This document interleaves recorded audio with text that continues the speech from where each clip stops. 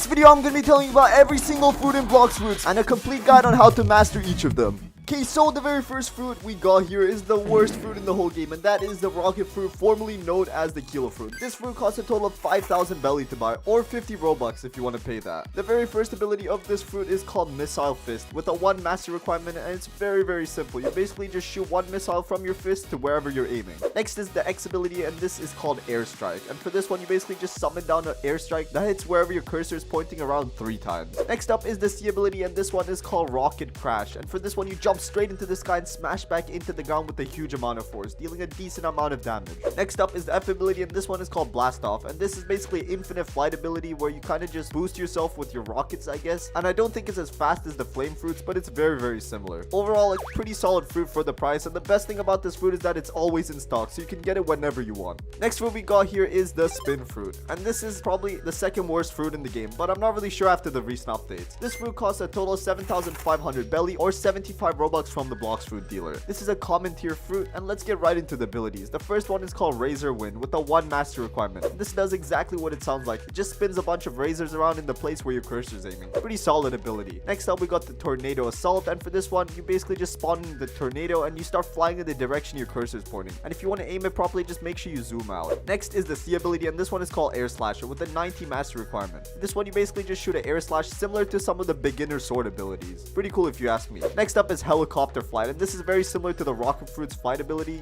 but instead of shooting rockets from your legs, you kind of just spin them, and that basically just allows you to fly. Pretty solid fruit for the price. Next up we got the Chop fruit. This is a common fruit that costs 30,000 belly, so a huge step up from the previous two. You can also buy this for 100 Robux directly from the Blox fruit dealer. The very first ability of this fruit has a 1 master requirement, and it is called Tackle. For this one, you basically just launch your torso at your enemy and you hit them 1 time. Next up is the X ability called Dance, and for this one, you basically detach all your body parts and they start spinning around, and if you walk towards someone, you're going to start dealing a butt ton of damage to them. Next up is the C ability, and this one is called Party, and for this one, you detach your fist and start punching the air wherever you're aiming, similar to the Rubber Fruit's C ability. Next up we got the Movement ability, and this one's called Helicopter. You start spinning your legs just like a helicopter, hence the name. Overall, kind of solid fruit, but I wouldn't really buy this. Next up we got the Spring fruit, and this is yet another common fruit, and it costs 60,000 belly or 180 Robux from the Blox fruit dealer. The first ability of this fruit is called Knock, and for this one you basically just shoot for your fist similar to the previous fruit. Next up is the X ability, and this one's called Spring Snipe. For this one you basically just jump forward really fast, and if you hit your enemy you deal a bit of damage to them. Next up we got the Spring Cannon ability. This is similar to one of the Rocket Fruit's abilities, and for this one you spring up into the sky and jump straight into the floor. Moving on, we got the Spring Emperor ability, and this is a pretty cool ability if you ask me, because you kind of just bounce around your enemy a bunch of times and deal a butt ton of damage to them. Next up we got the Spring Leap, and this is the first unique movement ability on this list, and for this one you kind of just spring around the buildings, but this ability can be very useless if you're just traveling in an area where there's no abilities, so make sure you use this one in the right situations. Next up we got the Bomb fruit, and this one costs 80,000 belly or 220 Robux from the Blox fruit dealer. The first ability of this fruit is called Targeted Bomb, and for this one you basically just spawn a mine wherever your cursor is aiming, and if you hold down the ability it actually charges up that mine to do more damage. Next up we got Bomb Grab, and for this one you dash straight into your enemy and you just bomb them. Very simple. Next up we got Landmine, and for this one you basically just spawn in a butt ton of landmines around you, and the size and amount of the landmines depends on how long you hold down the ability key for. Next up we got the Self-Destruct ability, which is the V ability, and it does exactly what it sounds like. You kind of just self-destruct, but you don't really die. You're just destructing everything around you. Kind of contradicts the name. Finally we got the Movement ability called Explosive Jump. You just launch yourself straight into the sky, exploding everything underneath you. This isn't really a movement ability, I guess. It just deals a lot of damage. The only movement is that you're going straight up into the sky, which isn't gonna help you a ton. Next up we got the Smoke fruit, which is one of the best fruits for its price, and the reason I say this is because it's the most basic elemental fruit in the game, which makes it really easy to buy. The Smoke fruit costs a total of 100,000 belly or 250 Robux from the Blox fruit dealer. The first ability of this fruit is called Smoke Slam with a 1 master requirement, and for this one you just slam a bunch of smoke into wherever your cursor is aiming. Pretty solid ability. Next up we got Smoke Blast, and for this one you shoot a smoke projectile wherever you're aiming, and if it ends up hitting someone it deals a decent amount of damage.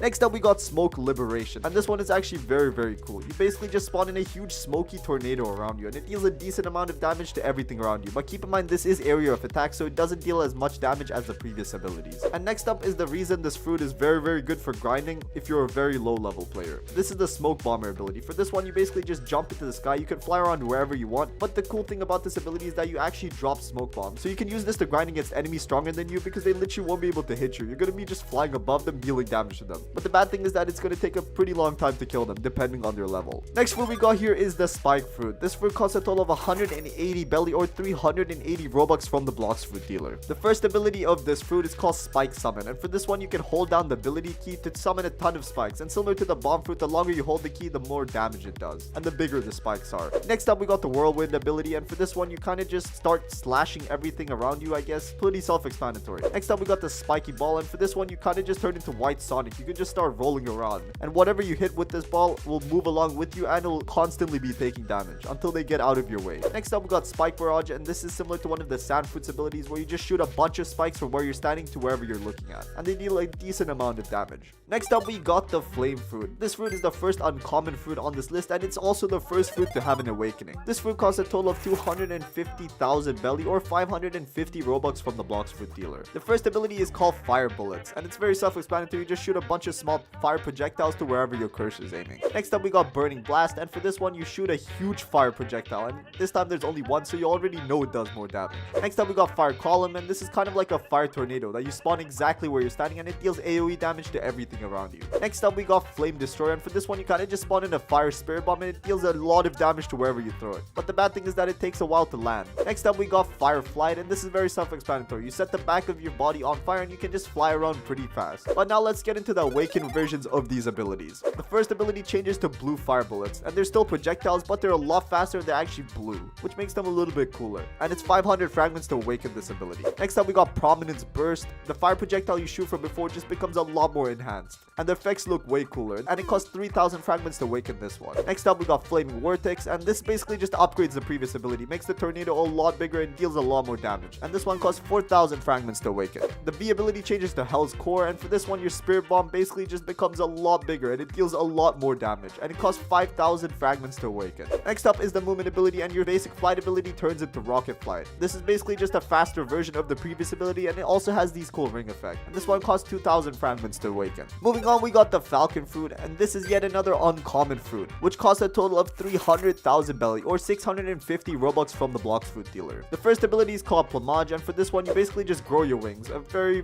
useless ability. I wish the wings just spawned in on your character so you could have one extra ability. Next ability is called Wind Burst. For this one you basically just use your wings to shoot a projectile of wind towards wherever you're aiming. Kinda solid, but not really that great. Next up we got the C ability, and this one is called Bone Crusher, and this is similar to one of the superhuman fighting style moves. You basically just grab the user and you slam them straight into the floor. Next up we got the V ability, and this one is called Soaring Talon. This one you basically just dash straight forward towards wherever you're looking and you deal a bunch of damage to anything in your way. Next up is the F ability, and this one is called Flight. Very self-explanatory. You just flap your wings and, well, you just fly. Overall, this is probably the worst beast fruit in the game, but we got some better ones coming up, so keep watching. Next fruit we got here is the Ice fruit, and this fruit costs a total of 350,000 belly or 750 Robux from the Blox fruit dealer. This fruit is also special because just like the flame fruit, it also has an awakening. But let's start with the unawakened version first. First up we got Ice Spears, and this is very similar to the flame fruit's first ability, but instead of fire, this one's made out of ice. Next up is Ice Surge, and for this one you just spawn in a huge icicle that deals a lot of damage to everything in front of it. Next up we got Ice Bird, and for this one you just shoot out an Ice Bird, and if it hits a player it completely freezes them for a few seconds. Next up we got the V ability, and this is the special ability. You freeze everything around you, and this is probably the best ability of the unawakened version of this fruit. Moving on to the awakenings, the first ability changes into Cold Storm. You shoot out the tornado and it drags your enemy along with it. Very cool. And this one requires 500 fragments to awaken. Next up we got the X ability, and this one, it basically turns this small icicle you create into a very massive one, and it deals a lot of damage, and it also breaks observation. Moving on to the C ability, this one literally changes into a frozen dragon that you can direct with your cursor, and you can make it deal a lot of damage. Moving on to the V ability, it basically stays the same. It just freezes your enemy for longer and it deals a lot more damage, and it also breaks observation now. And with the awakened ice fruit, you also get a cool movement ability called Ice Skating, and it's pretty self-explanatory. You kind of just create ice below you and you can just skate on it. Another pretty cool thing about this ice fruit that I will mention is that it has two different passive abilities. The first one is that you can walk on water because everything underneath you turns into ice, and the second one is that you get this pretty cool ice trident and you can kind of use it like a sword to deal extra damage. Moving on to the next fruit, we got the Sand fruit, and this costs a total of 420,000 belly or 850 Robux from the Blox fruit dealer. Just like the previous one, this also has an awakening, but let's start off with the first abilities. The first one we got here is called Desert Sword, and for this one it just spawns in a bunch of spikes wherever you're looking, and it just deals a decent decent amount of damage to the player. Next up is Desert Funeral, and for this one you spawn in a ball, you trap your enemy in it, and you deal a lot of damage to them. Next up is Sand Tornado, very self-explanatory, you just spawn in a Sand Tornado, it sucks your enemy up and it deals decent amount of damage to them. Next up we got Heavy Sand, and for this one you just shoot a sand projectile that deals a huge amount of knockback and deals decent damage. Next up we got Sand Flight, and this is kind of just a retexture version of the Flame Fruit's flying ability. You just fly but with sand particles, I guess. Moving on to the awakened abilities, the first one is Desert Blade, and it basically looks the same as the previous one except it has a few extra effects and it deals a lot more damage, and you need 500 fragments to awaken this ability. Sand Coffin also looks pretty much exactly the same with a few extra effects and more damage, and you need 3000 fragments to awaken this ability. Moving on to the next ability, we got the Sea ability. The Sand Tornado changes into a sandstorm. It's just a better tornado, I guess, and the awakening for this ability is 4000 fragments. The ability changes into Deep Sand, which costs 5000 fragments to awaken, and this one actually looks very cool. There's also a little bit of pink lightning that I really like with this. Finally, the Movement ability, which costs 2000 fragments to awaken, and the boring old Sand Flight turns into Tornado Flight, much cooler and much faster.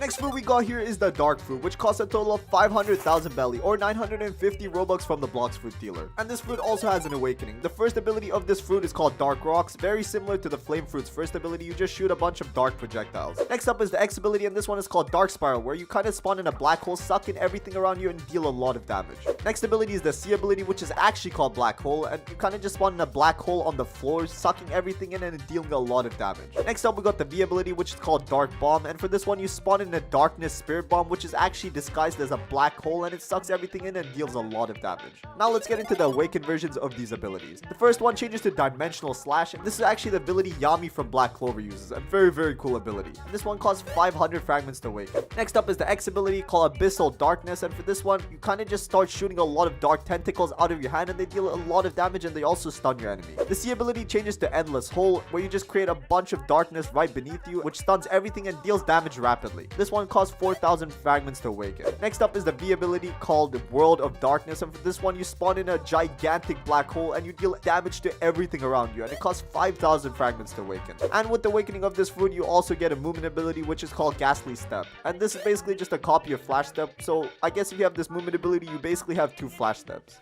The next fruit we got here is the Diamond Fruit, which costs 600,000 belly or 1000 Robux from the Blox fruit dealer. And unlike the previous few fruits, this one actually does not have an awakening. The first ability is called Encrust, where you basically just transform yourself into a diamond, which makes you take less damage. Next up is the Beaming Tackle ability, and for this one you dash straight forward into your enemy and you deal a decent amount of damage to them, and you also knock them back. Next one is called Diamond Hail, and for this one you just shoot a bunch of diamond projectiles to wherever your cursor is aiming, and they also deal a decent amount of damage. Next up is the V ability, and this is the best ability, called Solar Flare, and for this one you create a huge diamond blast which basically deals damage to everything around it. Moving on, we got the Light Fruit, and we're back to the fruits with awakenings. And a cool thing about the Light Fruit is that it also has a passive ability just like the Ice Fruit, but instead of a trident you get a spear, and it also deals a decent amount of damage. First official ability of this fruit is called Light Ray, where you just charge up your foot with light energy and you just shoot it. The X ability is called Barrage of Light, and for this one you basically just charge a light beam and you can aim it to wherever you want, and it deals a decent amount of damage. C ability is called Reflection Kick, and this is what it looks like. You kind of just spawn in a bunch of light projectiles and you just teleport to the end of it and you just kick the floor.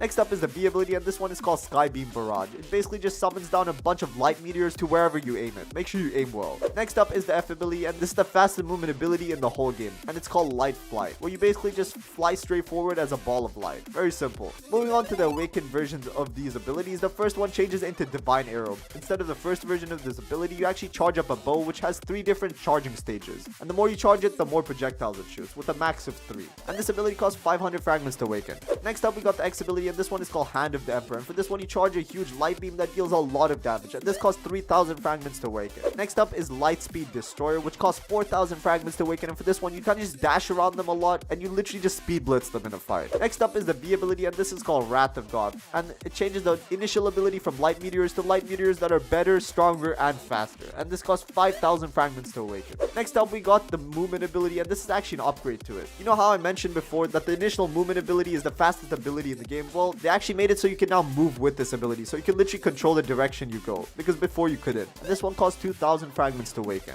Moving on to the next fruit, we got the Rubber Fruit here, which costs a total of 750 belly or 1200 Robux from the Blox fruit dealer. And this ability has a passive ability where if you use your M1 click, you basically just punch your enemy. First official ability is called Cannon. For this one, you charge up both your hands and you just hit them with it, with a pretty cool rubber animation. Next up, we got the X ability called Smash, and for this one, you jump into the sky and just smash the floor. Next up is the C ability called Rush. For this one, you lock the character in place and you just pummel them with your fist a bunch of times. Next is the V ability, and this is a transformation, which basically puts you into gear 2, which makes all the previous abilities faster and stronger. Finally, we got the movement ability, and this one is called Slingshot. You can basically aim at a roof or any tall place and then charge up the ability by holding it down. And the more you charge it, the further it sends you flying. Very cool fruit. And it's literally the main character's fruit for One Piece, so who doesn't like this one? Next up, we got the Barrier Fruit, and this one costs 800,000 belly or 1,250 Robux from the Blox food dealer. The first ability is called Barrier Wall. Very self-explanatory, you just spawn in a wall, and if a player gets hit with it, it deals damage to them. Next ability is called Surprise Attack, and for this one, you jump straight into the sky and crash right into the floor, dealing damage to everything around you. Next is the C ability, and this one is called Barrier Prison, and for this one, you lock your enemy in a prison and you can basically just control where you go. So if you're fighting next to water, you know where to send them.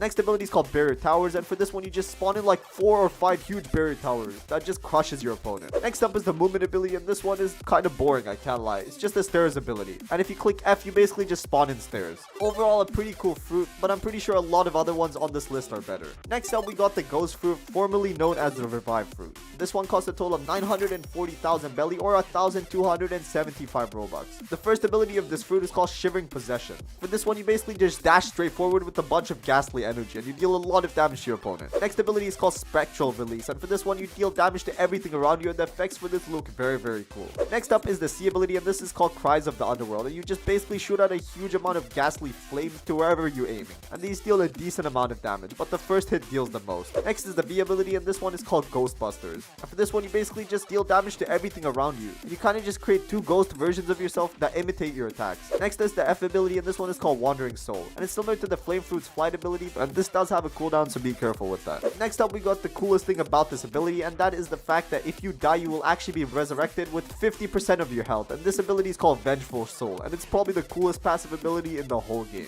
Next fruit we got on this list is the Magma Fruit, and finally we're getting back to the fruits with awakenings. This fruit costs a total of 960,000 belly or 1,300 Robux from the Blox fruit dealer. The first ability of this fruit is called Magma Clap, and you basically just spawn in 2 giant hands and you just clap your enemy, but this only works if they're standing right in front of you. Next up is the X ability, and this one is called Magma Eruption. You can just kind of spawn a mini volcano wherever you aim your cursor. Next up we got Magma Fist, and for this one you can just charge up a huge Magma Fist and just send it flying to wherever you want. Next is the V ability, and this one is called Magma Meteors. They're kind of mid and pretty easy to dodge, so I don't really recommend using these ones, but they do deal a lot of damage. Next is the movement ability, and this is called Magma Floor, and you just kind of turn into a magma puddle, but people can still do damage to you, so this ability isn't very good. It basically just slows you down. Moving on to the awakened versions, which is practically the reason this fruit is one of the best grinding fruits in the whole game. The first ability changes to Magma Shower. You can just spam a butt ton of magma projectiles and they actually stay behind, dealing extra damage even after the ability is over, and these cost 500 fragments to awaken. Next is called Volcanic Assault, and for this one you kind of dash straight into your enemy, you grab them and you deal even more damage to them, and this ability costs 3,000 fragments to awaken.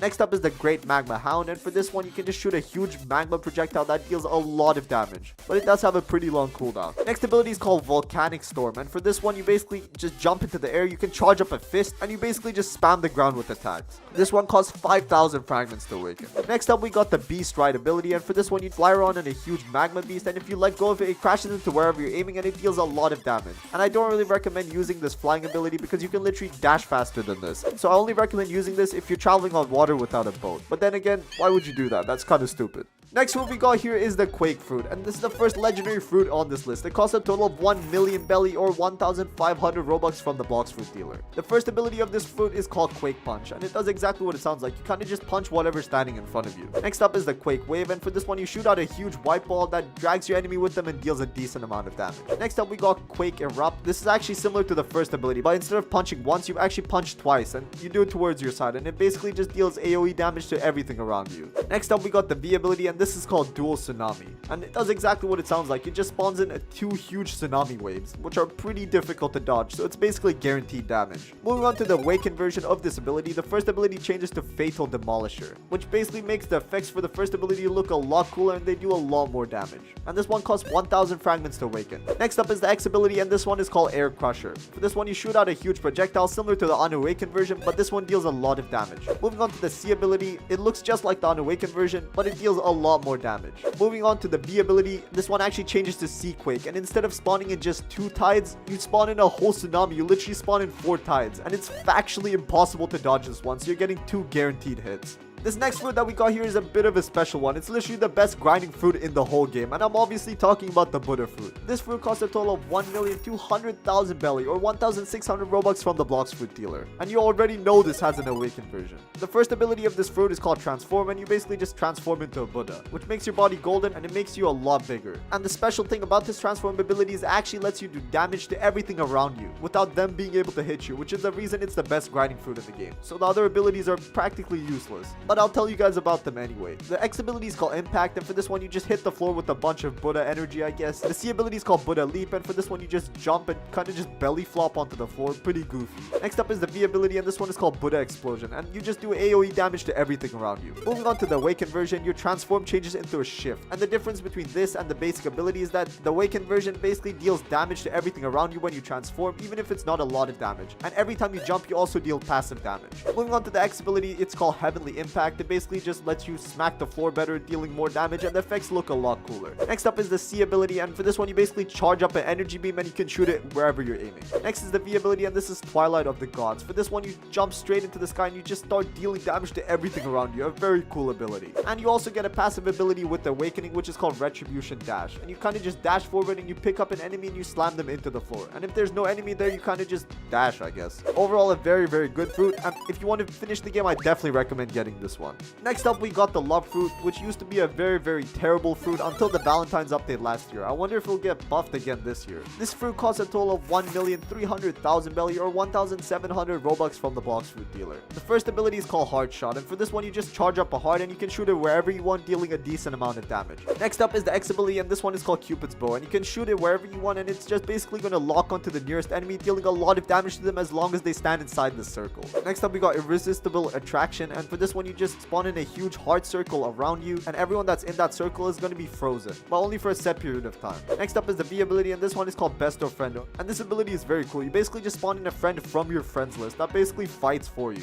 Next up we got the movement ability, and this one is called Flamingo Ride, where you spawn in a literal flamingo, and the coolest thing about this movement ability is that you can actually use your other abilities while you're riding on this flamingo, which makes it a very unique movement ability. Anyways, the next fruit we got on this list is called the Spider Fruit, formerly known as the String Fruit. This fruit costs a total of 1,500,000 belly, or 1,800 Robux from the Blox fruit dealer. You already know it has an awakening. The first ability is called Spider Wrath, and you basically just use a small string attack, and it deals a lot of damage, but the hitbox is very small and it's kind of hard to hit because the range is also really less. Next is the X ability, and this one is called Multi-String Attack, and wherever your cursor is you basically just summon a bunch of strings from the sky and they deal a decent amount of damage. Next up is the Overheated Sniper, and you basically just snipe in the direction you're looking at, and this one also deals a lot of damage and it probably has the best range out of any fruit in the game. Next up we got the V ability, and this one is called Ultimate Thread, and this is similar to one of Dark Fruit's abilities. You just spawn in a bunch of strings and they deal a lot of damage for you. Next up we got the F ability, and this is called Spider's Path, where you basically just charge forward riding on a bunch of invisible strings. Well, I guess they're not really invisible. Moving on to the awakened version of these abilities, the first one is called Thermal Laceration. You basically just shoot out a bunch of orange strings that deal a lot of damage, and this one costs 800 fragments to awaken. The X ability changes into Silk Prison, which does exactly what it sounds like. You kind of just create a prison made out of strings, and it deals damage to everything inside it. This ability costs 3,500 fragments to awaken. Next up is the C ability, and this is called Eternal White. You basically just shoot out a bunch of massive strings from the floor that deal a lot of damage. Next up is the V ability, and this one is called Heavenly Punishment. And this kind of looks like the unawakened version, but trust me, it's not. It deals a lot more damage. Next up, we got the Awakening for the movement ability, and this one literally makes you into Spider-Man. You kind of just swing on a web just like Spider-Man does. Very cool. Next fruit we got here is called the Sound Fruit. This fruit costs a total of 1,700,000 belly, or 1,900 Robux from the Blox fruit dealer. And this fruit does have a tempo meter, which limits the amount of attacks you can do. First up, we got the Z ability, and this one is a very cool looking ability. You kind of just shoot forward a bunch of melodies that deal a decent amount of damage. Next is the X ability, and for this one, you basically just shoot out a huge sound projectile which deals damage to everything in front of you. Next up, we got the C ability, and this is called Symphonic Radiance. And this basically just spawns in a huge disco ball that starts shooting a butt ton of projectiles around it. Next up is the V ability, and probably the coolest ability, where you just spawn in a bunch of music balls, and when you shoot them at at your enemy, it basically creates a very huge music ball that deals a lot of damage. And this is probably one of the coolest looking abilities in the game. Next up, we got the movement ability, and this movement ability is called tempo. Another huge word that I cannot pronounce. But you basically just ride on a bunch of musical notes. Very classy. Next fruit we got here is the Phoenix fruit, and this costs a total of 1,800,000 belly or 2,000 Robux from the Blox fruit dealer. The first ability is called cannon, and you just kind of shoot a cannon made out of Phoenix energy. Very simple. Next up we got regeneration flames, and this does exactly what it sounds like. You can just regenerate as much as you want, but keep in mind it actually uses your energy to do that. Next up we got fast kick, and you basically just dash forward with the kick that deals a decent amount of damage. Next up is the V ability, and this one is called full transformation, which transforms you into a phoenix. And this transformation actually takes 10 energy every 1.5 seconds, which makes your attacks do more damage, and overall a very cool transformation. Next is the movement ability, which is called hybrid flight, which becomes very useless once you transform because you actually get it for free.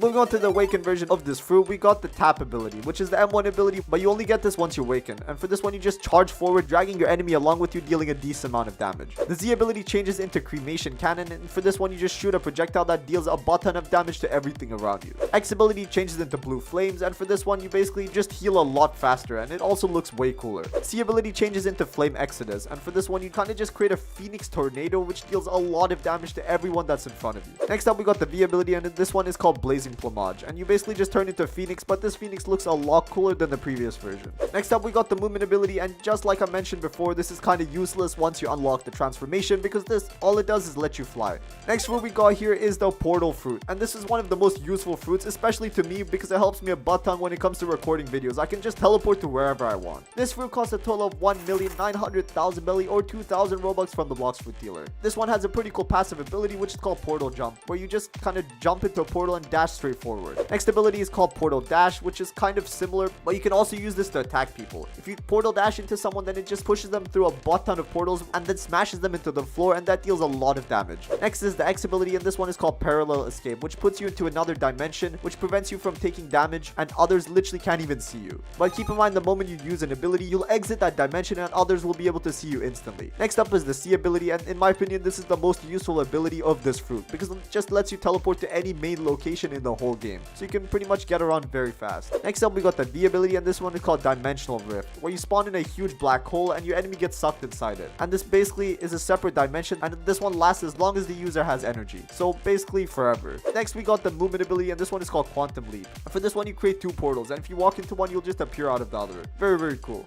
Next fruit we got here is the rumble fruit. This fruit costs a total of 2,100,000 belly or 2,100 Robux from the Blox fruit dealer. And this fruit also has an awakening. The first ability of this fruit is called rumble dragon, and for this one you shoot out a huge rumble projectile that deals a decent amount of damage. Next up we got sky thunder, and for this one you summon down a bunch of lightning to everything around you. Next up we got sky beam, and for this one you just shoot out a huge beam from the sky that deals a lot of damage to where your cursor is. Next up we got the V ability, and this one is called thunder bomb. And once again we got a spirit bomb ability. You basically just charge up a huge spirit bomb and you deal a lot of damage to wherever it lands. Next up we got the F ability, and this one is called lightning dash, which is kind of just a copy of your dash ability, which makes this probably one of the most useless movement abilities in the game. Now moving on to the awakened versions of these abilities, the Z ability changes into lightning beast, which makes the lightning projectile you shoot a lot stronger and a lot faster. The X ability changes into thunderstorm, and for this one there's literally no animation. You just start instantly dealing damage to everything around you. C ability changes into sky's judgment, and for this one the energy you summon from the sky becomes a lot stronger and a lot faster, so it's basically impossible to dodge. The V ability changes into thunderball destruction, which basically just upgrades your spirit bomb, making it a lot faster and it lets it deal a lot more damage. Next up is the F ability, and this one changes into electric flash. It basically lets you spam it 3 times, so I guess it kind of is worth it, but you do need to pay 2,000 fragments to unlock this one.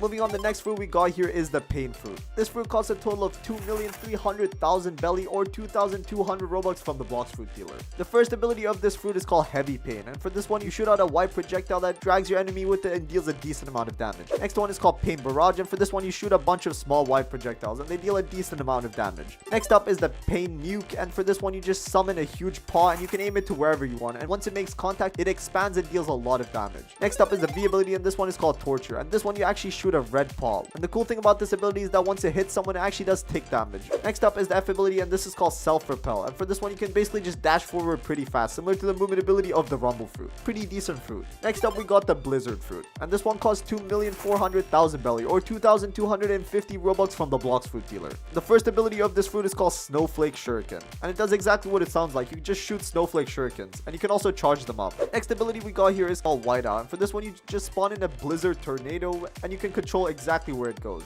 Next up we got the C ability. This is called Howling Wind, and you basically just deal snow damage to everything around you. Pretty unique. Next up is the B ability, and this is called Blizzard Domination. You just basically create a huge ice tornado that deals a huge amount of damage to everything around you. Next up is the F ability, and this is called Tornado Flight, and this is actually similar to the Smoke Fruit's movement ability because you're flying and dealing damage at the same time. Moving on, we got the Gravity Fruit. This is the first mythical fruit on this list. It costs a total of 2,500,000 belly or 2,300 Robux from the Blox fruit dealer. The first ability is called Gravity Push, and it's very self-explanatory. You just shoot a gravity projectile, but I'm not really sure how that makes sense. Next is the X ability, and for this one you increase the gravity of everything that's next to you. Next up is the C ability, and this is called Meteor Pitch, and for this one you just summon a meteor straight to where your cursor is. Next up is the B ability, and this one is called Meteor's Rain, and for this one you summon multiple meteors to where your cursor is. Next up is the movement ability for this fruit called Boulder Flight, where you just fly on a boulder, I guess. A pretty cool movement ability. Next fruit we got here is the Mammoth fruit, and this is also a very good fruit for grinding because similar to the Buddha fruit, you can deal damage to people without them dealing damage to you. This fruit costs a total of 2,700,000 belly or 2,350 Robux from the Blox fruit dealer. The first ability of this fruit is called Ancient Cutter, and you basically just shoot 3 strikes that deal a decent amount of damage. Next up is the X ability called True Prehistoric Pun, and you just charge forward and deal damage to anything you hit. Next is the C ability, and this one is called Colossal Crusher, and just like the previous ability, you dash into your enemy dealing damage to anything that you hit, but for this one you slam them into the floor as an extra. Next we got the V ability, and this is the Transformation, and for this one you basically just transform into a huge mammoth. Next is the F ability, and this is called Stampede, and for this one you just charge forward dealing damage to everything in front of you. For the transformed mammoth, you get a passive attack where you can just attack with M1 clicks. A pretty cool ability, and it makes the rest of the abilities a lot stronger because you're actually in a physical mammoth form, not a shadow version. Next up we got the T-Rex fruit, and this one costs a total of 2,700,000 belly or 2,350 Robux from the Blox fruit dealer. The first ability of this fruit is the M1 ability, and for this one you just kind of create a butt ton of scratches similar to the string fruit. The first official ability is the Z ability, and this one is called Tail Swipe, and for this one you just swipe your tail and it deals a lot of damage. Next is the X ability, and this is called Predatory Screech, and I guess you just scream and it deals damage. Very interesting. Next is the C ability, and this is called Hunter's Rage, and for this one you shoot out a huge T-Rex projectile which deals a lot of damage. Next is the V ability, and this is called Reptilian Scales, and for this one you basically transform into a T-Rex and you actually summon down meteors around you. Very interesting. Next we got the F ability, and this is called Gigantic Leap, and it does exactly what it sounds like. You just take a gigantic leap.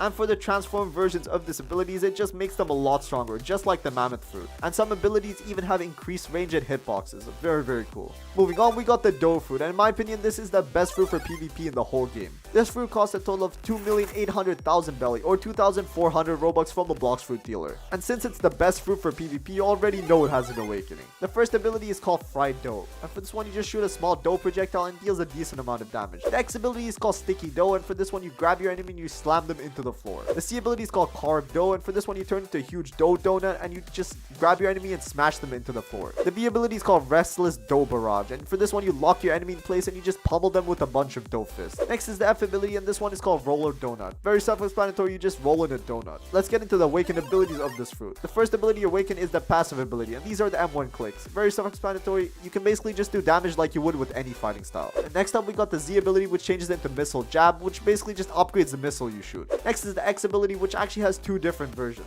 The first version is when you're standing on the floor, and for this one it just spawns in a huge spike wherever your cursor is aiming. But if you're standing mid-air while you use this ability, you actually grab your enemy and you put them through a huge dough course and you do a lot of damage to them and you just kind of fling them around you. Next is the C ability, and for this one you use your roller donut, you swing them around and you slam them into the floor. Next up we got the B ability, and this is very similar to the unawakened version. You just block your enemy in place and you pummel them with a bunch of dough fists. And we also got an awakening for the movement ability, and this basically adds hockey to your roller donut, so it basically upgrades it, lets it do damage, and you can also roll it on water now. Next fruit we got here is the Shadow fruit, and this fruit costs a total of 2,900,000 belly or 2,425 Robux from the Blox fruit dealer. And this ability, similar to the Sound fruit, actually has a meter which limits the amount of abilities you can use. First ability is the Z ability. For this one you dash straight into your enemy, hit them a bunch of times and go flying into the sky. Next is the X ability, and this one is called Shade Nest. This one you just shoot a huge shadow projectile towards your enemy. Next is the C ability, and this one is called Nightmare Leech. And just like one of the superhuman fighting styles ability, you dash into your enemy, you lock them in place and deal a lot of damage to them. them. Next is the V ability, and this is called Corvus Torment, and you just drag your enemy into a ball and you deal a lot of damage to them. Next is the movement ability, and this is called Umbrage,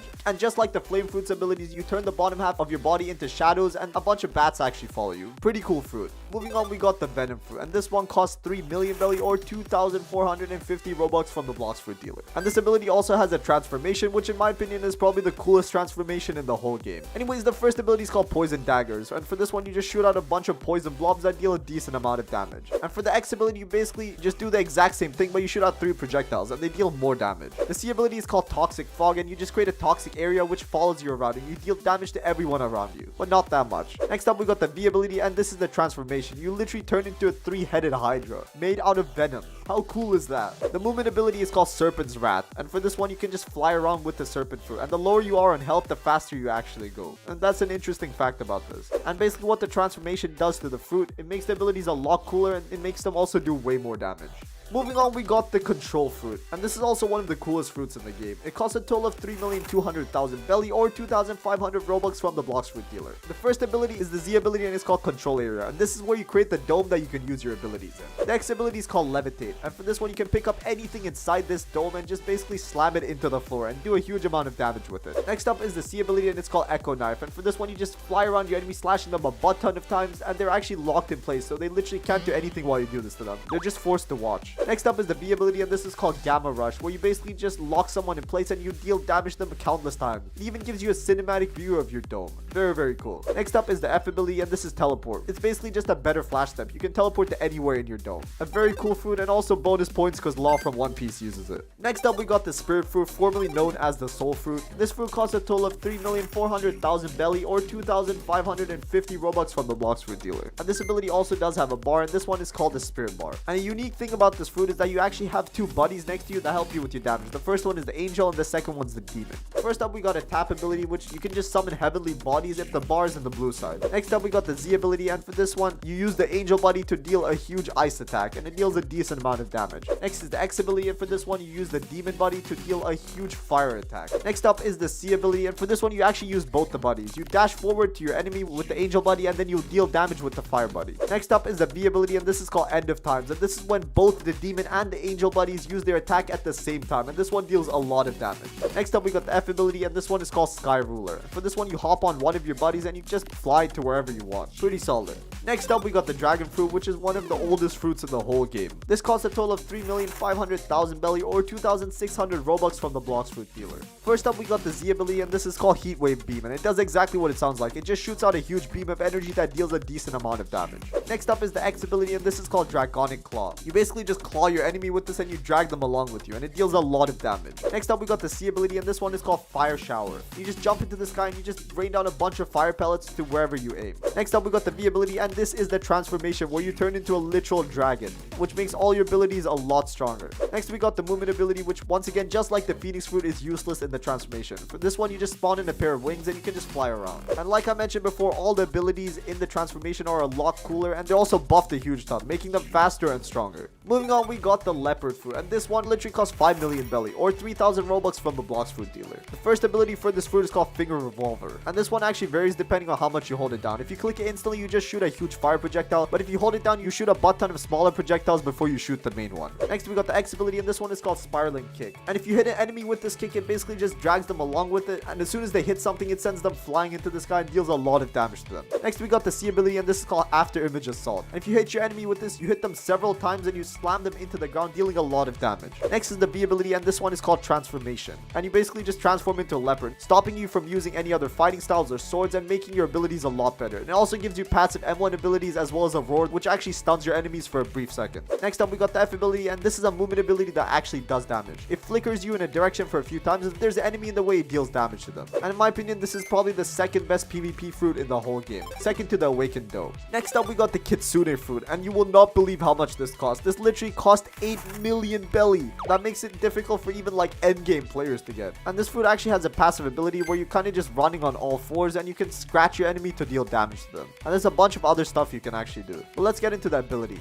The first official ability is called Accursed Enchantment, and for this one you just hit your enemy with blue flames. Next up we got the X ability, and this is called Tales of Burning Agony. For this one you shoot out a huge flame projectile that zigzags and slams into your enemy. Next is the C ability, and this one is called Foxfire Disruption. You just charge up a ball of blue energy and you can shoot it to wherever your cursor is aiming. Next is the V ability, and this is the Transformation. You respawn in a huge Kitsune and you literally look amazing. And the F ability is a movement ability, but it also does damage. It's called Wild Assault. You kind of just dash forward in the direction you're looking, and if there's an enemy in the way, you scratch them. And just like the other abilities, the Transformation makes the abilities a lot stronger and a lot better. And you can also walk on water with this one. That's it for the fruits. In this video, I'm going to be telling about every single fighting style in Blox Fruit and a full guide on how to master them. Okay, so the very first fighting style we got here is the combat fighting style, and every single player gets this fighting style when they join the game, no matter what race you are. And it's probably the weakest and least common fighting style in the whole game, but keep in mind when you switch from this fighting style, you can never ever get it back. So I guess that makes it kind of rare for high level players, not really sure though.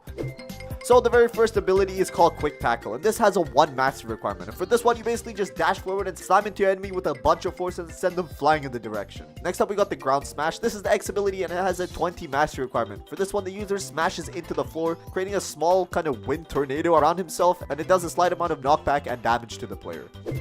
And if the user has their melee stats completely maxed out, the Quick Tackle ability does 1,633 damage. The Ground Smash ability, however, does 1,961 damage. And the Mouse 1 ability does 1,050 damage. So that's probably the best one because you can use it without any cooldown. But it is going to be pretty hard to use your shots. Anyways, let's head over to the next fighting style. We got Dark Step, and this is actually the earliest fighting styles that was added to the game. I'm pretty sure it was there in the game when the game launched. This fighting style, unlike the combat style, is actually a proper fighting style, so you need to pay money, and the money that you need to pay for this fighting style is 150,000 belly. And the place you get this fighting style is by heading over to the Pirate Village Island in the first and talking to the Dark Step teacher who's located between these two houses. And once you do that, you're going to be able to equip this fighting style whenever you want.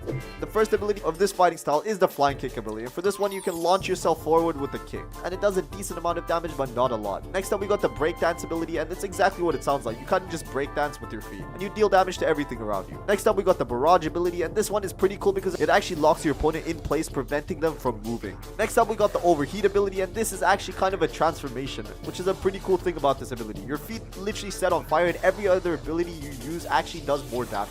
And also it looks way cooler. Like literally look at these effects, they're really amazing. So for the damage of these abilities, the M1 ability does 1,574, the Flying Kick ability does 2,448, the Breakdance ability does 2,742, the Barrage ability does 4,031, and the Overheat ability does 1,632. Very solid abilities indeed, but that is just for the first seed. Anyways, let's head over to the next fighting style, the Electric fighting style, and this costs a total of 500,000 belly, and you can buy it from an NPC called the Mad Scientist, who's located close to the bottom of Skyland. The first ability we got here is Stomp. For this one, you just jump straight into the air and back down into the floor, dealing a butt ton of damage. And this one has a 50 mastery requirement. Next up, we got the Electrical Tackle, and for this one, you kind of dash forward into your enemy, slamming into them and doing a bit of damage. Next up is the final ability. This one is called Electric Floor, and it has a 200 mastery requirement. And you create an electric floor right in front of you, doing a stun effect and a bit of damage. So then you can spam them with a bunch of other attacks directly after. Now onto the damage for the ability. The M1 click does 2,011 damage, the Z ability does 2,932 damage, the Electric Tackle does 3,427 damage, and the Electric Floor does 5,059 damage. A very solid fighting style for the price. Next ability we got here is the Water Kung Fu, and costs a total of 750,000 belly, and you buy it from this NPC located at the underwater city behind the secret wall. The first ability has a 70 mastery requirement, and for this one you basically just fire an air punch. It does a bunch of knockback and has pretty decent range. Next up is the Deadly Shower ability, and this has a 130 mastery requirement. For this you basically just shoot a bunch of water blobs towards your target. This one is pretty difficult to aim because it's not really AoE, so you need to be able to actually lock onto your target. Next up we got the C ability with a 250 mastery requirement, and this one is called Heavy Water Punch, and it's exactly what it sounds like. You dash straight into your enemy and you punch them. And this one can also kind of be used for movement if you play it right. Now on to the damage. The M1 ability does 2,114 damage, the Z ability does 2,875 damage, the X ability does 4,414 damage, and the C ability does 4,489 damage. But what makes this ability one of the best for grinding is the fact that it has no delay between its M1 attacks, and that's one of the biggest flaws of most of the other fighting styles in the game.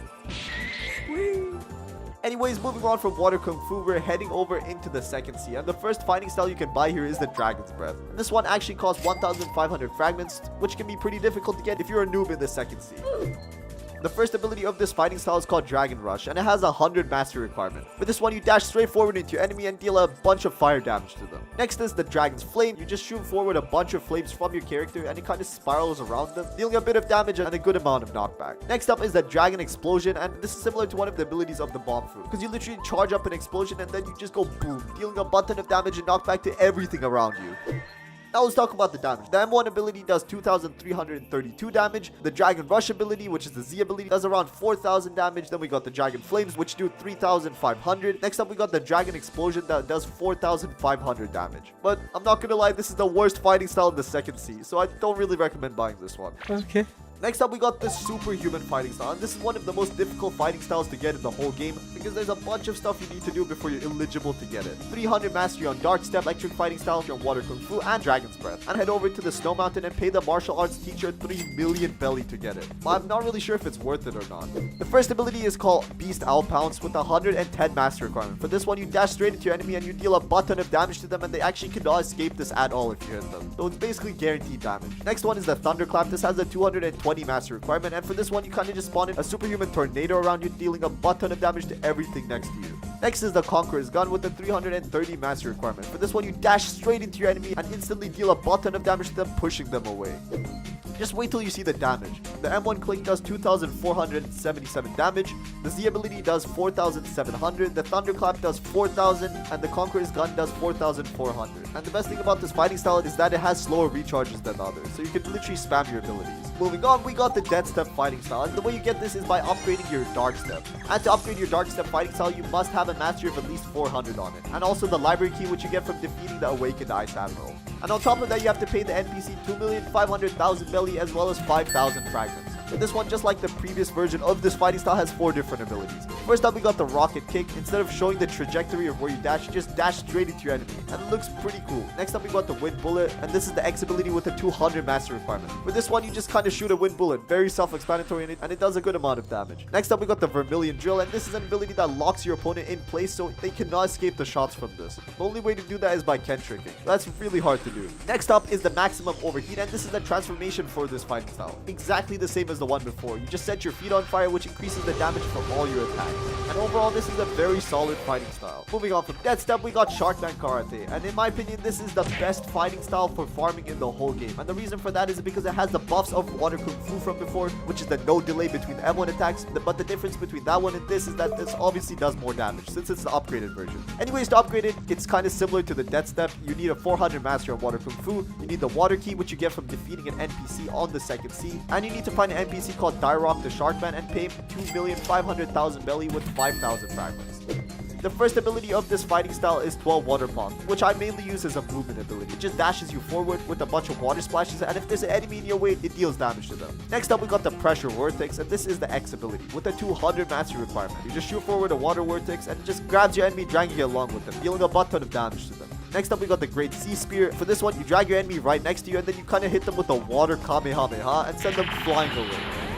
And for this fighting style, the M1 ability does 2,500 damage, the Z ability does 4,000, the X ability does 4,200, and the C ability does 4,400. But keep in mind, the best thing about this fighting style is the fact that there's no delay between the M1 attacks, so make sure you abuse that. And that's it, we're pretty much done with the second C. Now we're moving on to the third, and the first fighting style you can get here is the Electric Claw. It's an upgraded version of the electric fighting style, and you need to have a 400 mastery on your electric before you can get this. Once you do that, you can head over to the previous hero NPC who's located at the Floating Turtle Island, and you have to do the quest from him, and once you complete that, you can buy the fighting style from him for 3 million belly as well as 5,000 fragments. The first ability is the Z ability with a 110 mastery requirement, and it's called Electric Rampage. This one, you just start slashing your enemy with a bunch of huge electric claws. Pretty cool first ability. Next up, we got Lightning Thrust, and for this one, you charge up yourself and then dash straight into your enemy with a butt ton of lightning. Next up is Thunderclap and Flash, and this ability is probably the best looking one by far. You kind of dash around your enemy and then send them flying straight into the sky, and you deal a butt ton of damage to them. Overall, a very solid ability, but when it comes to grinding, I still think Sharkman Karate definitely beats it. Moving on from that, we got the Dragon Talon ability, and this is an upgraded version of the Dragon's Breath fighting style. You need a 400 mastery on Dragon's Breath to get this, as well as an item called the Fire Essence. Once you do that, you have to enter an NPC called Usopp, who's located at the big gear to the right pole on the haunted castle. Once you meet the requirements, just pay him 3 million belly as well as 5,000 fragments, and boom, you've learned the fighting style, and you can equip it from him at any time. The first ability from this fighting style is called Talon Lighter with 125 mastery requirement. This one, you dash straight into your enemy and you just charge up a flame and you just punch your enemy, dealing a butt ton of damage to them. It also sends them flying. Next up, we got Ember Annihilation with a 250 mastery requirement. This one, you charge up a huge firebolt and you just shoot it towards your enemy. Next up is the C ability, and this one is called Infernal Vortex. You just kind of charge up a fire tornado and then you just unleash it on your opponent and everything around you, dealing a butt ton of damage to everything there. And this is probably the best looking one from this fighting style. The M1 ability for this does 2,700 damage, the Talon Lighter does 4,700, the Ember Annihilation does 4,800 damage, and the Infernal Vortex does 5,300. Very solid fighting style. Moving on from that, we got probably the hardest fighting style to get in the whole game, and that is God Human. You thought getting Superhuman was hard? Just wait till you hear the requirements of this. To get this, you need your Superhuman at a 400 mastery. You need Dead Step, Electric Wild, Sharkman Karate, and Dragon Talon both at a 400 mastery. And keep in mind, to get each one of these abilities, you need the previous ones at a 300 mastery, so this is just going to be very tedious. You need a total of 5 million belly and 5,000 fragments. And that's not it, you also need 10 dragon scales, 20 fish bones, 10 shards, and 20 magma ore. And I don't really recommend getting this fighting style until you finish the game because it's just a huge waste of time.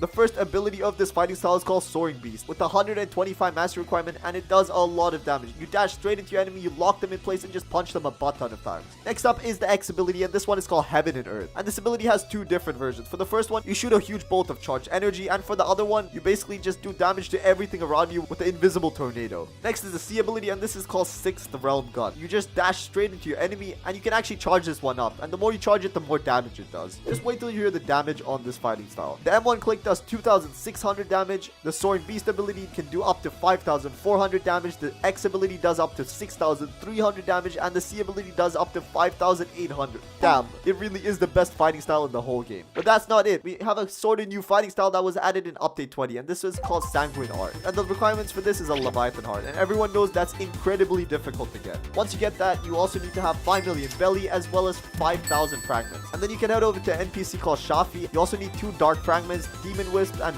vampire fangs. And once you do that, boom, you get the Sanguine Art fighting style. The first official ability is the Z ability, and it's called Bloodbane Drain with 125 mastery requirement. Dash straight into your enemy and you just hit them with a bunch of red and black ore, and this move deals 20% of the user's health when hit, which is pretty cool. Next up, we got the Scarlet Tear. This is the X ability with a 250 mastery requirement. You just shoot a huge claw made out of red and pink energy, and it does a butt ton of knockback and damage. And this is probably the best looking ability in this fighting style. Next up, we got the C ability Devourer of Worlds with a 350 mastery requirement. And this actually has two different versions. For the first one, you shoot out a bunch of orbs into the sky, and they all attract your enemy, dealing a butt ton of damage. For the next one, you shoot out a massive black and red orb into the sky, and it just gravitates straight to your enemy and does a butt ton of damage to them. Make sure you hit that shot though. And the damage for this is really crazy, but not better than God Human. The M1 does 2,300 damage, the Bloodbane Drain does 4,700 damage, the Scarlet Tear does 3,500 to 4,200 depending on the amount of projectiles that hit. Then we got the Devourer of Worlds, which does 1,600 to 4,400 damage. And if you actually miss this ability, it still does damage. Overall, a very solid fighting style.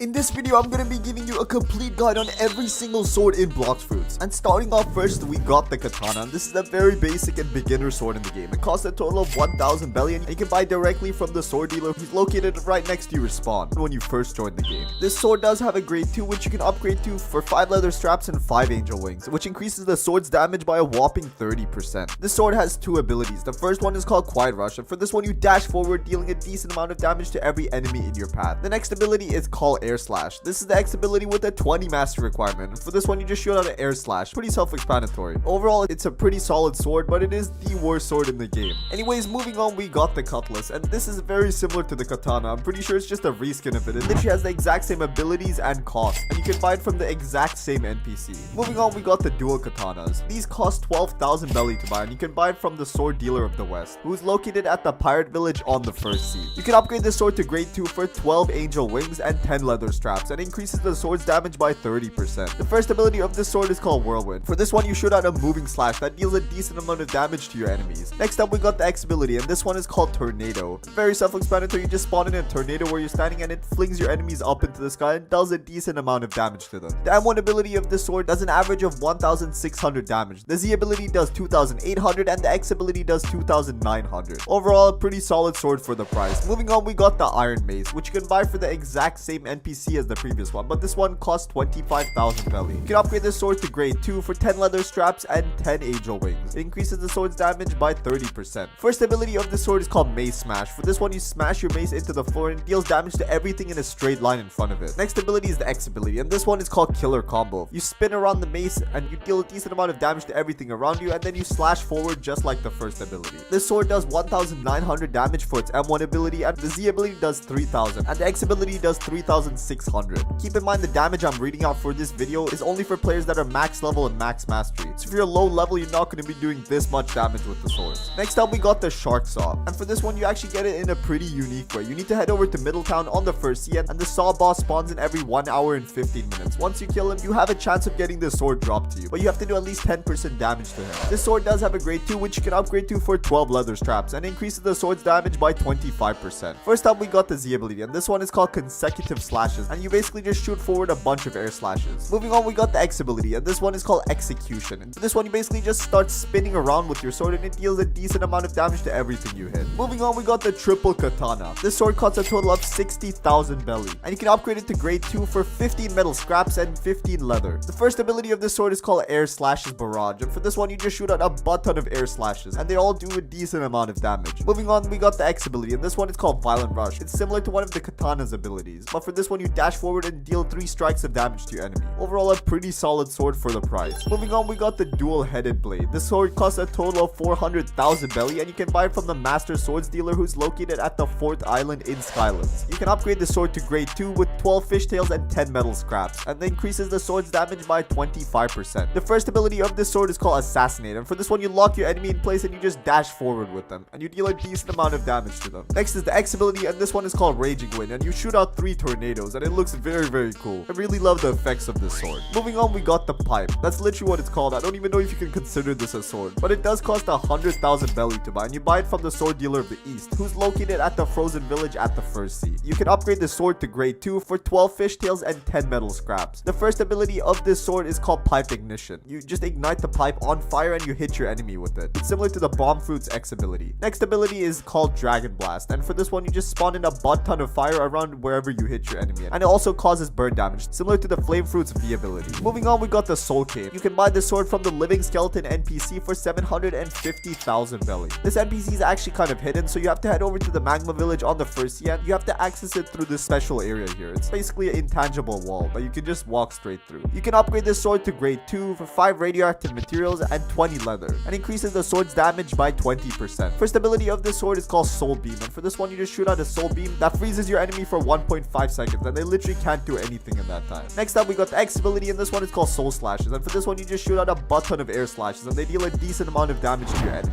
Moving on, we got the Trident, and this is one of the cooler swords on this list. The way you get it is by defeating the Fishman Lord, who's located at Underwater City on the First Sea. You can upgrade this sword to grade 2 for 20 metal scraps and 12 magma rocks, and increases the sword's damage by 25%. The Z ability is called Trident Throw, and for this one, you basically just throw your trident straight forward, and if you don't hit an enemy, then you basically just become Spider-Man, and you dash over to where your trident was thrown. But if you do hit an enemy, then it actually pulls them towards you. Next up, we got the Water Pulse ability, and for this one, you basically just do damage to everything that's located around you. But it's not much damage because it covers a huge area. Moving on, we got the Warden Sword. You can get this by defeating the Chief Warden NPC located at the prison. You can upgrade this sword to grade 2 for 12 magma rocks and 10 leather straps, and increases the sword's overall damage by 25%. The first ability of this sword is called Multi-Target Slash, and for this one, you basically just deal damage to everything around you in a very small radius, and you actually knock them back as well. Moving on, we got the X ability, and this one is called Tornado Slash, and it does exactly what it sounds like. You literally just shoot out a tornado from your sword. Not sure how that works, but let's head over to the next sword. This one is called Bicento, and it's the first legendary sword on this list. It costs a total of 1 million belly, and you can get it from the Master Swords dealer. The first ability of this sword is called Windbreaker, and for this one, you just shoot out a huge gust of wind right in front of you, and this wind actually does a scary amount of damage. Next is the X ability, and this one is called Quake Spear, and it's similar to the Water Pulse ability of the Trident. It just does a small amount of damage damage to everything around it and knocks them all back. Moving on, we got the Pole V1. You can get this sword by defeating the Thunder God NPC, aka Enel, who's located at Upper Skylands in the first sea. This sword does have a grade 2, which you can upgrade to for 10 radioactive rocks, 20 metal scraps, and 10 angel wings. It increases the sword's damage by 25%. The first ability of this fruit is called Explosive Cloud, and you basically just create an explosion wherever your cursor is. Then we got the X ability, and this one is called Lightning Rain, and you just shoot down 3 lightning bullets that deal a decent amount of damage to where your cursor is. Moving on, we got a very overpowered sword. This is literally the strongest sword in the whole game, but that's only fits in its V2 version. The V1 version is alright, but it isn't as good as the V2. The sword does have a grade 2, which you can upgrade to for 5 radioactive rocks and 10 metal scraps, as well as 10 magma ore, and increases the sword's overall damage by 15%. The first ability of this sword is called Deadly Rush, and for this one you just dash straight forward into your enemy, dealing damage to everything in your path. Next up is the X ability, and this one is called Triple Slash, and for this one you just shoot out a butt ton of slashes in one area, and they all deal a decent amount of damage. Moving on to swords in the second sea, the first one we got here is the Dragon Trident, and you get this by defeating the Tidekeeper NPC. You can upgrade the sword to grade 2, which requires 10 dragon scales and 10 leather straps, and increases the sword's damage by 8%. The first ability of this sword is called Sea Dragon Fury, and for this one you shoot out a huge water projectile that deals a decent amount of damage and knockback to anything it hits. Next we got the X ability, and this one is called Water Shadow Dragon. You literally spawn in a dragon for this one, and the effects are very cool. Basically just does damage to everything around it, as well as a stun effect. Next up we got the Gravity Kin, and you can get this by defeating the Vegeta NPC located at the green zone. You can upgrade the sword to grade 2 for 3 meteorites and 10 metal scraps. It increases the sword's damage by 13%. The first ability is called Dimensional Grasp. You basically do damage to everything where your cursor is. Next one is called Lunar Blitz, and for this one you basically use gravity to fling your target into the sky and deal constant damage to them, and then it slams them back into the floor. Very cool ability. Next up we got the Jide Sword, and you can get this by defeating the Smoke Admiral, who's located at the Hot and Cold Island on the hot side. You can upgrade the sword to grade 2 for 10 Vampire Fang and 15 metal scraps, and increases the sword's damage by 18%. The first ability of this sword is called Smoke Leopard. Pretty interesting name. You basically just launch a blast of smoke in the direction where your cursor is aiming. Next ability is called Smoke Apparition, and for this one you basically just teleport to where your cursor is located, releasing a small amount of smoke that deals damage to everything around it. And this is a very cool ability. I'm glad they updated it, and overall it just makes this sword a lot better. Moving on, we got the Long Sword, and this is a rare sword you can get by defeating the Diamond Boss, who's located at the Kingdom of Rose. This sword does have a grade 2, which you can upgrade to for 10 radioactive rocks and 10 metal scraps. The first ability of this sword is called Annihilate. For this one you dash forward into your enemy and you hit them with a butt ton of slashes. Next up is the X ability, and this is actually similar to one of the Dark Steps ability. It basically shows you a trajectory of where you can launch yourself, and once you do it, it's going to create a grassy area where you land, and it's going to deal a decent amount of damage, and it's going to deal even more if they're standing on it. Next up we got the first legendary sword of the second sea, and this is called Coco. You can get it by defeating the Order Raid boss. This sword does have a grade 2, which you can upgrade to for 10 Vampire Fangs and 15 metal scraps. The first ability of this sword is called Injection Stab, and you dash straight forward, dealing a decent amount of damage to your enemy. Next ability is called Injection Shot, and for this one, instead of dashing forward, you just shoot forward a very cool looking electric projectile, and it deals a lot of damage.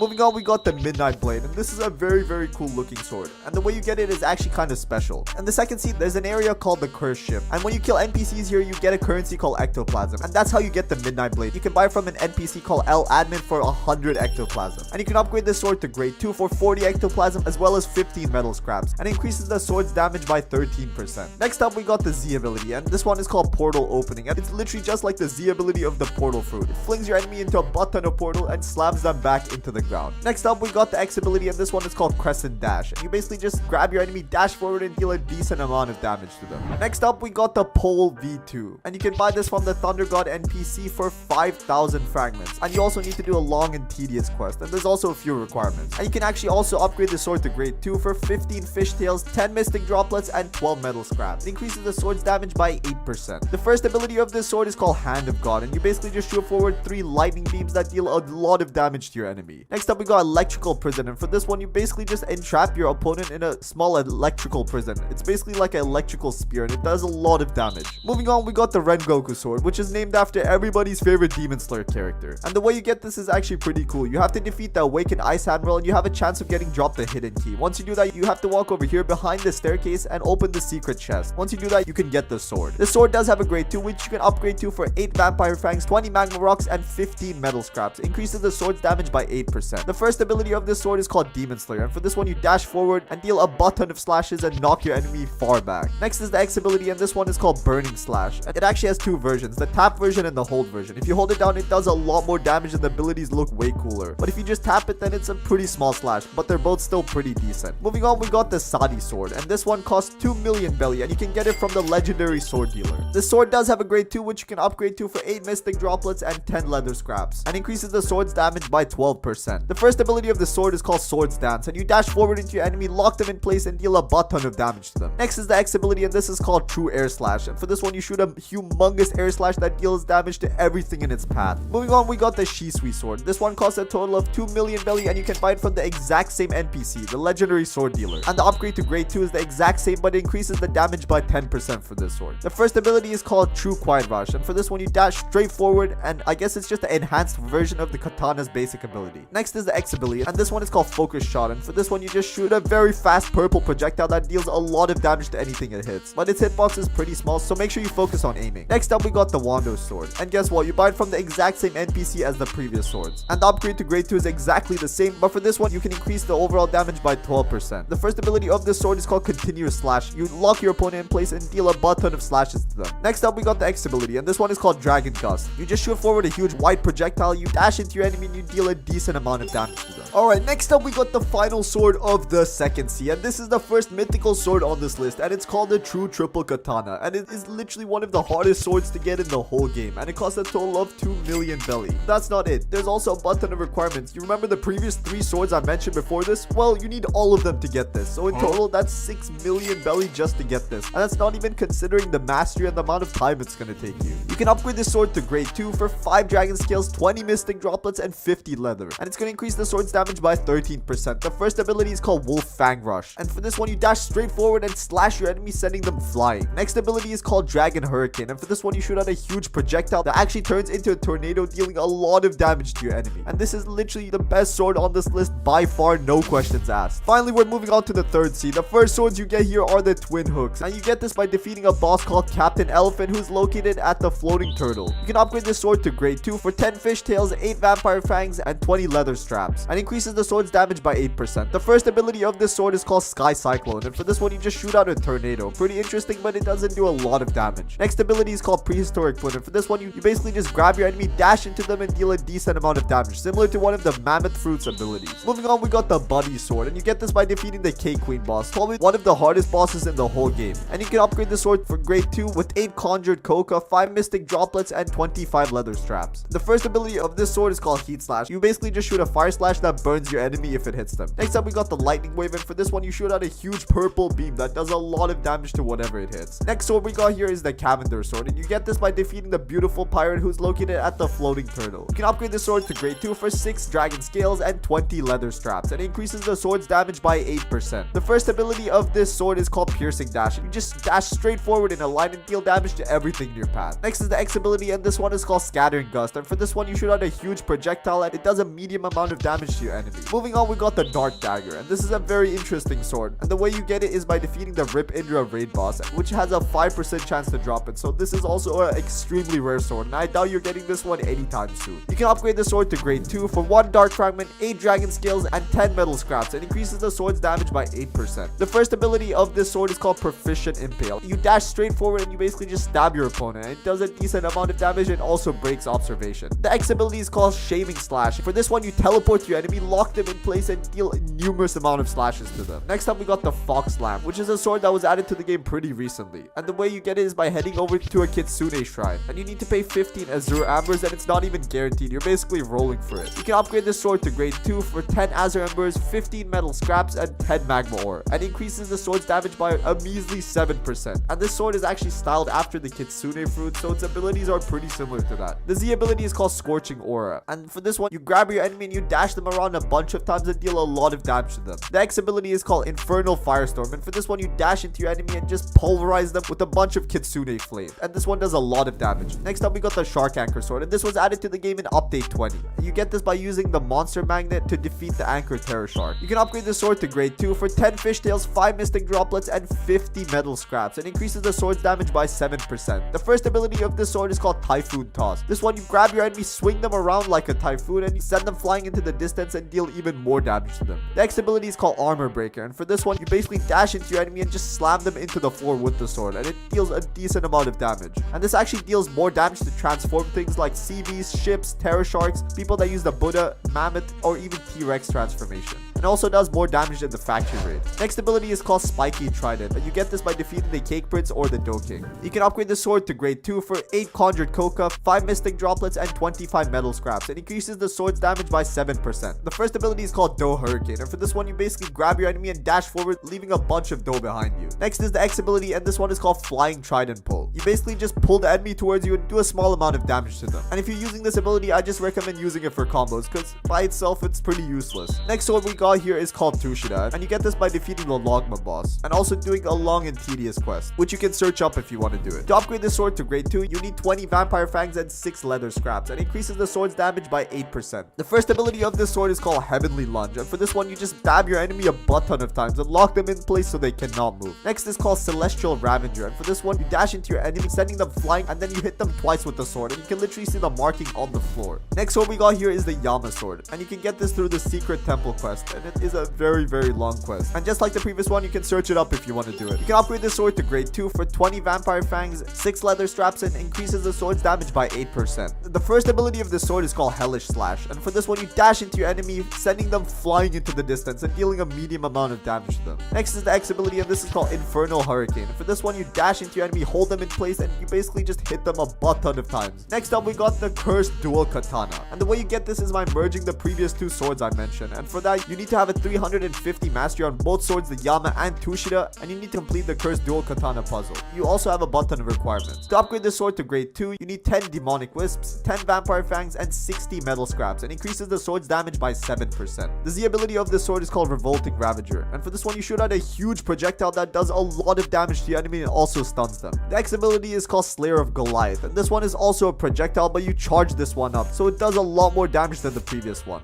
Moving on, we got the Halo Scythe, and this sword is pretty special. Not only is it mythical, but you get it by defeating the Soul Reaper boss, and to spawn that guy in, you need to do a long tedious quest, so you already know this sword is overpowered. To upgrade this sword to grade 2 is very tedious. You need 8 demonic wisps and 800 bones, which you get by farming at the haunted castle at the 3rd sea, and you also need 25 metal scraps, all to increase your sword's damage by 8%. Not worth the grind in my opinion, but if you want to do it, then you can go ahead. The first ability is called Death Cyclone, and for this one, you just shoot out a huge tornado from your sword, and it deals a decent amount of damage to your enemies. Next is the X ability, and this one is called Soul Execution. For this one, you can control your cursor, flying towards your enemy, grabbing them, and dealing a lot of damage to them. The next 2 swords I got here are very exclusive. Normal players cannot get them. The first one is the Dark Blade, which I guess you can get if you pay Robux, but it is a very overpowered sword. You can upgrade the Dark Blade to grade 2 for 1 Dark Fragment, 15 Dragon Scales, and 10 Magma Aura, all to increase the damage by 8%. The first ability of the Dark Blade is called 1000 Slices, and this one, you lock your opponent in place and just slash them a butt ton of times. You can literally see how many slashes there are. There is a huge amount of them. Next is the X ability, and this is called Dark Air Slash, and it does exactly what it sounds like. You just shoot out a huge massive slash that is almost impossible to dodge because of how fast it is. You can also charge up the slash to do more damage. And you might be wondering, what is more overpowered than the Dark Blade? Well, the next sword I got here is the Triple Dark Blade, and this sword, the only way you can get it is if an admin gives it to you, because this sword is literally exclusively for them. You can upgrade the sword to grade 2 for 25 Dark Fragments and 99 Dragon Scales and 99 Magma Ore, all to increase the damage by 5%. The first ability is called 1000 Slices, just like the previous sword. It works exactly the same as well. But the X ability is called Dark Air Slash, and this does have a small difference from the normal Dark Blade. Well, instead of shooting out 1 Dark Slash, you shoot out 3 whole Dark Slashes. Oh my god, this sword is literally so overpowered. And that's it. In this video, I'm going to be giving you a complete guide to every race in Blox Fruits.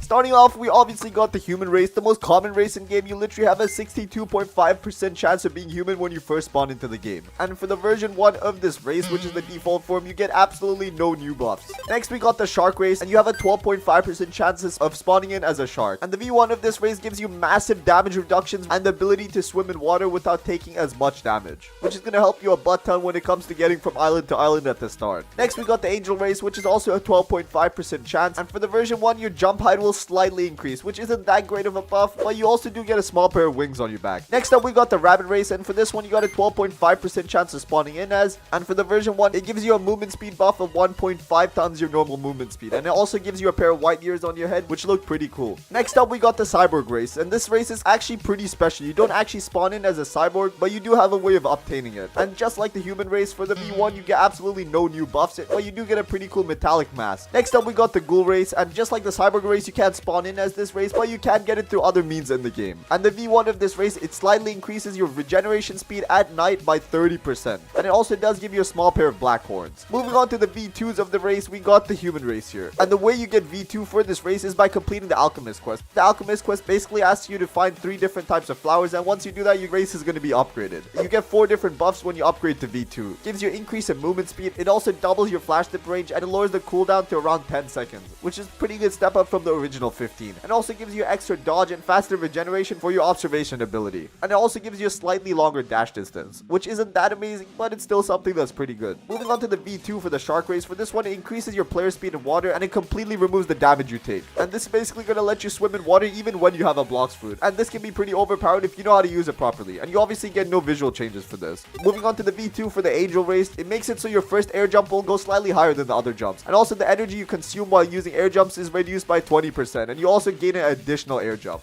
which makes the max air jumps you can do 11. And you also get no visual changes. Moving on to the V2 for the Rabbit Race, we got 2 pretty decent buffs. The first one, it increases your player movement speed to 2 times your normal speed, which is literally going to make you like the Flash. Then it also increases your player's dash length slightly, and it reduces the amount of energy it takes to dash from 25 to 15. And you also get no new visual changes. Moving on to the V2 for the Cyborg, we got a 10% defense against melee, sword, and gun attacks, and 15% of the damage that you take will passively convert into energy, which is going to help you a butt ton when it comes to saving up energy to use abilities. Moving on to the V2 for the Ghoul Race, for this one, you get a Life Leech ability, which means every time you do damage to a person, you heal a percentage of that attack back. And in the V2 for this race, that's going to be 25%. And it also works with NPCs, but instead of healing back 25% of your damage, you're only going to heal back 5, because it would make you way too overpowered when it comes to grinding. And you also get no new visual changes. And that's it for the V2s. Moving on to V3 for the human race, we got a pretty unique quest for this one. For this one, you have to complete Arrow's quest, and it gives you a different quest depending on what race you are. For the human race, you have to kill the Diamond boss, the Jeremy boss, and the Vegeta boss. And if you're server hopping, make sure you grab the quest every time you join the game, or else it will reset and you will lose your progress. Once you get the V3 for the human race, you're going to unlock an ability called Last Resort, and once you activate this, you're going to deal more damage depending on how low your health is. The lower your health, the more damage you do. It has a cooldown of 20 seconds and it lasts for 5 whole seconds. And unfortunately, the V3 for the human race actually has no visual changes. Moving on to the V3 for the Shark Race, you get an ability named Water Body, and this decreases the damage taken from players and NPCs by 65%. It also makes you swim a little bit faster. It lasts for a total of 4.5 seconds and has a cooldown of 30 whole seconds. And for the visual changes, it gives you 2 extra fins, so you look even more like a shark. But I'm not sure if sharks have fins on their arms. Wait a minute, they don't even have arms. Moving on to the V3 for the Angel Race, you unlock an ability called Heavenly Blood, which increases your defense by 15%, heals around 20% of the player's maximum health, as well as 10% of their maximum energy, along with the natural regeneration. So you're literally going to be healing super fast. This lasts for a total of 6.5 seconds and has a cooldown of 20 seconds. And if you're wondering about the visual changes, your wings actually get a bit bigger and they actually flap around now. They even have a nice animation to them. Moving on to the V3 for the Rabbit Race, you unlock an ability called Agility. For this one, it increases your player's movement speed to 4 times the normal speed, and also decreases the cooldown for dashing, so you can literally spam that. It lasts for a total of 6.5 seconds and has a cooldown of 30 seconds. You also get a rabbit tail. Moving on to the Cyborg Race, for the V3, you get an ability called Energy Core, and while activated, it boosts your defense by 30%, and you also create an area of damage lightning effect around you that deals damage to everything. And the amount of damage that lightning does depends on the level of the player. It does a total of 33 ticks of damage and lasts for 6.5 seconds with a 30-second cooldown. And it also does break observation, so it is an extremely overpowered ability. And for the visual changes, you actually get a pair of black and red futuristic glasses, which look pretty cool.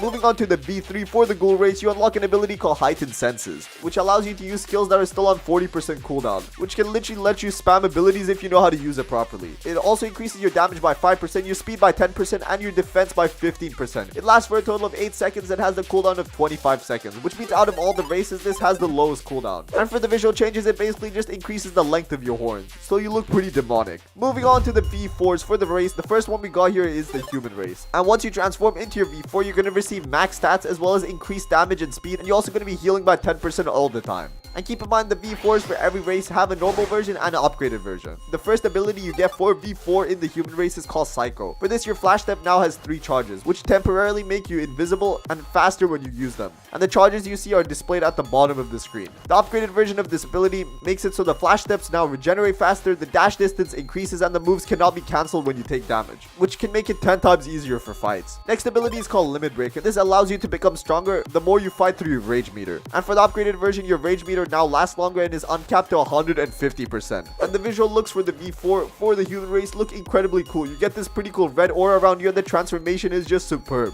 Moving on to the V4 for the shark race, you get the passive buff that all races get. You receive max stats, you increase in damage, speed, and you heal by 10%. The first ability you get for this race is Leviathan's Armor. You gain a huge water shield, which regenerates by dealing damage. The shield blocks 85% of the damage dealt to you, and the shield can go up to 20% of your max health. And in the upgraded version, the shield capacity is increased, and the shield's health can go up to 40% of your max health. The next ability you get is called Whirlpool, and for this one, you apply a water debuff to your enemies, slowing their speed, reduces their defense effects, and it stacks up. And in the upgraded version, the debuff now lasts longer. Before it lasted for 3 seconds, now it lasts for 5. And for the race transformation of the shark, in the normal version, you get a pretty cool tail, and once you transform, you glow with this blue aura, and you look really badass. Moving on to the V4 for the angel, the first ability you get is called Prince of the Skies, and this basically allows you to glide in air by holding the dash button, and free fall while holding the jump button. And in the upgraded version, all the effects are increased greatly. Next ability is called King's Rule, and for this one, you add an aura around you, which has multiple effects, which include slowness damage, energy drain, and screen distortion. And in the upgraded version, all effects are increased. And the visual changes to the angel race are very cool. In the passive version, your wings get much bigger and have a pretty cool waving animation. And in the transform version, you turn into a person with very cool golden aura, and you actually have a total of 4 wings now. And this one also looks incredibly crazy. Moving on to the V4 of the rabbit race, the first ability you get is called Whirlwind. For this one, you leave behind a tornado while dashing,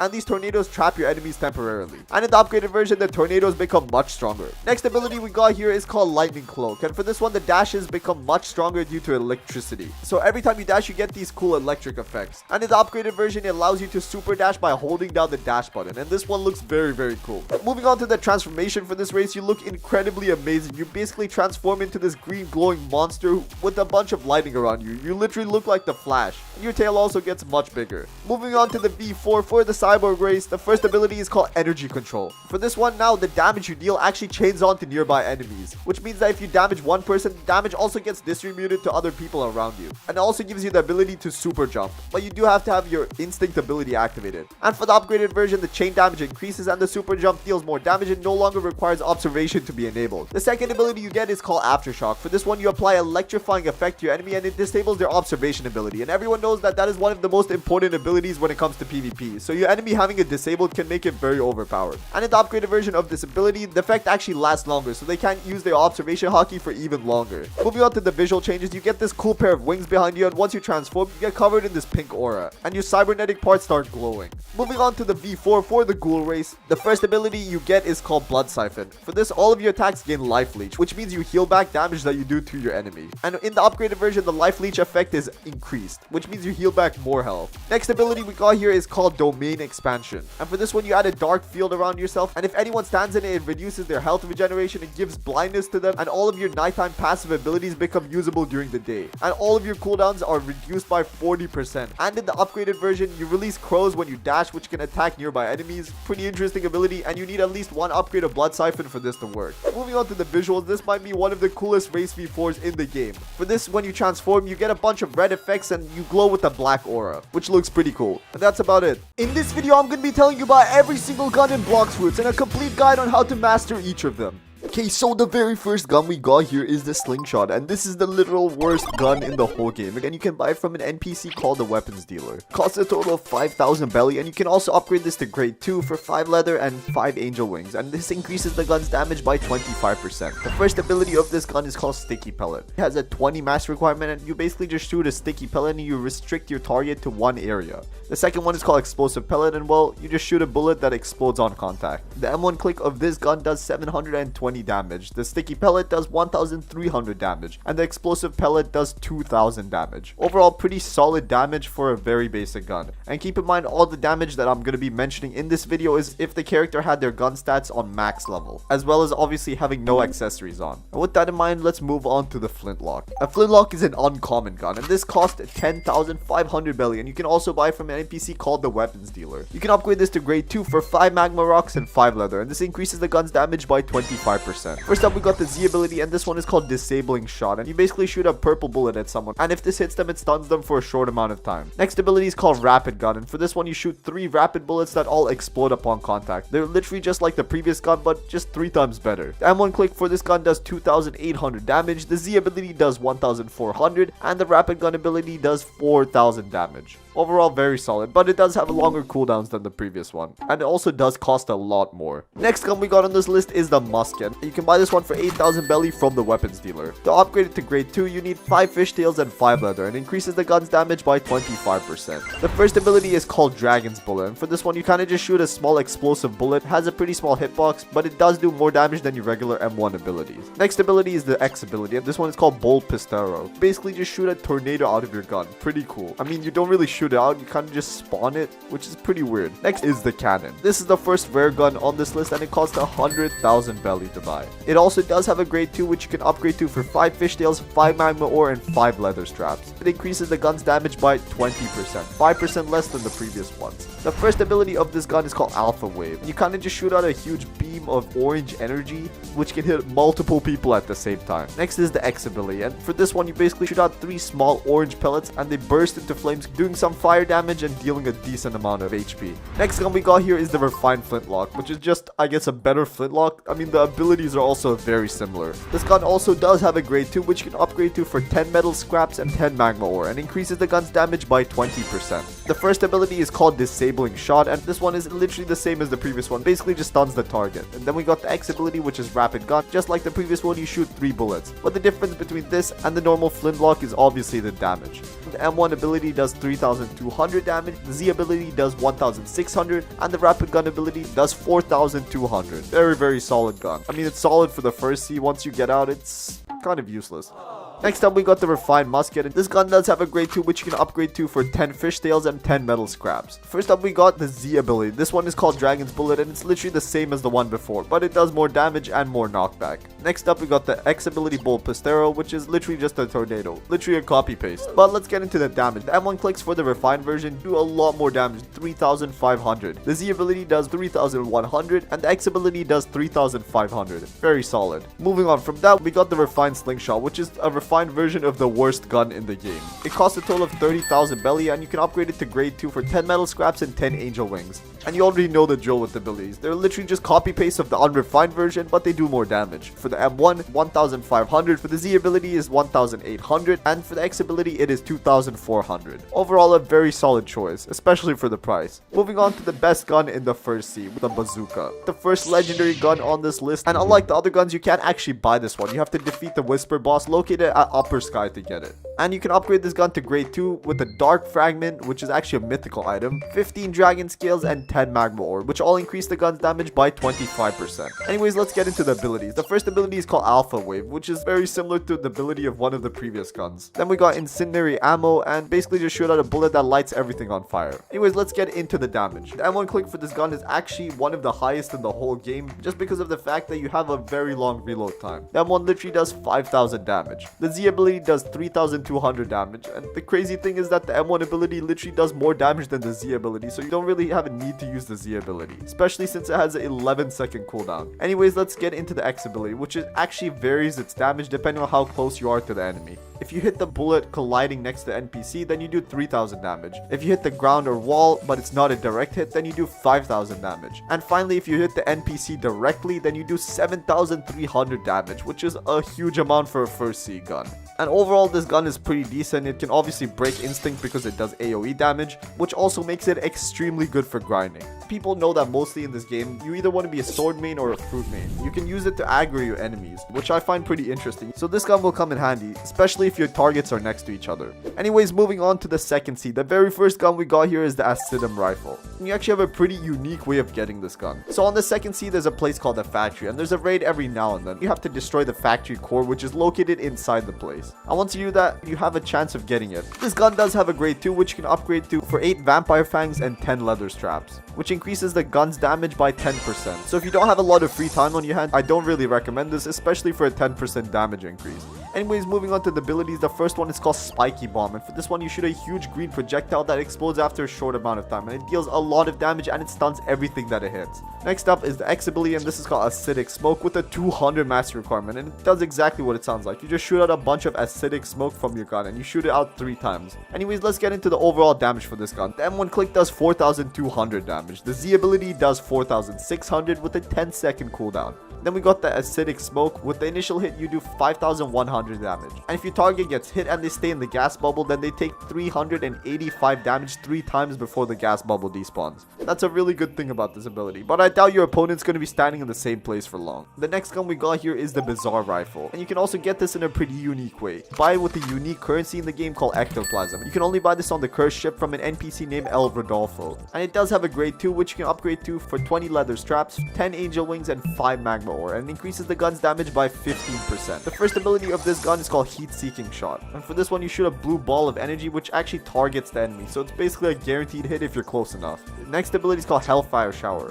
which has a 300 mastery requirement. You shoot a huge amount of blue flames towards your enemy, and everyone knows blue flames look a lot cooler and they probably do more damage as well. Speaking about the damage, let's get right into that. The M1 click for this gun does 3,600 damage, the Z ability does 4,800, and the X ability does 11,800 damage. And that's why fire is very overpowered in this game. Moving on, we got the final gun for the second sea, and that is the Kabucha. You can buy this from an isolated island in the second sea for 1,500 fragments. You can upgrade this gun to tier 2 for 15 dragon scales, 3 vampire fangs, and 50 leather straps, and increases the gun's damage by 15%. Anyways, let's talk about the abilities. First up, we got the Z ability, and this is called Flying Fire Bird. And this actually looks like one of the Ice Fruit's abilities, except the bird is made out of fire. And this bird actually leaves behind a flame trail, so it covers a huge area. Next up is the X ability, and this one is called Intense Wind. For this one, you shoot a huge bullet, which also breaks instinct, and it's kind of similar to the previous move, but it's made out of wind. The only downside I would say with this is it takes very long to travel and reach its destination, so your enemy can easily dodge it. And the M1 click does 1,800 damage, but don't let that low damage fool you, because you can literally spam the crap out of this. The Z ability is going to be doing 4,000 damage, the X ability at 5,600 damage. And that's literally it for the second seed. There's only 3 guns there. Moving on to the third seed, the first gun we got here is the Serpent Bow, and this is yet another legendary gun, and the way you get it is by defeating the Island Empress boss. You can upgrade this gun to gear 2 for 1 meteorite, 10 vampire fangs, and 10 metal scraps. It increases the gun's damage by 10%. The first ability of this gun is called Poisonous Blast, and for this one you fire a huge purple projectile, and it explodes if it comes into contact with an enemy or a surface. It does damage over time, so your enemy still keeps taking damage. Next up, we got the X ability called Snakebite. You fire a medium range projectile, but this one is really fast, so it's almost impossible to dodge, but its range is pretty limited. The M1 click does 3,400 damage, the Z ability does 7,000, and the X ability does 3,800. Overall, very solid. And next up, we got the one and only mythical gun in the whole game, the Soul Guitar. And the way you get the Soul Guitar is by doing a very long, tedious quest: 500 bones, 250 ectoplasm, 1 dark crystal, and 5,000 fragment. And the minimum level to do this quest is 2,300. And you can also upgrade this to grade 2, but I really don't recommend it because you need to pay 1 dark crystal, 15 dragon scales, and 10 magma ore, all just to increase the damage by 6%. The M1 ability is actually kind of special with this gun. It almost looks like a proper ability. This consumes 20 energy and it just shoots out a kind of electric power, I guess.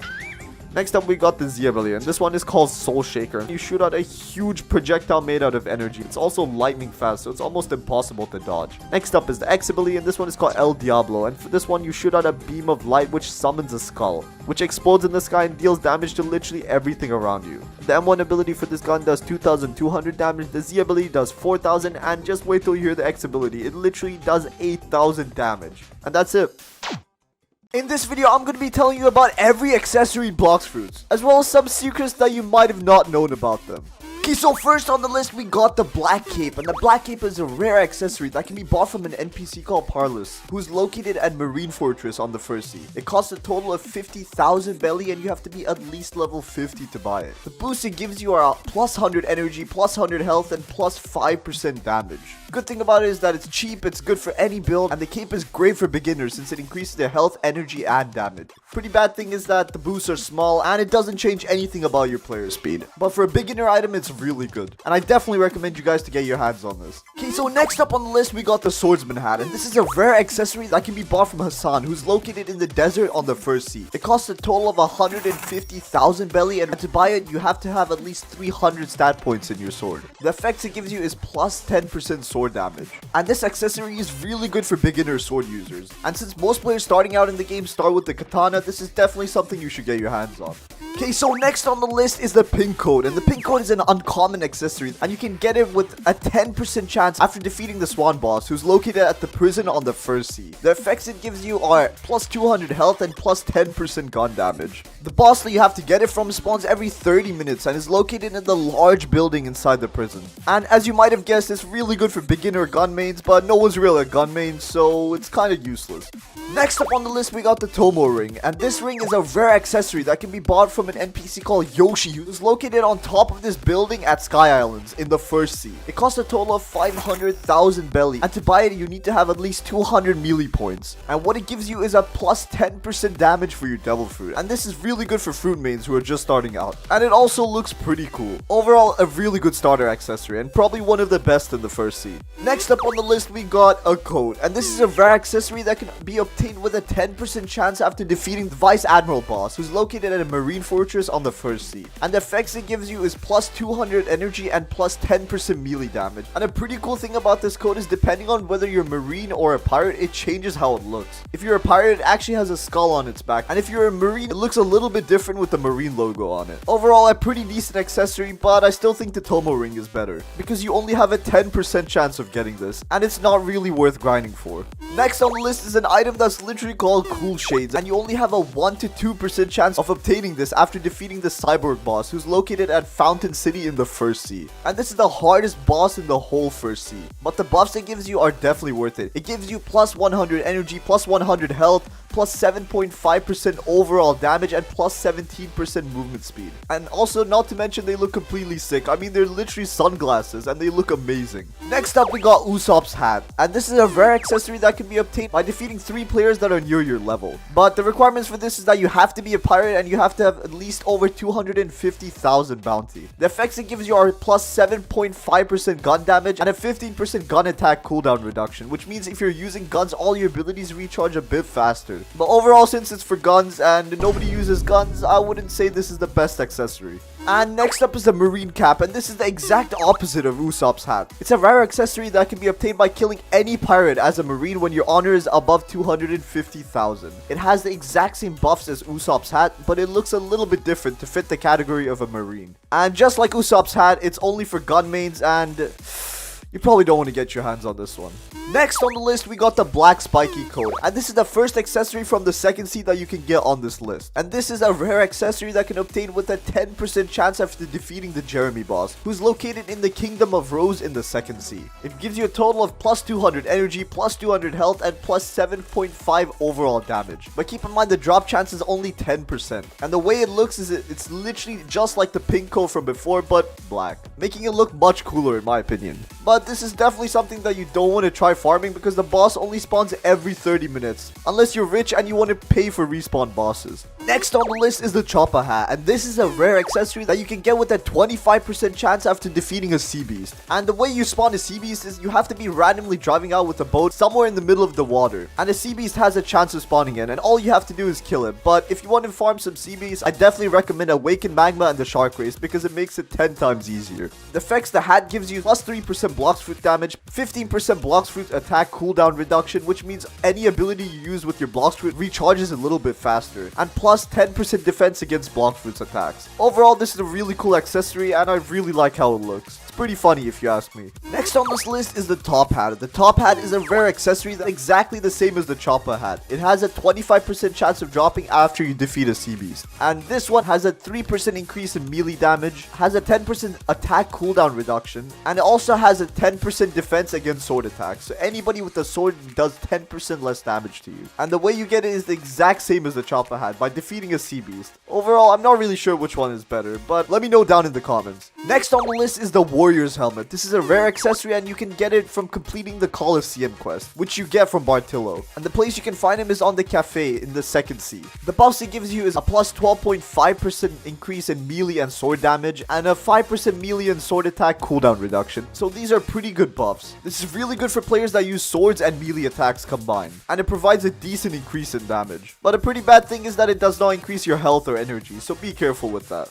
Next up is the dark coat, and this is the first mythical accessory on this list. It has a 2% chance of dropping after defeating the Darkbeard boss, who spawns in after you place the Fist of Darkness on the Dark Arena in the second sea. It gives you plus 600 energy, plus 600 health, and plus 15% Blox fruit damage. But keep in mind it only has a 2% chance of dropping, so you're gonna have to grind this boss several times to get it. And it's really good for fruit mains. The energy and health are just an extra payoff. And the only downside to this is how difficult it is to get. Other than that, it's a really good accessory.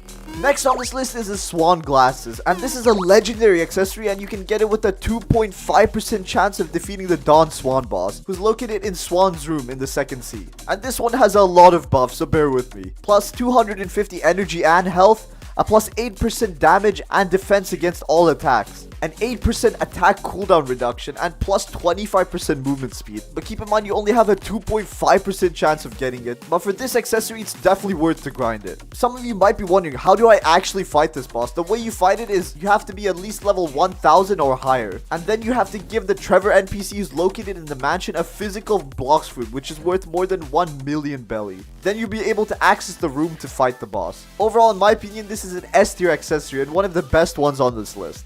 Next up, we got the Zebra Cap, and this is a legendary accessory and you have a 10% chance of getting it after defeating the Order boss. And the place he spawns is in the laboratory on the hot and cold island in the second sea. The buffs it gives you are plus 500 energy, plus 100 health, plus 10% sword damage, and plus 15% Blox fruit's attack cooldown reduction. And you have 100% of getting it after the boss is killed. And to spawn in this boss, you have to start a raid. And for this microchip, you can buy it for 1,000 fragments from the Arthrometric NPC hidden in the building where the Smoke Admiral spawns. After that, you must find the secret laboratory located inside the mountain with the cauldron. And then you start the raid like normal by pressing the green button. And if you guys are doing this raid, I would definitely recommend you guys to get friends because this boss is pretty hard to defeat. Next on this list is the Ghoul Mask, and it's a rare accessory that can be bought from an NPC called El Perro, who's located on the cursed ship in the second sea. And this one only costs 50 ectoplasm, so by the time you're done with your quest there, you should definitely have enough to buy it. It gives you plus 500 energy, 10% life leech on melee attacks against players, 2.5% life leech on melee attacks against NPCs, and plus 35% movement speed. And some of you might be wondering, what is life leech? Life leech means you actually get back a certain percentage of the amount of damage you do. And for NPCs it's 2.5 and for players it's 10.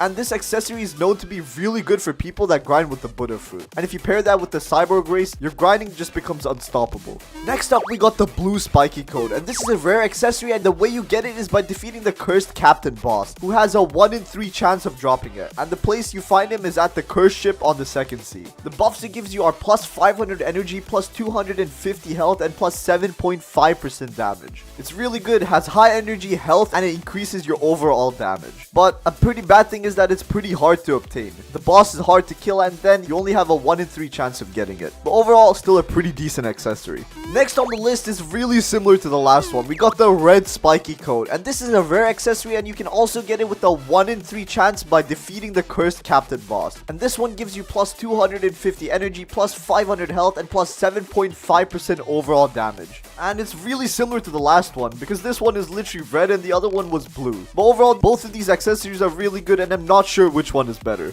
Next up, we got the Valkyrie helmet, and this is a legendary accessory and you can get it by defeating the Rip Indra boss. And by defeating, I mean dealing at least 10% 100% damage to it. And the way you spawn the boss is by placing the God's Chalice in the pedestal, and the 3 buttons are pressed at the castle on the sea. This accessory looks really cool, and it's the exact same one that Rip Indra wears on his avatar. It gives you plus 600 energy, plus 600 health, and plus 15% sword damage. And it also has a 100% chance of dropping, so you don't really need to grind that hard for it. The only downside to this, I would say, is that it does not increase your movement speed, but then again, it's not really a grinding accessory, so you won't need it. Next up, we got the bandana, and this is a rare accessory that can be obtained with a 50% chance of defeating an elite pirate. And these pirates spawn in random locations all around the 3rd sea, 10 minutes after they're defeated. This accessory gives you plus 750 energy, plus 10% melee sword and gun damage, and a plus 80% overall movement speed. The bandana comes in 3 colors, red, green, and black. And the color that you get is completely random, so if you want to get a specific color, you gotta grind way more.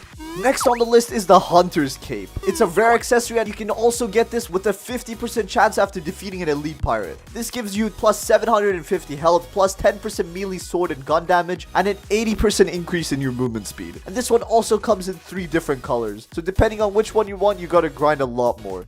Next up, we got the Pretty Helmet, and this is a rare accessory that you can get after defeating 5 elite pirates. Then you gotta talk to the Lunovan NPC, who's located in the cafe area at the castle in the sea, which is obviously in the 3rd sea. The effects it gives you are plus 250 energy, plus 500 health, plus 10% melee damage, plus 12.5 defense against melee attacks, and plus 50% movement speed, so that's a lot of buffs. And for being called Pretty Helmet, it doesn't really look that pretty. I think this might be one of the worst looking accessories in the game. I mean, just look at it. Okay, now we got the Jaw Shield, and this is also a rare accessory that can be obtained after defeating 5 quests from the player hunter, and then interacting with the NPC called Takomura, who's located at the castle on the sea. The effects this accessory gives you is plus 250 energy, plus 500 health, plus 12.5% increase in melee damage, plus 10% defense against melee attacks, and a plus 50% movement speed. So this one is also really similar to the previous accessory, and it definitely looks 10 times better and cooler. But overall, this accessory is slightly less useful for players that use Blox with swords or guns, because one of its main buffs is melee. So if you're not a melee main, then too bad for you. Now we got the Musketeer's Hat, and this is a legendary accessory, and it can be obtained after completing the Citizen quest from the Citizen NPC, who's located near a building in front of the mansion, on the floating turtle island in the 3rd sea. And it only gives you 2 different effects. It increases your sword and gun damage by 12.5%, and it also has a 12.5% cooldown reduction for them. So you can use your abilities much better if you're a sword or gun main. Other than that, it does not have any other effects, so those 2 are the only ones you get. But they're also pretty good, but I'm not sure if I would choose this one over other high-level accessories. Next up, we got the Pilot Helmet, and you can get it after defeating the Stone Boss, who spawns at Port Town. It gives you a whopping 130% increase in your movement speed, plus 10% faster health regeneration, plus 250 health and energy. But it only has a 10% drop chance, so you gotta hard grind this boss if you want it. But in my opinion, the effects are definitely worth it, especially if you want to turn into the Flash. I mean, imagine pairing this accessory with the Rabbit V4 speed. You will literally be blitzing around the map. Next up is an accessory called Lee, which is spelled L-E. And this is a rare accessory, and it can be obtained with a 15% chance after defeating the Kilo Admiral boss, who's located in the Great Tree at the 3rd sea. And the only effect it gives you is plus 50% health regeneration. And pairing this with the Phoenix Fruits regeneration could make your health really overpowered, especially if you're grinding or fighting against other players. Overall, a pretty decent accessory, even though it only has 1 effect. Next up, we got an accessory called Bear Ears, and they look exactly what they sound like. It's a rare accessory that can be obtained with a chance after purchasing a random surprise from the Death King. And the cost for each random surprise is 50 bones. And the place you find him is on the Haunted Castle Island, located in the 3rd sea. This accessory gives you plus 500 energy and a plus 10% defense against all attacks. It highly increases your energy and defense, but it does not increase your health, damage, or movement speed. Overall, pretty decent accessory for just 50 bones. Next up, we got an accessory called the Golden Sun Hat, and just like the barriers, you can also get this in a random surprise by rolling the Death King. Its effects are plus 500 health and plus 10% damage, so the other one is still a little bit better. But the chance of getting this is not completely confirmed, and it's kinda unknown. It increases your health and it has a decent damage increase, but it does not increase your energy, defense, or movement speed. But still, overall, a pretty decent accessory. And now we got a legendary accessory, and this one is called the Holy Crown. And the way you get it is by defeating the the Soul Reaper boss. By defeating, I mean dealing at least 10% damage to it. And the way you spawn this boss is by getting Halo Essence and placing it on the fountain at the Haunted Castle. It gives you a total of plus 500 energy, plus 500 health, plus 8% damage increase, plus 8% defense against all attacks, and plus 5% energy regeneration. And you have a 100% chance of getting it when you kill the boss, so it's pretty easy to grind out. Overall, a pretty decent accessory. Next on the list is the Pale Scarf, and this is a legendary accessory, and the way you can get it is by defeating the Cake Prince or the Dough King. But make sure you deal at least 10% damage to them. And the way you defeat either of these bosses is by killing 500 enemies on the Cake Land in the Sea of Treats. And then you have to talk to an NPC called Drip Mama, and then you can open a portal into the Dough King's dimension. This accessory gives you plus 15% Blox fruit damage and 2 extra observation dodges, and multiplies your observation range by 1000%, making it really overpowered. And even better, you have a 100% chance of getting it if you kill the boss. Out of every accessory on this list, I would say that this one is the best one by far. And since it helps you a lot with your observation, it's going to be really good for bounty hunting and in general PvP against other players. Overall, a really good accessory. And finally, we got the first mythical accessory on this list. It's called the Party Hat, and it's an accessory that was added in the confetti event update. And the place you could buy it was at the party shop for 750 confetti during the event. It increases the overall XP that you got by 10%, increases the mastery you got by 20%, gives you 400 health and 400 energy. And this is a really unique accessory because it's one of the few accessories in the game that actually affects the amount of XP and mastery that you get. A downside to this accessory is that to get 750 confetti, you would have to grind for a huge amount of time, literally 8 hours on average. And a good thing about the XP boost on this accessory is that it's stacked with a double experience if you enter the code or bought it from the shop, making it really overpowered. Now we got an accessory that you don't see a lot these days. It's the Santa Hat. And this is a rare accessory that can be bought from Santa Claus himself, who is located at the North Pole. It costs a total of 500 candy, and the effects it gave you was plus 400 energy, plus 400 health, plus 12.5% damage increase with blocks, fruits, and swords, and a plus 30% movement speed. Overall, a really good accessory for this Christmas event, and it's also a good alternative for the cool shades. Next up, similar to the Santa Hat, we got the Elf Hat, and this is also a rare accessory and it can be bought from the Santa Claus NPC. But this one costs only a measly 250 candy. It gives you plus 10% damage on your melee and sword, and it also gives you a 5% cooldown reduction on the both of them, included with a 20% movement speed. And obviously this is also one of the accessories that you could buy in the Winterland, but sadly it's no longer available, so you can't really get this if you wanted to. Okay, so now we got the Holiday Cloak, and this is also another mythical accessory. And the way you got it is with a 5 to 10% chance after opening a present during the present event. It gave you a 10% increase in your melee and blocks fruit damage, as well as an extra instinct dodge. And it also has a pretty cool waving animation, making it look really badass. It could also be a decent replacement for the Pale Scarf, but nowhere near as good as it. Sad thing is that this is also a limited time accessory, so you can no longer get your hands on this. Now we got the Cupid's Code accessory, and this is an accessory that you could get during the Valentine's event by buying it from the Valentine's event shop for a total of 750 hearts. It gives you a plus 12.5% more damage on your blocks, fruit, and sword attacks, plus 600 health, plus 400 energy, and an 8% defense against all attacks. It's kind of a reskin of the Holiday Cloak because it looks really similar and moves in the exact same way, except obviously it's pink to match the Valentine's spirit. Next up, we got the Heart Shades, and this is a legendary accessory that you can also get from the Valentine's event at the Valentine's event shop. This one also costed a total of 750 hearts. It gave you a 12.5 increase in damage with guns and melee attacks, as well as a 5% defense against all attacks in general, and 600 energy and 400 health. And it also looks pretty sick. It's literally a pair of hearts that are put together to make glasses, and it really fits with any avatar in my opinion. Overall, a pretty solid accessory, just like the last one. Did you know that this farming method literally lets you get 5 million belly per hour? These are 10 of the craziest money making methods in all of Blox fruits. Okay, so first of all, we got sea beast hunting. And for this, what you want to do is you just want to take a ship, preferably one with a lot of health, and drive it somewhere into the middle of the ocean, far away from islands. Now, you just have to AFK for a bit and wait for the sea beast to spawn. And once that happens, you want to use every single ability, combat style, sword, and gun equipped. And this is because you want to do the maximum amount of damage damage to the sea beast in a short amount of time as possible. And once you've finished off the sea beast, you should get around 1.5 million belly per sea beast. And if you keep hunting down more and more sea beasts, they should give you more and more money. And if you get 4 sea beasts, that's literally enough to buy a leopard fruit. So the next way to farm money is bounty hunting. So all you have to do is find a wanted poster of somebody that you want to hunt, and you just click on the poster. Then you probably want to have some PvP based fruits, probably like the awakened doe fruit or the leopard fruit. Then you want to find the player that you're hunting and just simply kill them. But remember, this depends on how huge that player's bounty was. And the max bounties that pirates can have in the game is 30 million. So that is a lot of money. Okay, so next up we have raids. Raids are how you awaken your fruits, but you also get a huge amount of money on the side. And the best thing about raids is that you can trade in like the worst fruits in the games to start one, or you can buy them every 2 hours. Overall, depending on how difficult your raid is, it gives you a different amount of money, so it's best to choose one that's more for your skill level. When doing a raid, you should always be using the Buddha fruit. It makes raids extremely easy to complete compared to other fruits. As long as you have bad fruits to trade in, the money potential is endless. This trick's really simple to use. I'm obviously talking about codes. All you have to do is simply search up a website of Blox fruits codes and just enter every single one that you find. Since most of these codes are double XP, you just have to farm, which gives you tougher opponents, which gives you more money.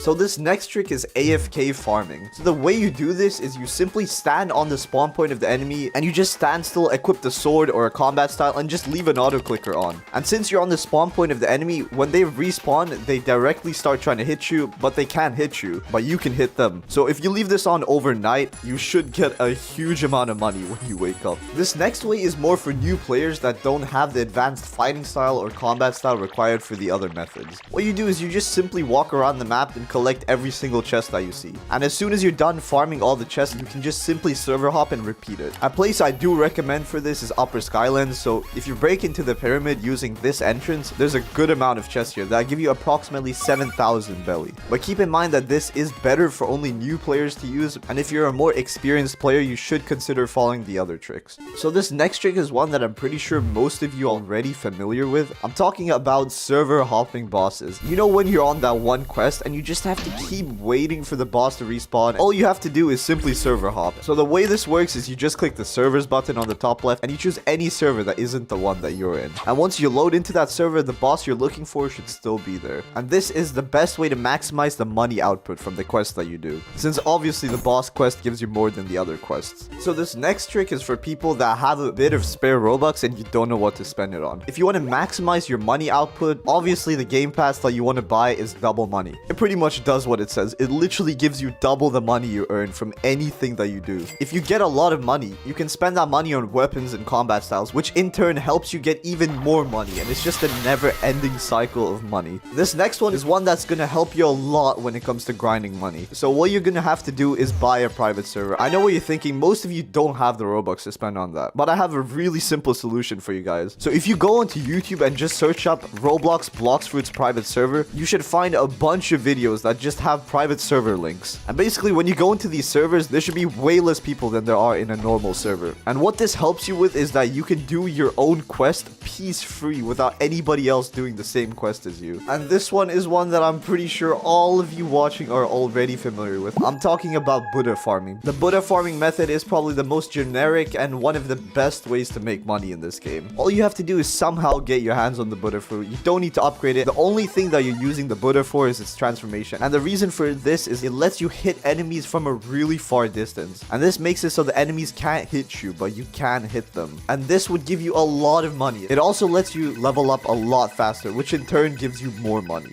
I'm going to be telling you how to farm fragments 10 times faster, as well as some secret farming methods that you definitely did not know about. Okay, so the very first way that you can get fragments in the game is actually a new way that was added in update 20. And I'm obviously talking about the Leviathan boss, one of the most powerful bosses in the game. The Leviathan boss can be found in the frozen dimension, which spawns around sea danger level 6, which is a pretty high level. And the Leviathan does not take any damage from your mouse 1 attacks or single target attacks. You always have to use AoE damage, or else you would not be able to hurt it at all. Just keep in mind you get a bunch of people when you want to go fight the Leviathan boss, because it's pretty powerful. And once you defeat the Leviathan, if you do at least 10% damage to it, then you'll get a total of 2,000 fragments. Not really sure if it's worth it, but it depends how many people you fight it with. Next up, we got 2 other bosses, and the first one we got here is the Darkbeard boss. The boss is literally level 1000. He has a total of 301,000 health. He uses the Dark V1 as his weapon. He gives you a total of 3 levels when you kill him. He gives you the Dark Coat, which is a cool accessory, the Dark Fragment, which is not actually a fragment, and you get a total of 1,500 fragments from this guy. But make sure you gather a party before you fight him because he is very, very difficult to kill. The next boss that you can also kill to get fragments is the Rip Indra boss, the strongest boss in the whole of Blox Fruits. This boss is literally level 5,000. Damn, that's a high level. And once you kill him, you can get a total of 45 to 55,000 belly, as well as 3 levels, just like the previous boss. And you also get a total of 1,500 fragments. And once you finish killing this boss, you actually unlock portals, which lets you get around the 3rd sea a lot faster without even using the portal fruit. And the way you spawn in this boss is a long and tedious method, and I really don't think it's worth 1,500 fragments. But keep in mind, when you do fight these 2 bosses, Rip Indra and Darkbeard, you actually need to do at least 10% damage, or else you're not getting any of the loot. I mean, you can't literally poke him with a stick and expect to get anything. The next boss we got here is the Cake Prince boss, and this guy gives you a total of 1,000 fragments when you kill him. He has a total of 750 HP. You also get the Pale Scarf and the Spiky Trident from him, so it's not just the fragments. But to spawn him in, it's going to be a pain. You literally need to go to a specific island in the 3rd sea and then kill a butt ton of NPCs just to be able to enter the Cake Prince world. And once you do that, you have to kill the boss, and that is no easy task. You probably need friends if you're doing this. The next boss we got here is the Terror Shark boss, and this is also a new raid boss that was added to the game in update 20. This boss is level 2,000. Yup, you heard that right. And this boss has a chance of spawning between sea danger levels 4 and 6. So you won't see him at the start. And as the sea danger levels increase, the Terror Shark will get harder and harder to defeat. And it's not recommended to go past danger level 5 unless you have friends helping you. Anyways, once you kill this guy, you get a total of 300 fragments, so I'm not really sure if it's worth it. But if you're a god at PvP and killing this boss, then it probably is. Next way to get fragments we got here is the Sea Beast, and I'm sure you guys already know about these guys. They give you a total of 150 fragments when you kill them, but that's only the 3rd sea. If you actually kill a Sea Beast in the 2nd sea, you get a total of 250 fragments. So if you're hunting Sea Beast, make sure you are in the 2nd sea. And they also give you +1 level as well, which is pretty useful, and a butt ton of money. So it's not just the fragments from these guys. Next way to get money is by defeating the ship raid, and you gotta defeat the Grand Brigade, which gives you a total of 75 fragments, and then the Brigade ship, which give you 25 each. But keep in mind, this is no easy task. Well, it actually kind of depends what fruit you have equipped and what bow you're currently on, because the ship raid ends when the raid actually destroys your ships. So if you want to try to farm these, make sure you have a good and solid boat, and not one with literally like 10 health. And I recommend using the Magma V2 for this, just because of the area damage from that fruit. Anyways, the next way to get some fragments is by defeating the Ghost Ship Raid. And this is something new that was also added in update 20, and this even spawns in at sea danger level 1, so it's pretty easy to access it. But it is recommended to have at least 3 or more people, and the ghost ships do a lot of damage. So basically what you guys want to do when you grind these guys is one person just sits in a boat and drives around, so it's really hard for the ghost ship to hit it, and the other 2 players just spam all of their attacks on the ghost ship until it gets defeated. And keep in mind, the ship has a total of 45,000 HP, so it isn't that difficult to defeat compared to some of the other things on this list. Next up, we got fruit raids, plain and simple fruit raids. For completing each raid, you get a total of 1,000 fragments, and this is definitely one of the best ways to get fragments on this whole list, because you can literally just keep doing the flame raid. It's literally one of the easiest raids in the game. And another thing I will tell you guys is that if you are grinding raids, make sure you use the Buddha fruit, because that's actually what makes it super easy. And if you don't have a Buddha fruit, you should probably get your hands on one, because it's the most useful fruit in the game in my opinion. It helped me get to max level really fast. Another thing about raids is that if you actually do not finish them, you still get a total of 300 fragments, but I don't think that's really worth it, because you pay a whole fruit to enter a raid, or a bunch of money. Next up, I got a pretty secret way to get fragments that I'm sure a lot of you guys do not know, and that is by defeating a YouTuber. Did you know that if you kill somebody in Blox Fruits that has the YouTuber title, it'll actually give you a total of 250,000 belly as well as 2,500 fragments. I know this is pretty unlikely, but that means if you have a friend that has the YouTuber title, you can just basically spawn kill them and you get 2,500 fragments each time. Damn, that's overpowered. I wish I had the YouTuber title.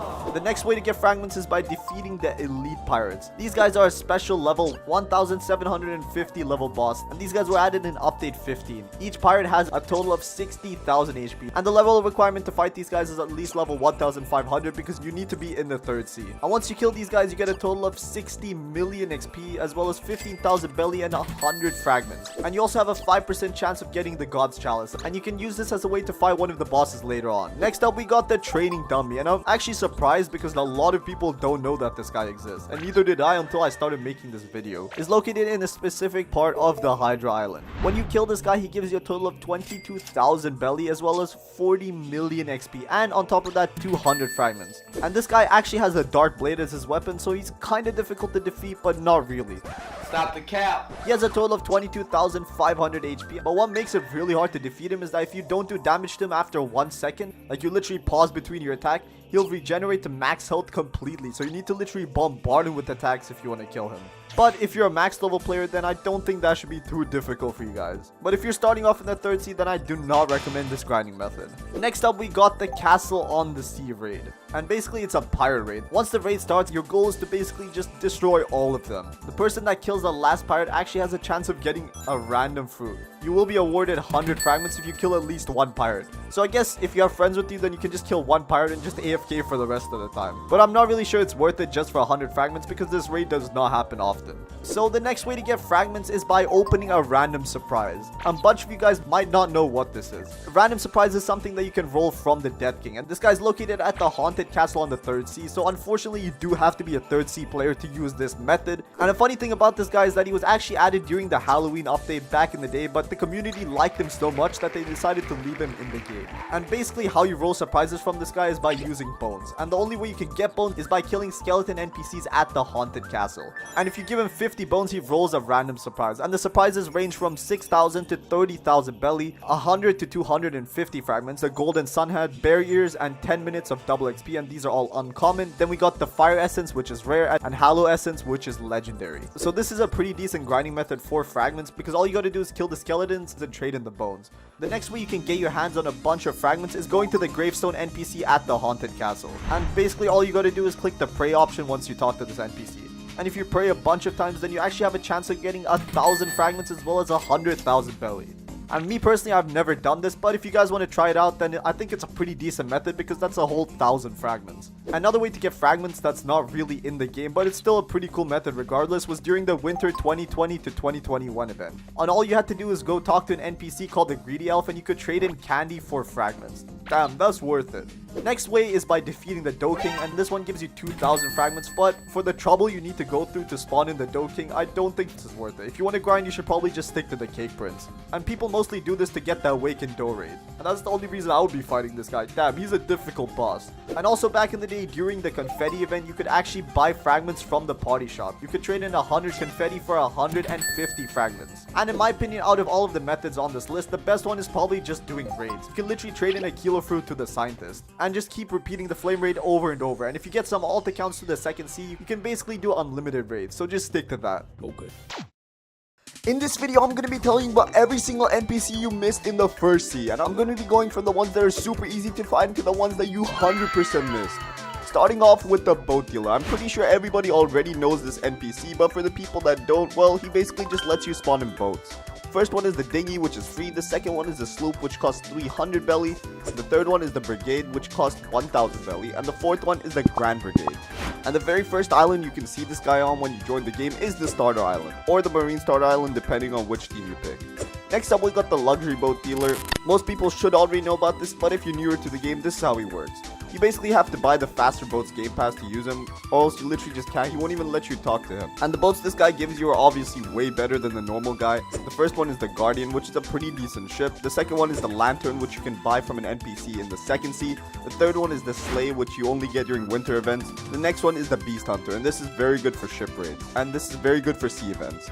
Next up, I got the Blox fruit dealer. This is probably the most popular NPC in the whole of Blox fruits, and you should definitely know about this guy. The first island you see him on is the Pirate Starter Island, but he's found on many other islands, including the Marine Starter Island, Middletown, Kingdom of Rose, the cafe, mansion, and port town. And this guy, he works pretty simple. He's literally just a guy that sells your fruits, but he won't always have them in stock. And the stock changes every while. But there is a rule that he has to have at least 3 fruits in stock, because if he doesn't, then the game's just glitched out, I guess.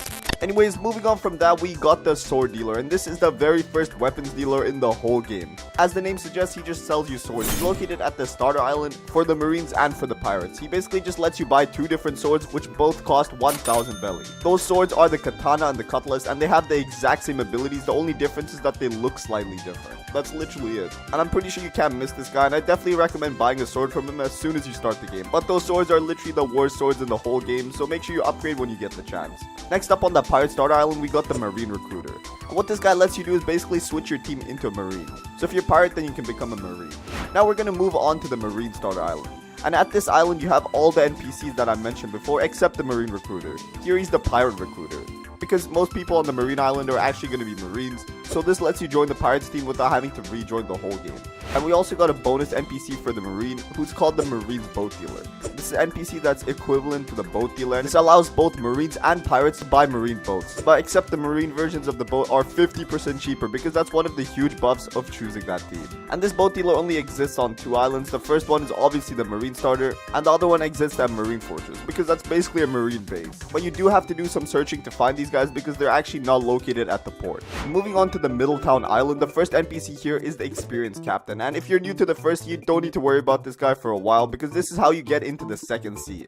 But you do have to do a long quest for that. And once you actually do unlock a way to get to the second sea, this is the guy you're going to be talking to every time you want to get back and forth from the seas. He's even located in the second sea at spawn to help you come back to the first sea.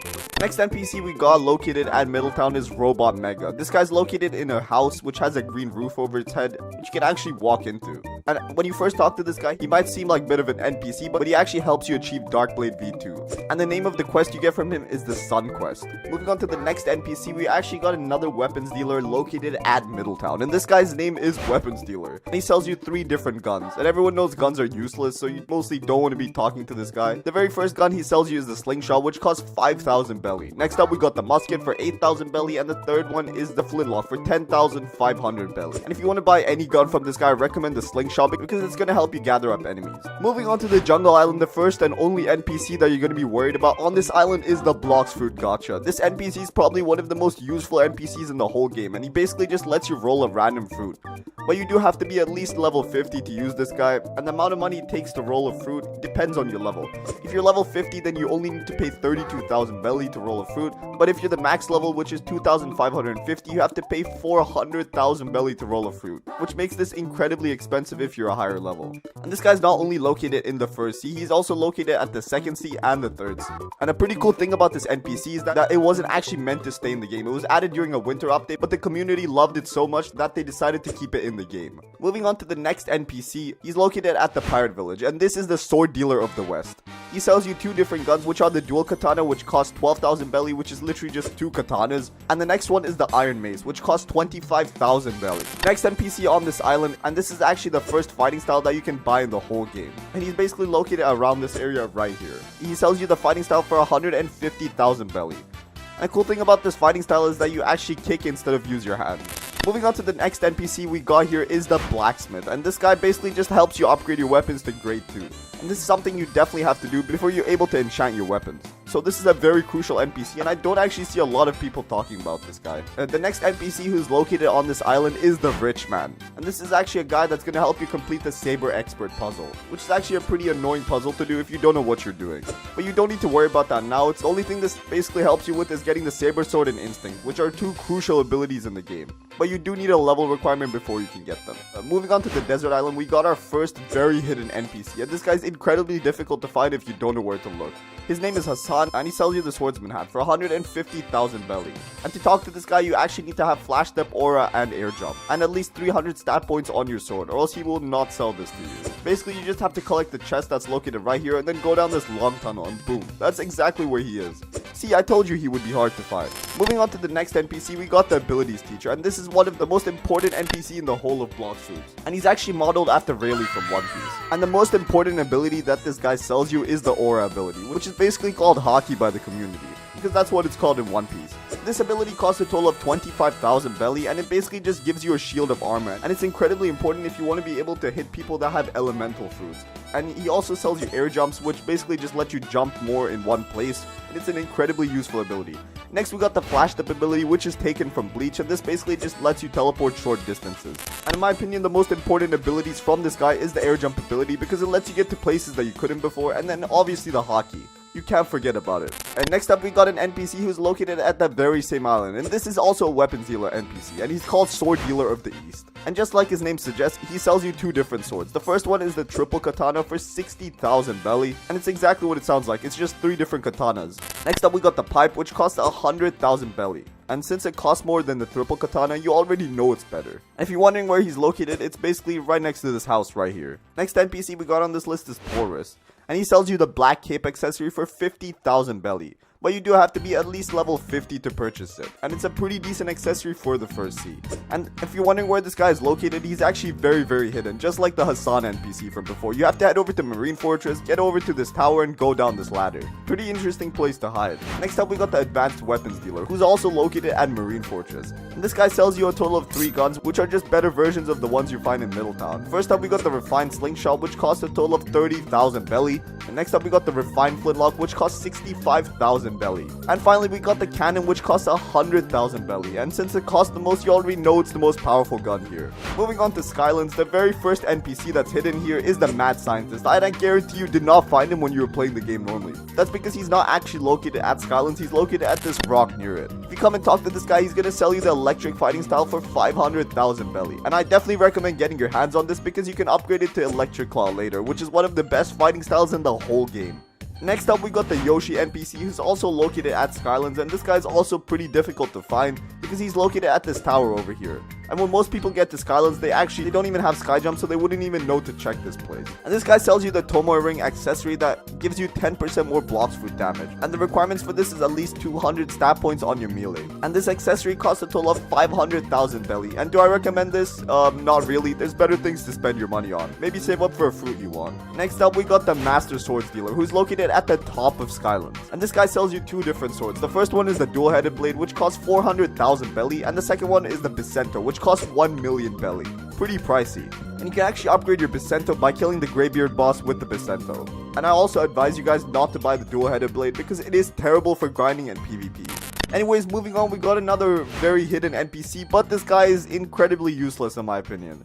This guy is the remove Blox food NPC, and he can be found at the back of the prison on the first sea. And when you talk to him, he's literally just going to give you 2 options, sure and shut up. And if you click on sure, he's going to give you the option to remove the Blox food that you actually have equipped in, which is a pretty weird thing to do if you ask me. But if you really want to have the ability to swim over having a Blox food, then you do you. It costs a total of 50,000 belly, and that's another reason I don't recommend doing this, because you're losing money and a fruit. Who would want to do that? And while you're at the prison, you're actually going to notice this other NPC who's called a military detective. And you don't really need to worry about this guy right now because he's an NPC that gives you a quest to get into the second sea. Once you're at least level 700, which is basically finishing the first sea, you come talk to this guy and he tells you to do a bunch of stuff to get into the second sea. But if you're a fairly new player or visiting the prison for the first time, then you don't really need to worry about this guy. Next NPC that's incredibly hidden is the living skeleton NPC. You literally will not be able to find this guy without help. He's located at the Magma village, and you actually are going to notice no matter where you search, you're not going to find him. That's because he's actually located behind an invisible wall, which you can literally just walk directly through. And once you do that and talk to him, he's going to sell you the Soul Cane sword that costs a total of 750,000 belly. And this is the same sword that Brook from One Piece uses. It's pretty cool. And the sword itself isn't even that bad. Moving on, we got another secret NPC that you definitely did not find, and it's the same reason for the previous one. This is the Water Kung Fu teacher, and he's located at Underwater City. If you head right down here, you're going to notice you're not going to find him at all, but you have to go through this wall right here. And boom, once you talk to him, he's going to sell you Water Kung Fu for a total of 750,000 belly. And I definitely recommend getting your hands on this because it's literally the best fighting style in the whole of the first year, and one of the best fighting styles to grind with regardless. Moving on to the next NPC that you definitely missed is the Instinct teacher. This guy's located at Upper Skylands, and he basically just teaches you instincts / observation hockey, which is literally one of the most important abilities in the whole game. It costs a total of 750,000 belly to buy from this guy, but you do have to complete the Saber Expert quest from him. And don't wait till you get to Skylands to talk to this guy. You can literally access him at level 300 by doing the quest first. You can literally talk to him early by doing the Saber Expert quest at literally just level 300. So make sure you get your hands on this before you leave the first sea. And that's it for the NPCs. In this video, I'm going to be telling about every single NPC you missed in the second sea, starting from the ones that are pretty obvious to the ones that you definitely did not find.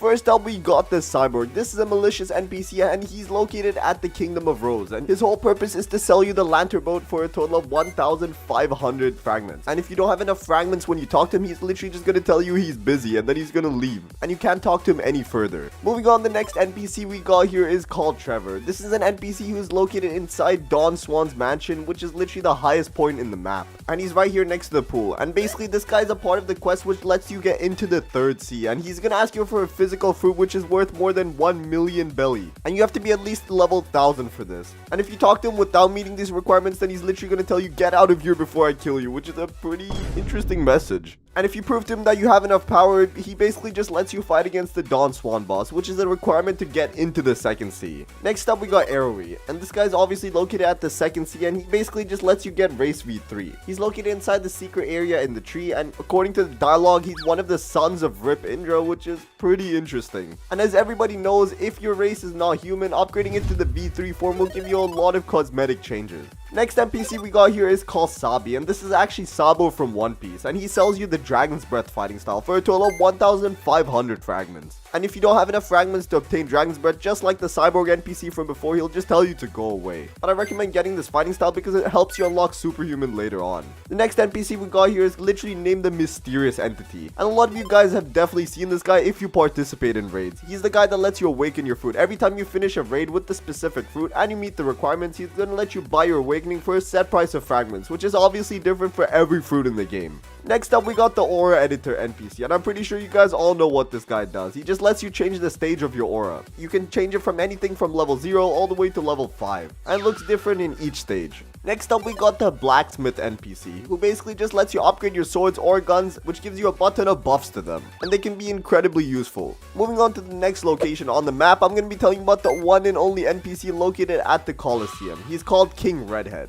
You can only talk to this NPC if you're level 1,500 or higher. And this guy's also a part of the quest which lets you get into the third sea. And he'll basically teleport you to an island to fight Rip Indra, which is a part of the quest. But otherwise, he's pretty irrelevant for most of the second sea. Moving on to the cafe, the one of the most important locations in the whole of the second sea. The first NPC we got here is Trot. And this guy just lets you change your race without spending any Robux. You need to pay him a total of 3,000 fragments and he randomly changes your race to something else. So if you want a specific race, make sure you have at least 9,000 fragments. But if you have the Robux for it, I just recommend using that because in my opinion, I'd rather pay 75 Robux than 3,000 fragments. The next NPC we got at the cafe is obviously the fan favorite Blox Food Gacha, and this guy is pretty self-explanatory. He's in every sea and there's no way you don't know about him. You just have to pay him a set amount of money, which depends on what level you are, and once you do that, he's gonna give you a random physical fruit. Next up, we got the Bounty and Honor Expert, and this guy is also pretty self-explanatory. He just tells you what buffs you have depending on the bounty or honor you have, which is gonna help you a ton when it comes to knowing what your specialties are. Next up, we got Bartillo, which actually gives you the Coliseum quest, but you have to be at least level 850 or higher. And once you complete this quest, he's actually going to give you a total of 50,000 belly, 35 million XP, the Warrior's Helmet, and you can also talk to the Alchemist, which lets you awaken Race V2. Next up, we got the Awakenings Expert, and this guy just lets you change the stage of the Awakenings for your fruit. Pretty self-explanatory. Next up, we got the Color Specialist. This guy lets you change the color of your hockey, which is probably one of the coolest abilities in the whole game. It looks amazing when it's a different color from the default black, and I'm really glad they added this guy. Next up, we got the Title Specialist, and this basically just shows you every title that you unlock and lets you equip them, and also tells you what you need for the other titles. Next up, we got an NPC called the Nerd, and this guy's actually extremely useful, and the way you use him is by wearing any accessory that you own, and you just simply have to talk to him, and he tells you exactly what buffs that accessory gives you. So now you know exactly what you're dealing with. Moving on to the huge bridge on the second sea, we got one NPC located here called Plokester. This guy's an NPC that lets you reset your stat points for a total of 2,500 fragments, and this helps people a butt ton because when you're new to the game, people actually end up messing up their stats completely. Everyone knows the most popular and best way to do your stats is to use it for melee defense, and depending on what main you are, a sword or fruit or gun, but no one likes guns.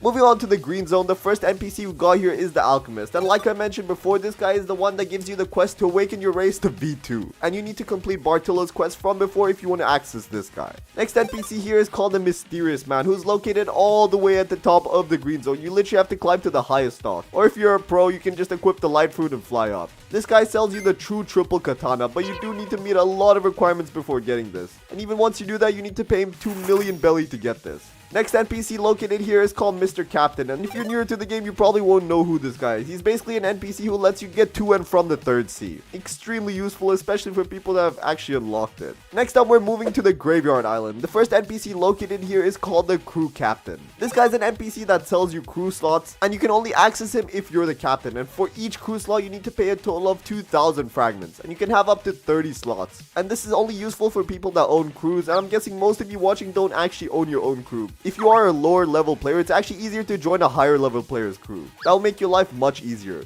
Anyways, moving on, the next NPC located at the graveyard is actually Rip Indra himself. But he's not here to fight you, he's just here to let you change your Darkblade skin. Everyone knows that the Darkblade actually has two different versions. We got the Slayer skin and the default version. In my opinion, the default version looks a lot better, but the Slayer skin is actually harder to get because you have to do a whole quest for it. And this Rip Indra NPC just lets you change it from your default version to the Slayer skin. Moving on to the Snow Mountain, the one and only NPC we got here is the martial arts teacher. And this guy actually sells you the superhuman fighting style. And for those of you who don't know, this is one of the hardest fighting styles to get in the whole game, because to actually be able to buy this fighting style, you need the Dark Step fighting style, the Electric fighting style, the Water Kung Fu fighting style, and the Dragon's Breath fighting style. And not only that, you need a total of 300 mastery on each of those fighting styles. You know how long that takes to get? And you also need to be above level 700 to buy this. And even after you meet all of those requirements, you need to pay the martial arts teacher 3 million belly. Oh my god, that's gonna cost you a butt ton of money and even more time. Moving on to the next island, or islands I guess, because it's the hot and cold islands. The first NPC we got here is the Arithmetic, and a lot of people actually don't know about this guy, and he's the guy that sells you the Order Raid microchip in exchange for 1,000 fragments. And the Order Raid is actually Law from One Piece. If you don't know what he looks like, this is it. But just be careful when you're fighting this boss, because he has a total of 256,000 HP. So make sure you get some friends along with you if you want to fight this guy. The next NPC we got here is the Mysterious Scientist. And if you don't know who this guy is, then you must be a newer player. This is the guy that lets you start any raid that you want. You have to be at least level 1100 to be able to speak to this guy. But once you talk to him, he'll give you two options. He'll let you buy a raid microchip for 100,000 belly or one random physical fruit. And if you want to start an advanced raid, you have to pay him 1,000 fragments or a fruit worth 1 million belly. But trust me, the advanced raids are worth it. They let you awaken overpowered fruits. And like I mentioned before, you cannot talk to this guy unless you're level 1100, and the reason the devs added this to the game is because people below that level are usually not ready for raids. And trust me, because I was one of those players who joined a raid with my friend and it did not end well. Moving on to the next island, we're going to be talking about the Cursed Ship. The first NPC we got here is El Rodolfo. This is an NPC that sells you the Bizarre Rifle for 25 ectoplasm, and he's found at the bottom floor of the Cursed Ship near the ship engineers. Next up we got El Admin, and this guy sells you the Midnight Blade for 100 ectoplasm, and he's found in the middle row of the Cursed Ship. Next up we got El Perro, and this guy sells you the Ghoul Max for a total of 50 ectoplasm. And if you're wondering, the Ghoul Max gives you 35% faster speed, 500 energy, and 10% life leech on all melee abilities, but only a 2.5% life leech on NPCs. This is probably one of the best accessories for people who are grinding with the Butterfruit because of the speed increase and the life leech. Next up we got the Experimetric, and this guy's located at the kitchen, and this guy lets you get the Ghoul Wraith, and for that you will need a total of 100 ectoplasm and the Hellfire Torch, which you can get by killing the Cursed Captain. Moving on, the next NPC here is called Guaxin. Guaxin basically informs you on how much ectoplasm you have, which is kind of useless because you can literally just open your inventory and check that. What a random NPC. Moving on from the Cursed Ship, we're heading over to the Ice Castle, and here we got Fio the Reformed. And this NPC basically just sells you the Dead Step fighting style, but to get that you actually need to learn the Dark Step fighting style and have at least a 400 mastery on it. And once you do that, you have to talk to her, and she sells it to you for 5,000 fragments and 2.5 million belly. Damn, that is a lot of money and fragments. Moving on, we're heading over to the Forgotten Island. Here we got Dyrock the Sharkman, who sells you the Sharkman Karate fighting style. And just like the Death Step from before, this is the upgraded version of another fighting style, which is Water Kung Fu. So to get this, you need at least a 400 mastery on Water Kung Fu, and you need to pay this guy a total of 2.5 million belly along with 5,000 fragments. And not only that, you also need to get the Water Key after defeating the boss on this island, which is not an easy task. Next up, I'm going to be telling you about a secret remote island that you guys did not know in the second sea. And there's only one NPC here, and he's called the Strongest God, who I think is supposed to be Usopp from One Piece. This guy basically just sells you the legendary gun Kabucha for a total of 1,500 fragments. And fun fact about this island, it's actually also called Usopp's Island. And that's it. In this video, I'm going to tell you about every single NPC in the third sea, from the ones that everybody knows to the ones that are completely hidden. Starting off at Port Town, the very first island of the third sea, we got the Experienced Captain. He's obviously the one who takes you back and forth to the third sea. Next up, we got the Blox fruit dealer, and everybody should know about this NPC. He basically just has fruits. You can buy them if they're in stock. Next up, we got the Blacksmith. Basically just upgrade your guns or your swords, which gives them the ability to be enchanted. Moving on to Hydra Island, we only got one NPC here, and he's called the Arena Trainer NPC. This is a quest NPC, and he's actually pretty hidden, and not a lot of people know about this guy. You have to be at least level 1,500 to access this guy, and once you talk to him, he's going to give you a quest with the training dummy. He has a total of 22,500 HP and does around 1,100 damage per hit, so make sure you don't get hit by him. And also make sure you continuously do damage to him, because if he stops taking damage for even 1 second, he'll regenerate back to max HP instantly. And once you finish the quest, you get 22,000 belly, 40 million XP, and 200 fragments. And if you're high level, this should be extremely easy to do. Moving on to the next island we got here is the Great Tree. The first NPC is the Crew Captain. This is an NPC that sells you crew slots, and you can only buy this if you're a captain of a crew. You can buy up to a total of 30 slots, but they might change this in the near future. Moving on to the next NPC, we got the Mysterious Forest, and a lot of people don't know about this guy because he's literally invisible, and he's all the way at the top of the Great Tree. But if you talk to him before you defeat the Rip Indra boss, then he's gonna say there's something there, but you can't quite place it. But once you defeat him, he's gonna say a strong foe prevents you from entering, and that's gonna allow you to do the trials. Moving on to the Floating Turtle, we got a butt ton of NPCs here, starting off with the Crypt Master, and he's basically gonna open the door to the crypt. That's why he's called the Crypt Master. The crypt is basically a huge stone structure that contains the Cursed Skeleton, which is a pretty rare NPC, and it lets you obtain the Cursed Dual Katana. The Yama Scroll and the Tushina Scroll are also located inside the crypt, so if you want to get those, you know exactly where to go. But keep in mind, to talk to this guy, you have to be at least level 2,200, and you have to have obtained the Yama and Tushina Sword with a 300 mastery on both of them. And to read the scrolls, you need to have a 350 plus mastery. Damn, there's a lot of stuff. Moving on to the next NPC we got here, he's called a Citizen, and you have to be at least level 1,800 or above to talk to this guy. And this is basically the NPC that you go to when you want to get Instinct V2, and everyone knows that Instinct V2 is a lot better than the first version, so you can view the player's level, fighting style, sword, blocks, food, and gun, basically their whole inventory. That is really overpowered. You also have to have 5 million extra belly to pay this guy. The next NPC we got here is called the Ancient Monk, and he basically teaches people the god-human fighting style. Well, it's basically the most overpowered and most difficult to get fighting style in the whole game. He's basically located at this tree on the Floating Turtle. Next up, we got the previous hero NPC, and this is the Rabbit NPC that sells you the Electric Claw fighting style, but you do have to complete a short quest to be able to buy it, and that quest literally just involves getting to the mansion. But if you want to cheese it, you can use the portal fruit, the light fruit, or just set your spawn there and teleport. Pretty simple. Next up, we got the Hungry Man NPC, and this guy's also a part of the quest to unlock Observation V2. Next up, we got the Horned Man NPC, and this guy actually gives you the quest to get the Rainbow Savior Aura color, which is literally one of the coolest looking hockey colors in the whole game. It literally makes you glow and change colors all the time. Next up, we got the Mysterious Entity, previously known as Wedlock Toad over Heaven. Not sure what that means. He basically just lets you awaken a move of your fruit once you're done with the specific raid. He's actually located somewhere underneath the Turtle Island, and if you manage to glitch into your box, you will actually not be able to awaken your fruit. You have to complete the raid and do it the legit way. Moving on to the next island, we got the Haunted Castle. The first NPC we got here is called the Death King, and he actually exchanges bones for a bunch of random items. In the common tier, you can get 6 to 30,000 belly or 100 to 250 fragments. In the uncommon section, you can get the Golden Sun Hat, Barriers, and 10 minutes of double XP. And in the rare section, you can get Fire Essence, and in the legendary section, you can get Halo Essence. Next up, we got the Uzoth NPC, who teaches you the Dragon Talon fighting style, which is the V2 of Dragon's Breath, which you can get from Sabi NPC located in the second sea.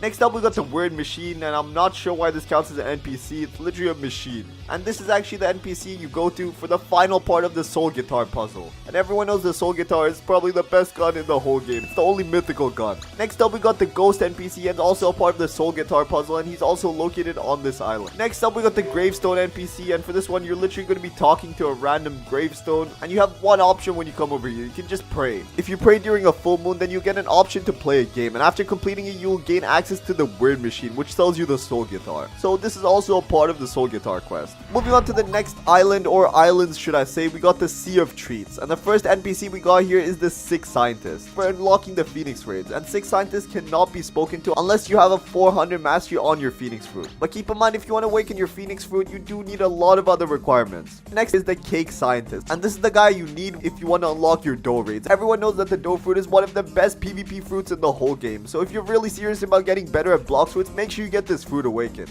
The next NPC we got here is Drip Mama, and this guy basically just tells you how many enemies you need to defeat in order to start the Cake Prince or Dough King raid. And fighting the Dough King or the Cake Prince is probably one of the hardest things to do, so make sure you have a squad with you. Next up, we got the Sweet Crafter, and the only reason this NPC exists is to let you craft the God's Chalice, who is basically going to upgrade the Cake Prince to the Dough King, which is incredibly difficult to get. Moving on to the next island, which is the Castle on the Sea. The first NPC we got here is Leuven, and to talk to this guy, you have to defeat at least 5 elite pirates, and he basically just sells you the pretty helmet.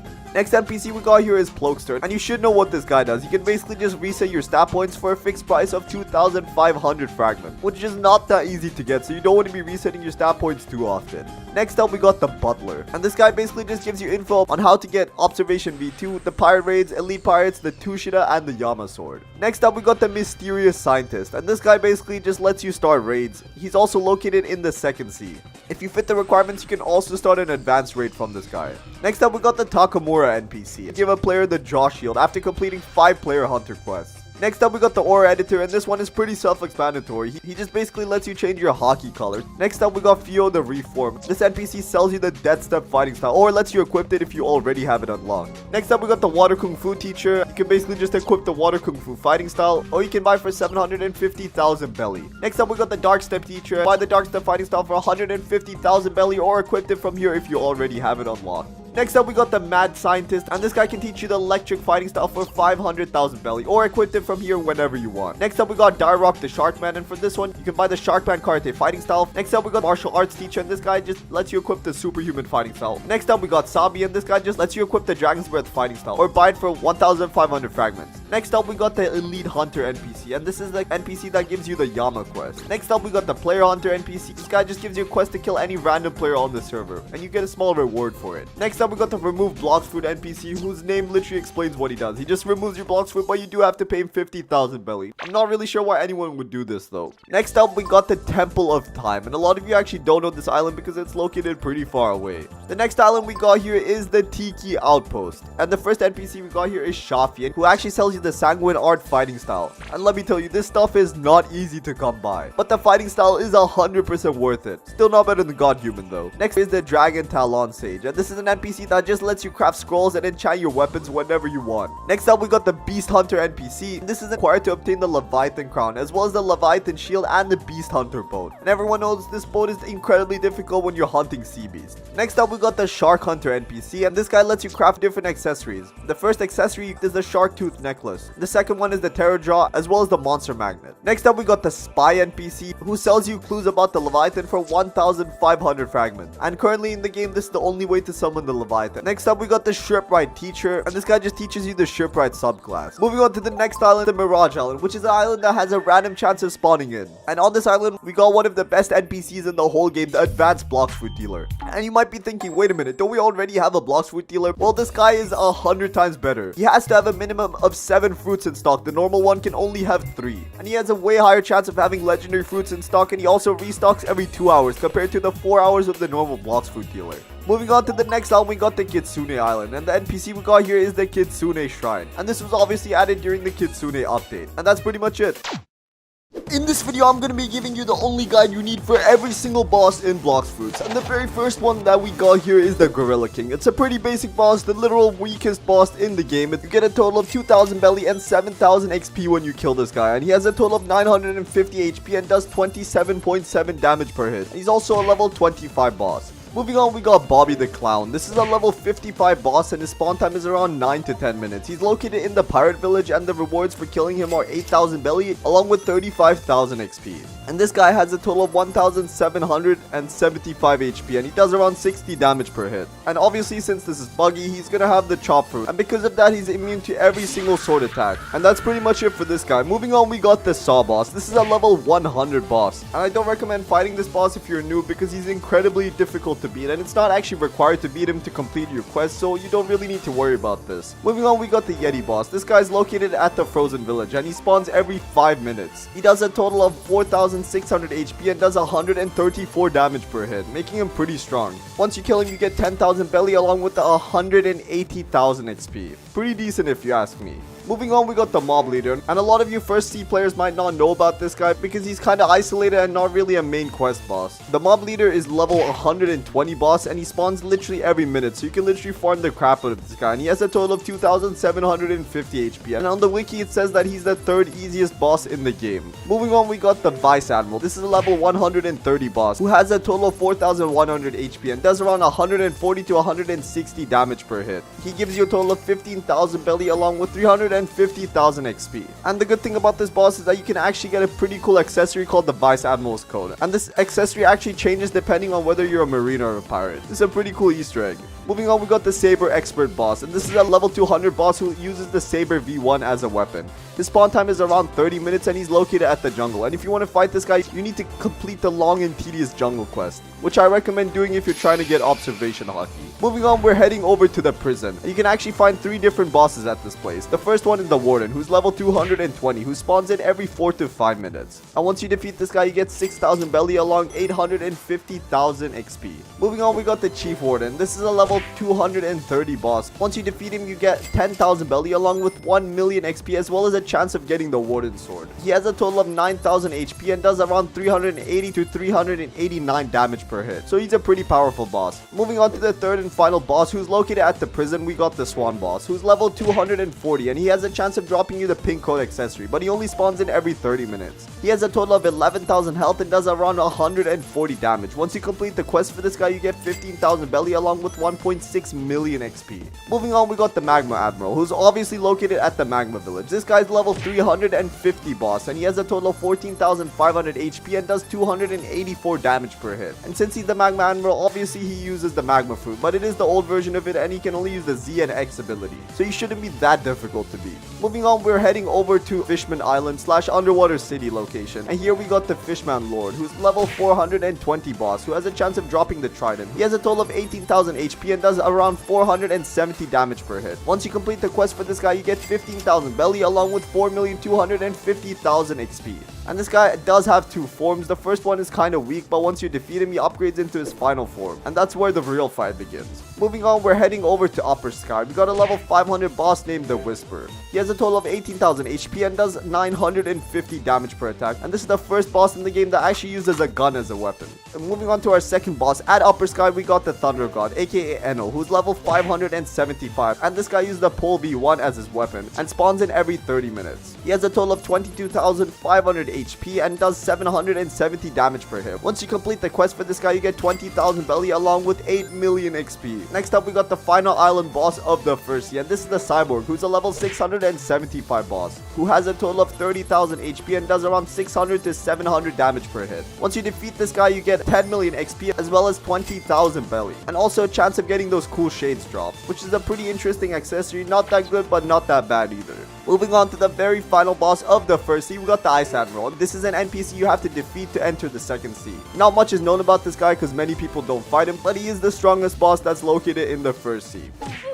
Moving on to the second sea, the very first boss we got here is the Diamond boss, who's a level 750 boss, who uses the longsword as his weapon to fight. He has a total of 30,000 HP. He's located at Flower Hill in the Kingdom of Rose in the second sea. Once you complete the quest for this guy, it gives you 25,000 belly along with 12,500,000 XP. And you also get a small chance of receiving the longsword he uses. Next boss we got here is the Jeremy boss. This is a level 850 boss who spawns in every 15 minutes. He has a total of 35,000 HP and the damage damage he does to you varies a lot, and he's located at this huge platform near the Kingdom of Rose. And he also has a chance of dropping you the black spiky coat, which is a very powerful accessory for the second C. It gives you 200 energy, 200 health, and plus 7.5% damage. Doesn't seem like a lot, but trust me, it's gonna help. Next boss we got here is called Vegeta. This is a level 925 boss who's located in the green zone. He has a total of 40,000 HP and does around 1000 to 1100 damage per attack. And he also uses the gravity cane sword to fight. And once you defeat this guy, you have a chance of actually getting that sword, as well as the belly and XP that comes with the quest. Moving on, we got the Dawn Swan boss. This is a level 1000 boss, and he obviously uses the spider fruit. And this is actually the boss you need to defeat before you enter the third sea. He's located at Dawn Swan's mansion and spawns in every 30 minutes. He has a total of 52,000 HP and does around 1300 damage per hit. And he also has a chance of dropping you the swan glasses, and also drops the guardian with a 100% chance, which is a pretty cool ship that you can use.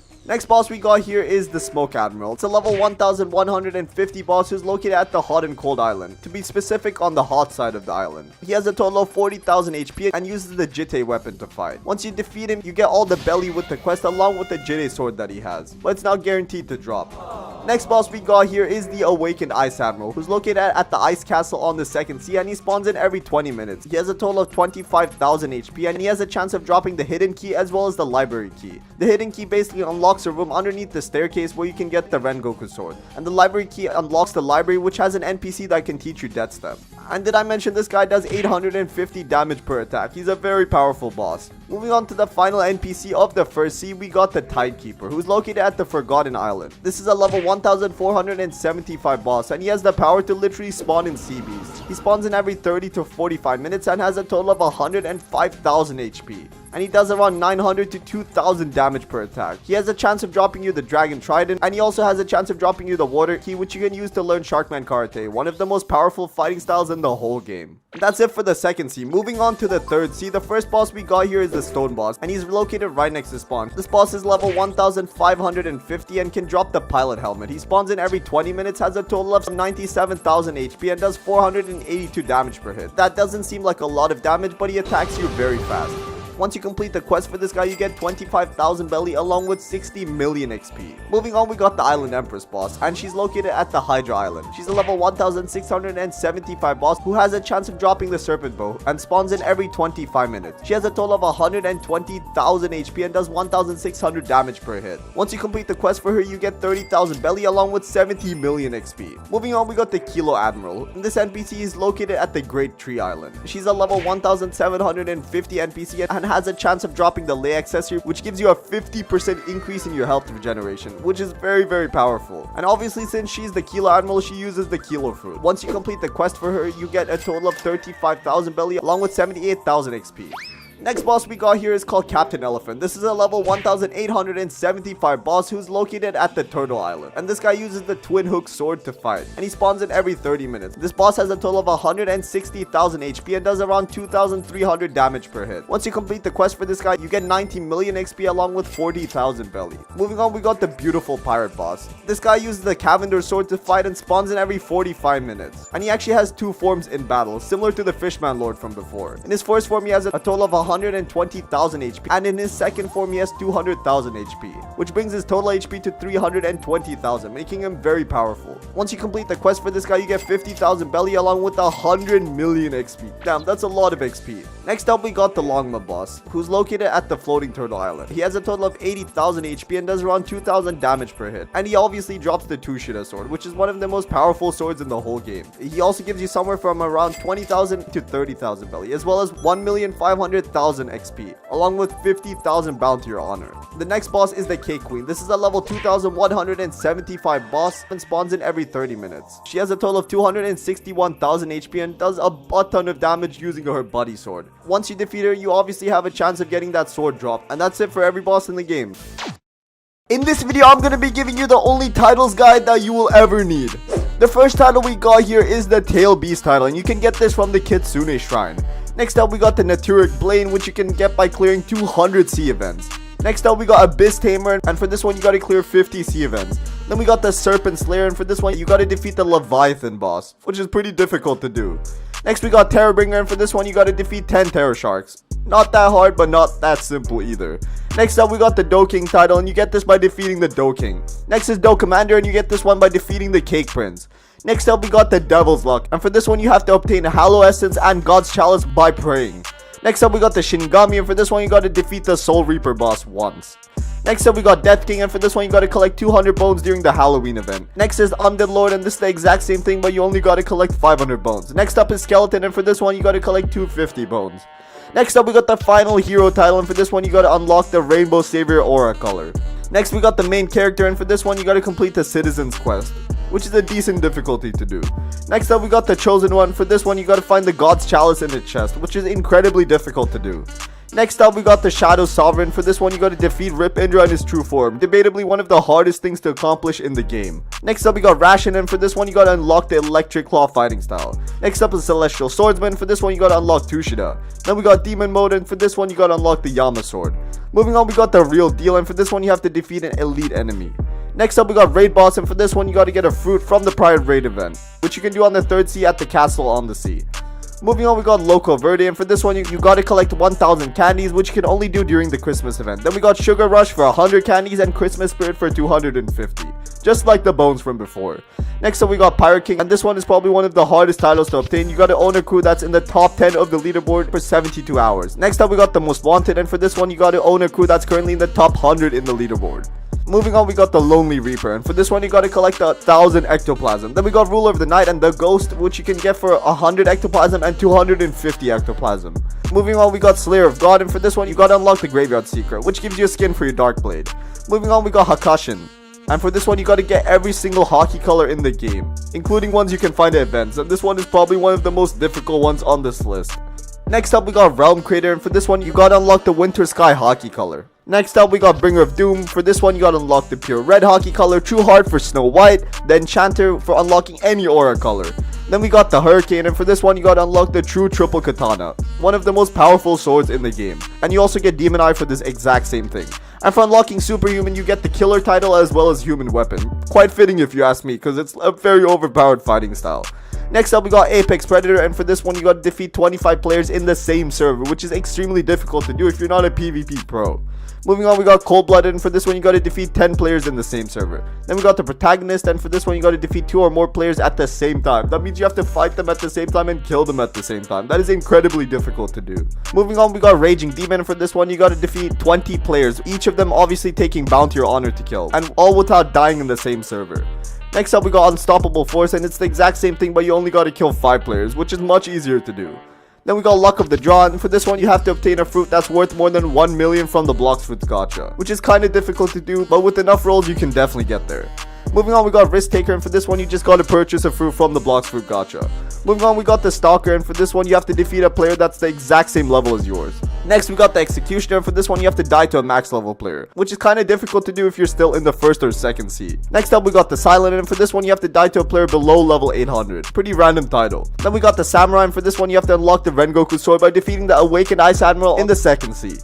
Next up, we got Sharkman, and for this one all you gotta do is unlock Sharkman Karate. Then we got Burning Leg for Dead Step, and we got Dragonborn for Dragon's Breath. Next up, we got the Wicked Captain title, and for this one you have to obtain the Dark Code by defeating Darkbeard. Next, we got Night Owl, and for this one you have to buy a fruit that costs more than 1 million from the Blox Fruit dealer. Next up, we got Lavish Living, and for this one you can just buy any fruit from the Blox Fruit dealer. Next up, we got the Kraken, and for this one you gotta drop a fruit into the sea. So if you're doing this, I definitely recommend a really terrible fruit, maybe something like the Rocket or Chop. Moving on, we got Kind Hearted, and for this one you just have to simply drop a fruit. Not sure why the title is Kind Hearted, because you can pick it back up again and you still get the title. Next up, we got Knight's Edge, and for this one you gotta defeat the Cursed Captain once. Next, we got Beyond Death, and for this one you have to defeat the Order boss once. Next, we got the Cursed one, and this is for defeating the Darkbeard boss. We got Heavenly Devil for defeating Dawn Swan.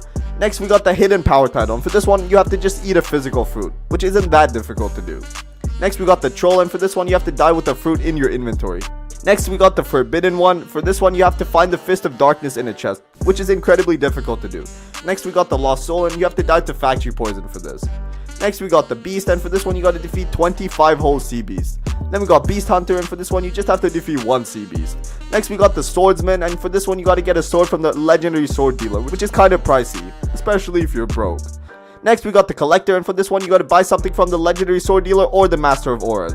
Next up, we got the Rich tile, and for this one you have to get 5 million belly. Next, we got Unlimited Money, and for this one you got to get 20 million plus belly. Then we got the richest in the world, and for this one you have to have 50 million plus belly, and which makes this an incredibly difficult title to obtain. I literally don't even have it. Next we got equal to the heavens, and for this one you got to defeat a Bloxwood staff member, and I don't think a lot of players are capable of this because the admins in this game have some crazy abilities. Next up we got blessed one. For this one all you got to do is find a fruit. Then we got the toxic. For this you have to win a fruit from the factory event. Then we got tide warrior. For this you just have to drown yourself. Next we got the champion, and for this one you have to complete Bartillo's mission. Next we have the flash, and for this one you got to complete a raid in less than 3 minutes 30 seconds, which is incredibly difficult to do. Then we got the supersonic. For this one you got to complete a raid in 5 minutes. Next is last hope, and for this one you have to be the last standing player in a raid, which you can obviously get if you're doing the raid solo, and I do a lot of solo raids, so this one's pretty easy for me. Next up we got the conqueror. For this one all you have to do is simply complete a raid. Then we got broken heart. For this one you got to run out of time in a raid. Next up we got fist of death, and for this one you have to reach max mastery on any fighting style. Then we got god's blade, which you have to reach max mastery on a sword. Then we got king sniper. For this one you got to reach max mastery on a gun. Then we got beyond the sea, and for this one you have to reach max mastery on a Blox fruit, which is probably the hardest. Next up we got unbreakable will. For this one you got to reach max mastery with a sword, gun, or fighting style. Then we got the master, and you get this for the exact same thing. Moving on we got the explorer. For this one you got to reach level 800. Then we got the adventurer for level 1000, the mercenary for level 1200, the viking for level 1600, the pioneer for level 2000, and the glorious for level 2400. Then we got ship destroyer. For this one you got to defeat a ship with a cannon. Then we got the dog, and for this one you have to talk to the doghouse. Pretty useless, but I guess you can say you have the title. Then we got the mastermind, and for this one you have to defeat your opponent in a chess game, which is pretty simple to do if you have an alt account. Then we got the mad king, and for this one you have to use castling in a chess match, and if you don't know how that works, search it up. Then we got immortal being, and if you don't know how that works, it's basically when you switch the position of your king and your rook. Then we got immortal being, and for this one you got to receive damage from a player and survive with 1 HP left, which is incredibly difficult to do. Next up we got the undefeated one, and for this one you got to receive damage from a player and survive with less than 50 HP left. Next we got jack of all trades, and for this one you have to trade fragments for a stat refund. Then we got the grandfather to trade fragments for a race reroll. Next up we got the shadow, and for this one you got to stay in a server for more than 1 hour. Then we got the vampire, and for this one you have to stay in the server for more than 4 hours. Next up we got Dracula, and for this one you have to stay in the server for more than 12 hours. Moving on we got the professor, and for this one you just have to buy a special microchip. Then we got the mad scientist, and for this one you have to buy a regular microchip. Then we got ultra instinct, and for this one you have to reach max observation level.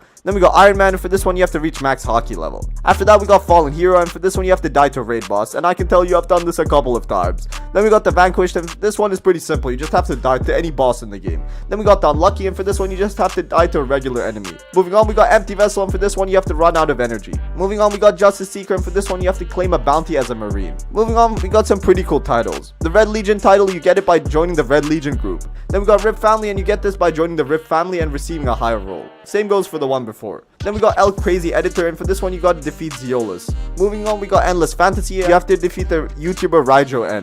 Then we got Nakama Forever, and for this one you got to defeat me and you. After that we got El Combo God, and for this one you have to defeat Fear 999. And you get the Team JC title by defeating JCWK, you get the Kit Kat title by defeating Kit Gaming, you get the Magic Slayer title by defeating Magic Bus, you get the Herora family title by defeating Herora. Next we got Mafia Gang, which you get by defeating Bloxy Gaming. Next we got the Don Exori family, which you get by defeating the Exori YouTuber, which is one of the most OG YouTubers in the Bloxfruit community.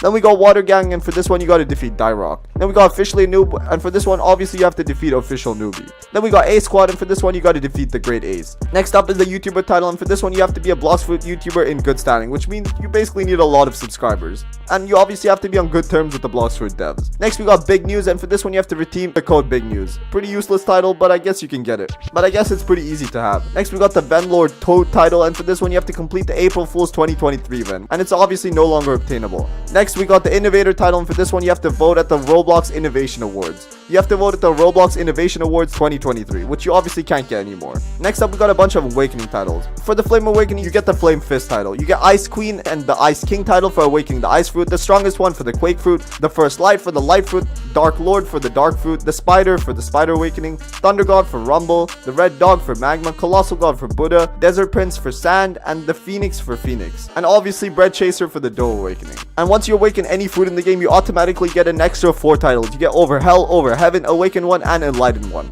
Next we got the Admiral title, and for this one you gotta reach 10 million plus honor. Then we got Fleet Admiral. For this one you gotta reach 20 million plus honor. Next we got Warlord of the Sea, and for this one you gotta reach 10 million plus bounty. Then we got Emperor of the Sea and Empress of the Sea, and for this one you gotta reach a 20 million plus bounty. Moving on we got Pirate Hunt. hunter and bounty hunter. And for this one, you have to have 5 million bounty or honor. Moving on, we got a bunch of titles for the races. The Unleashed is for Human V2, Unmatched Speed is for Rabbit V2, Sea Monster is for the Shark V2, Sacred Warrior is for Angel V2, the Ghoul is for Ghoul V2, Cyborg is for Cyborg V2, Full Power is for the Human V3, Godspeed is for the Rabbit V3, Warrior of the Sea is for Shark V3, Perfect Being is for Angel V3, for Ghoul V3 you get Hellhound, for Cyborg V3 you get War Machine, and finally we're on to the V4s. You get Berserker for Human V4, Thunderbolt for Rabbit V2, Leviathan for Shark V3, His Majesty for Angel V4, and for Ghoul V4 you get the Nightwalker title, and for Cyborg V4 you get Genesis. Moving on, we got some special unobtainable titles that you cannot get unless you're very good friends with the owners. The first one is the Blox Fruits official title, and for this one you got to be a co-owner of Blox Fruits. Next up we got the owner title, which has the same requirements. Then we got El Rodolfo official, and for this one you have to be an admin. Then we got Festive Jester, for this one you have to be an experiment. Then we got Loco Verde, and for this one you just have to be Rip Indra. He basically just gave the title to himself. Then we got Sables Pasado, and for this one you have to be Arrowway. Then we got Los Original Bestia Supremi Loco Verde. I'm sorry if I pronounced that wrong. For this one you got to be Drip Mama. Next up we got Brazil God with a bunch of text I can't read, and for this one you got to be Burquad. Then we got El Papi, and for this one you have to be Uzi London. Next up we got Lost Crazy Real Official, and for this one you got to be Guashim. Next we got the James Charles title, and for this one you got to be Rip Inderson. And then we got this one, and I really can't pronounce it, and for this one you got to be Uzot. Next up we got Dragon of Dojima, and for this one you have to be Tortoise, also known as Kiryu Kazama. Then we got the Rip Family Leader, and for this one you have to be Rip Indra. Then we got History's Strongest Loser, and for this one you have to be Safi Dev. Then we got the I Am Atomic title, and for this one you have to be Silent Ashura. And that's it, that's all the titles.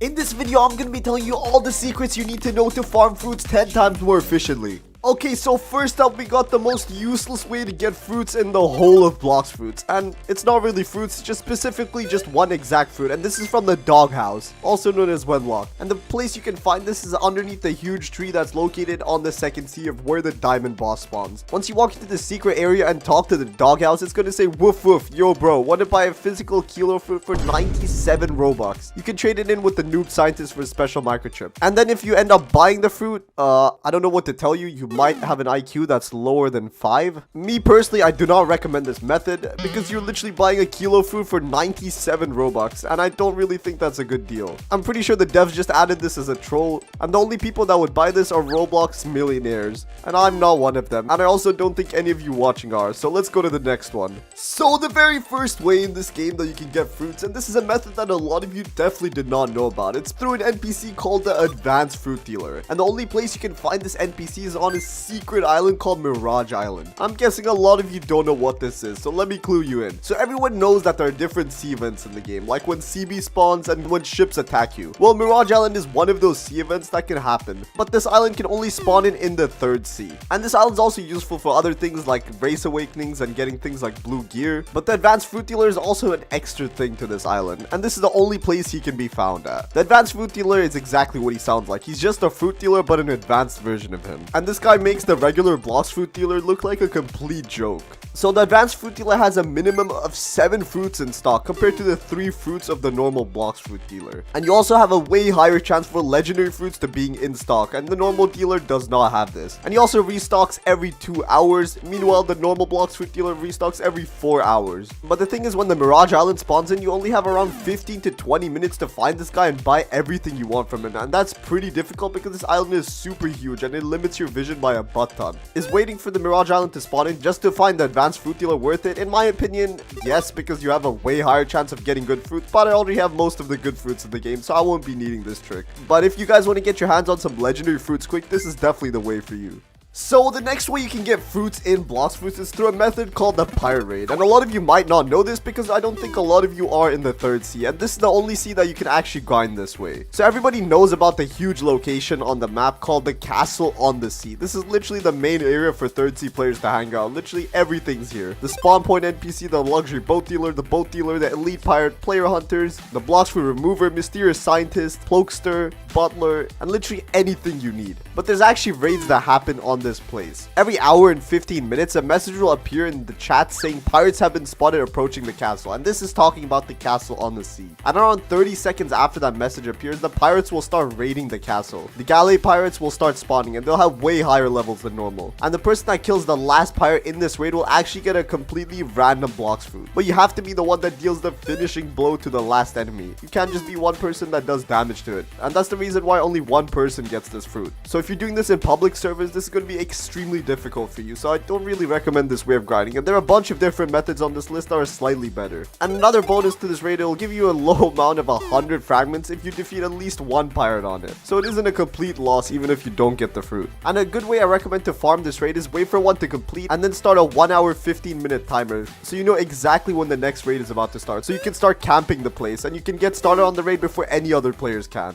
Okay, so the next food farm secret we got here is the factory raid. And the factory is a place that's located on the second sea island, and I'm sure you all have seen it. It's literally a massive building, you cannot miss it. And the place it's located is at the Kingdom of Rose, and it's pretty close to the cafe. And this raid happens every 1 hour and 30 minutes. So basically how it works is that there's a core inside the factory that has a total of 200,000 health. And every player that rushes in there just has to deal a butt ton of damage to the core. And the person that does the most damage to the core will get a random Blox fruit. And this is way more fair than the castle on the sea raid because you're actually getting the fruit by damage and not just the person that steals the last kill. If you did at least 10% damage to the core, then you also get a bunch of money, XP, and other drops. And also a 20% chance to get the Acidum rifle. And this is a really good gun, and I definitely recommend it for PvP. You literally don't even need to upgrade it, you just need its skills. And there's actually a pretty cool glitch to get into the factory before the raid even starts. And the way you do that is obviously using the flash step glitch. All you have to do is walk up to the entrance, turn your camera properly, and just click the flash step button, and boom, you're in. And this is exactly where the core is located, dead center of the building. And once that raid starts, just make sure you pummel it with all your abilities.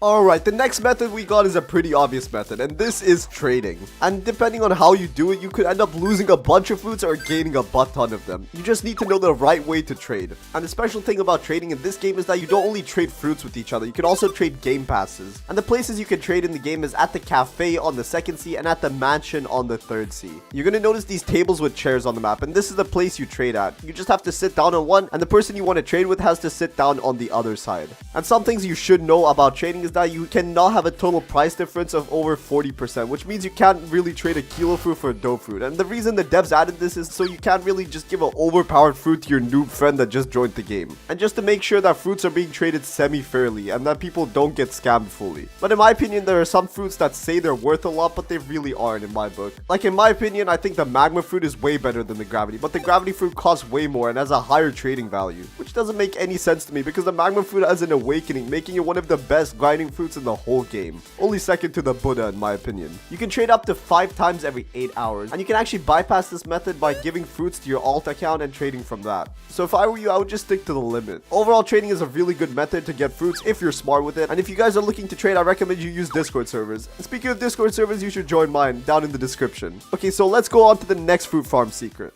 Alright, next up we got another sea event, and this one is called the ship raid, and it's one out of the 4 sea events that can happen in the second and third sea. And for this specific one, it works in both seas. This sea event was added to the game in update 17 part 2, and the way it works is that when you're just sailing your boat across the water, a bunch of ships will spawn in. A barrage ship and 2 normal ships. The barrage ships will always have way more HP than the 2 basics, so if you want to start out the raid, I recommend you get the basic ships out of the way first. And there's 2 different ways this raid can end. 1, you destroy all their ships, or 2, your boat sinks. And keep in mind, only area of damage attacks work on it, so I definitely recommend the Awakened Magma for this. It'll make this raid 10 times easier. Another thing I recommend is having the shark race. This will make it really easy because even when you fall in water, you won't really take any damage. But just make sure you at least have the V2 or V3 version of it. And if you have the V4, way better. These raids will literally be a joke to you. And once you complete defeating all the ships, it's actually not guaranteed that you will get a Blox fruit. You have around a 10 to 20% chance of getting a random fruit. So this isn't really the best way to grind fruits, but there are worse ways on this list, trust me. And even if you don't get the fruit, you get a 50 fragments drop from each basic ship and 100 fragments drop from the barrage ship. So even if you don't get fruits, it's still a pretty decent way to get your hands on some fragments. So the next method to grind fruits is actually the simplest one on this list, and it's just simply picking up fruits. And this is pretty self-explanatory. You just walk around the map and you just pick up a bunch of fruits. But let me tell you guys some secrets about this that'll make your fruit grinding life a little bit easier. A fruit spawns into the game every 1 hour, and on weekends this timer is 45 minutes. Because the Blox Fruits devs know that most people are playing on the weekends. But you actually have no way of knowing where on the map the fruits spawn. So if you're serious about grinding fruits, then I recommend you guys to get the Fruit Notifier Game Pass, because this notifier literally tells you exactly where the fruit is. Well, not exactly, just tells you how far away from it. And if you have more than 5 IQ, you should be able to find your way over to that fruit. Downside to this Game Pass is that it obviously costs a butt ton of Robux, literally 2,700. And if you're grinding, I also recommend you guys to be on the first sea, because it's the smallest out of all the 3 seas. Only downside to this, I would say, is that if other players have the Game Pass, then they might be able to get to the fruit faster than you. So if you're doing this, I recommend public servers that have a low amount of people, because if you do this in a private server, then the fruit spawning times are increased by a butt ton, and this is to prevent hackers and exploiters from just grinding fruits super fast. Overall, this is a pretty solid way to grind some fruits, but I definitely recommend a bunch of other secrets on this list. So the next method we got on this list is literally the most obvious one here, the Blox Fruit dealer himself. And this is an NPC that you literally cannot miss. He spawns in at the Pirate Starter Island, the Marine Starter Island, Middletown, Dressrosa Docks, the Cafe on the 2nd sea, Mansion on the 3rd sea, and Port Town on the 3rd sea. And this guy is pretty self-explanatory. He will always have a minimum of 3 different fruits in stock, and if you talk to him, you can either buy the fruits from him for money or for Robux. But I recommend money because you don't really want to spend Robux on this. But if you do end up buying the fruit with Robux, then you get it permanently, and you can switch out to it whenever you want. Overall, a pretty solid NPC, and I definitely recommend this guy if you're looking for a specific fruit. Next up, we got the Blox Fruit Gacha, and this guy was previously known as the Blox Fruits dealer's cousin. He's kind of like the Blox Fruit dealer, but a little bit different, and you'll see why in a second. So the places this guy spawns in are at the jungle on the 1st sea, the cafe at the 2nd sea, and at the mansion on the floating turtle in the 3rd sea. And the way he works is you just walk up to him and you pay him a certain amount of money, and he'll give you a physical version of any random fruit in the game. And the amount of money you have to pay him depends on your level. If you're level 50, then you gotta pay him 32,000 belly, but if you're max level 2,450, then you gotta pay him almost 400,000 belly. And also, if you have Roblox Premium, then these costs are reduced for you. And obviously, it's pretty hard to get the exact fruit of your choice, so if you're looking for a specific fruit, then I recommend the Blox Fruit dealer. But then again, you could just roll this guy whenever you want, because who knows, you just might end up getting a dough fruit. You'll never know until you try.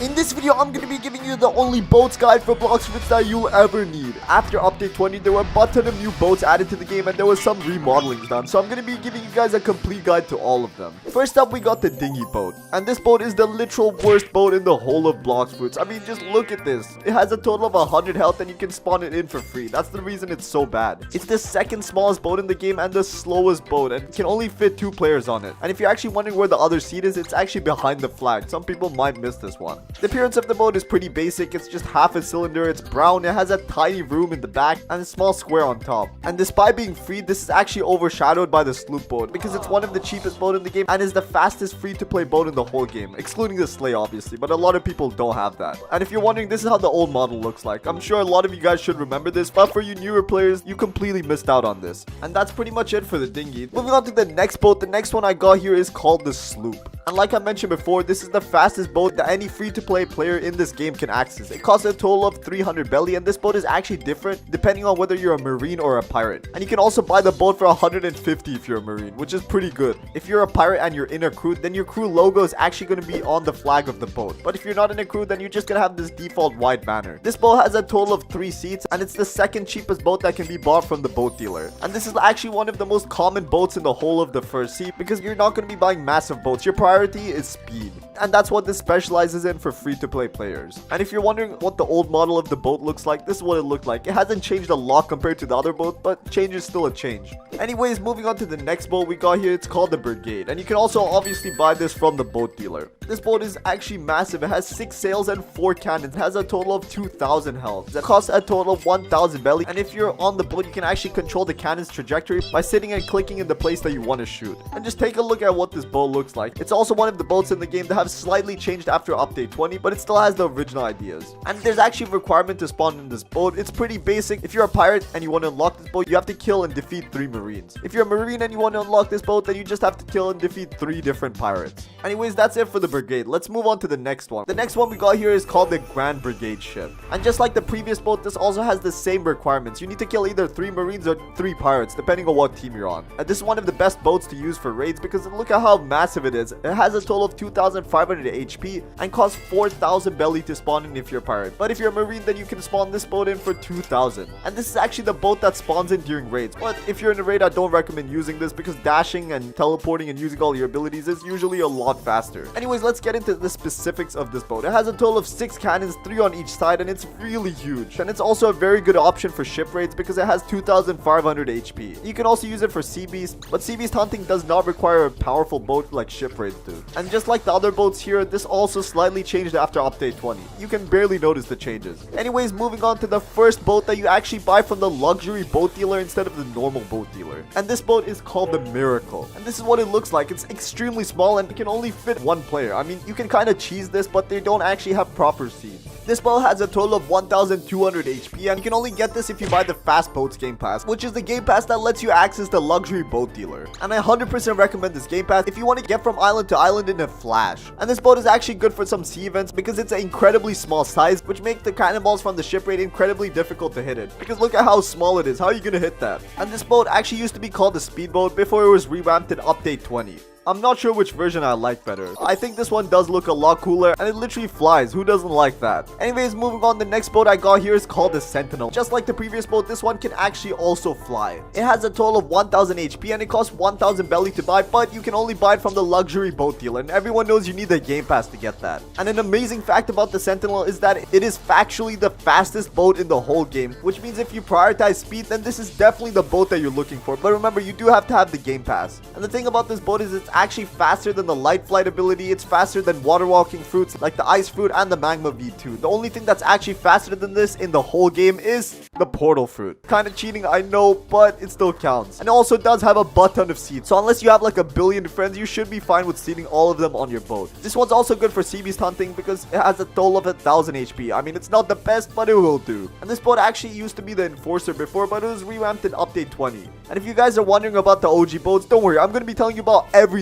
in this video. Anyways, moving on to the next boat. This one is called the Guardian, and you already know it's going to be good because I mean, literally look at its name. This is another boat that you can only get from the luxury boat dealer, and it costs a total of 5,000 belly to buy, but you can only get this after defeating the Dawn Swan boss. And this boat is actually a replacement for the Swan ship, and the only difference between the Swan ship and this one after update 20 is that its size and name changed. Literally nothing else. The appearance is pretty cool. It's a dark blue coated wooden boat, and it has a total of 7 cannons, and it has a huge fin on its side, kind of like a swordfish. And compared to the rest of the fast boats, this boat is noticeably slower. It's not the slowest in the game, but if you switch from the faster boats to this one, you're going to notice a huge change. But it does have 2,500 health to make up for that. That makes it one of the most indestructible boats in the whole game. Anyways, moving on to the next boat I got here, it's called the Lantern, and this is yet another boat that you can only get from the luxury boat dealer. But the way you get this is actually different. You need to go all the way into the second seat, then head over to the factory, and then you buy it from the cyborg NPC, who's actually Frankie from One Piece, for a total of 1,500 fragments to get it. And once you do that, you can purchase this ship for a total of 5,000 belly from the luxury boat dealer whenever you want. It has a total of 2,500 health, 4 flags, 4 cannons, and a small Easter egg hidden on the highest flag. And it can actually fire at much better angles than different ships because it actually has cannons in the front. And some cool trivia about this boat is that it's the only boat in the game that costs fragments to unlock. And it's obviously the replacement for the flower ship, which was removed in update 20. Moving on to the next boat, this one here is called the Beast Hunter. This is a legendary boat and it was added to the game in update 20. It has a total of 2,500 HP and you get it from the Beast Hunter NPC. And to buy this boat, you actually need a butt ton of stuff. You need 20 Leviathan scales, 6 electric wings, 2 mutant teeth, 30 fool's gold, and 6 shark teeth. And the reason you need this boat is to attain the Leviathan's heart. And after you craft this boat, you'll be able to buy it at a cost of 5,000 belly from the luxury boat dealer at any time. And this is actually the only boat in the whole game that requires a literal crafting recipe to unlock it. Basically like a weapon. I mean, just look at it. It is a weapon. Anyways, moving on to the next boat I got here is the Slay. And if you haven't heard about this, I don't blame you. It's literally one of the most OG boats in the whole game. And the only NPC you can get it from is Santa Claus, who appears during the Christmas event. It can be spawned in for a total of 5,000 belly from the luxury boat dealer once you bought it with the candies. And the reason it's so rare is because you can only get candies during the Christmas event. This is actually the third fastest boat in the game, the first obviously being the Sentinel and the second being the Miracle. But this boat is actually small enough to avoid most cannonballs. But it does only have 1,000 health, which is kind of the same as the other two fast boats. In my opinion, the only reason to have this boat is just to kind of flex it on others. I mean, who has this boat? And it also does look extremely cool. Just look at it.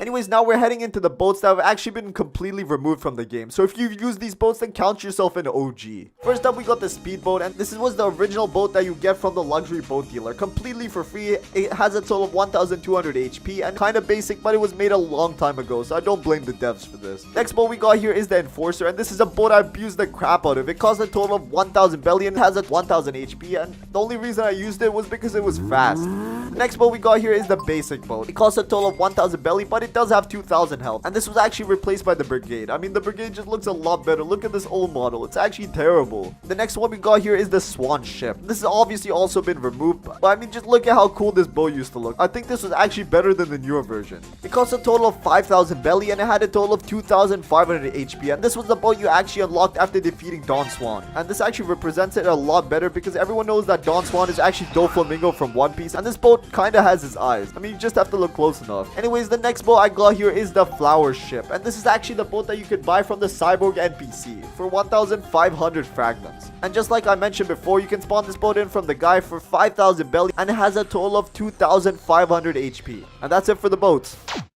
In this video, I'm going to be giving you some crazy facts about every single devil fruit in Blox fruits. And starting off, we got the rocket fruit, and this is the cheapest fruit in the whole game, but at least it has a decent movement ability. But keep in mind, it is still the cheapest, but that does not mean it's the worst. Next up, we got the spin fruit, and in my opinion, this is the literal worst fruit in the whole game, because it doesn't even have a decent movement ability like the rocket fruit. It's just overall terrible, and I recommend if you have this fruit, immediately get your hands on a new one. Next up, we got the chop fruit, and this actually seems bad at first sight, but there's one special thing that this fruit has that separates it from all the other terrible fruits, and that is its immunity to sword damage. You literally can't take damage to anyone with swords. This counts for NPCs and players, even if they have hockey or not. And this is literally one of the best passive abilities in the whole game, but the abilities themselves are pretty terrible. Next up, we got the spring fruit, and a pretty cool thing about this fruit that you might have not known is that the movement ability of the spring fruit, which is called spring leap, is actually faster than the light fruit, but that's only the movement itself. The way you use the movement ability is much different to the light fruit, because for this you actually need walls nearby, and it's pretty hard to find those sometimes. And keep in mind, the longer you use the ability, the faster you get, so technically it's possible to get infinite speed with the movement ability. The next ability we got here is the bomb fruit, and the bomb fruit actually has the longest knockback out of every single fruit in the game. Like, the self-destruct ability actually sends you flying, and I've never seen any other fruit in the game do this. Next up, we got the smoke fruit, and this is the only elemental fruit in the game without an awakening, but it is still the best cheap option for grinding because it's elemental, and the F ability smoke bomber makes it incredibly easy to farm people. Next up, we got the spike fruit, and a pretty cool thing that you might have not known about this fruit is that the longer you hold the key for the Z ability, the bigger the spikes are. So if you literally just click the ability, it's gonna look like this, and if you hold it down, it's gonna look like this. You see the difference? It's pretty crazy. Next up, we got the flame fruit, and here's a cool fact about the V2Z ability, blue fire bullets. Everyone knows that it went through multiple changes, but the reason they settled with blue fire bullet is to actually symbolize the awakening of the flame fruit, because in real life, blue fire actually burns a lot hotter than orange fire, which shows how powerful the awakened flame is. Next up, we got the falcon fruit, and this is probably the worst beast fruit in the whole game, and the fact for this is that all the abilities of the fruit are completely useless without the wings. Next up, we got the ice fruit, and a lot of you might have not known this, but when you use the ice trident to farm NPCs and you have your hockey activated, you will actually gain absolutely no hockey, and the reason for that is because you're still technically using a devil fruit, even if it may look like a sword. Next up, we got the sand fruit, and the special thing about the sand coffin ability that this fruit has, it's actually inspired by a Naruto character named Gaara, and he used this in an episode to seal Madara, and the ability itself looks a lot different to what it looks like in the anime. Next up, we got the dark fruit, and a thing a lot of you guys might have not known is that in One Piece, it actually disables the abilities of other fruits when you're fighting against them, but I guess that would be way too overpowered to add to Blox fruits. That's the reason the developers didn't do it. Good call on their part. Next up, we got the diamond fruit, and I'm specifically talking about the C ability for this, Diamond Hail. This ability is actually copy-pasted from one of my game 43's old games, and that game is Elemental Battleground. And if you're wondering what ability I'm talking about in specific, it's the ice ability. They literally look exactly the same. Next up, we got the light fruit, and everyone knows this is the fastest traveling fruit in the whole game. Well, that's only when it comes to movement, I guess. Next up, we got the rubber fruit, and this is something a lot of you might have not known. It's the fact that it doesn't take any damage from the rumble fruit, no matter if you have hockey on or not, and also it doesn't take any damage from every gun in the game as well as the electric fighting style. You can still use stuff like electric claw though, so it isn't completely broken. Next up, we got the barrier fruit, and the thing you guys might not know is that the barriers are completely invincible. Like, you can use the strongest ability in the whole game on these barriers and they will literally not break at all. And the only way to get around them is to literally get around them. You have to go around. Next up, we got the ghost fruit. And for this one, once you die, you spawn back in with half health. But there's a pretty cool glitch you can do is to actually transfer the ghost effect to different fruits. And this is what that looks like. It's pretty cool. Next up, we got the Magma fruit, and this is a fruit in the game that actually does the most damage, and the reason for that is when you use the abilities of the V2 Magma fruit, it actually leaves behind these humongous blobs of magma, and if you count the damage from those, it's literally unmatched in damage, and this is the reason it makes it the best for boat raids, and sea beast hunting. It's the second best fruit in the game when it comes to grinding.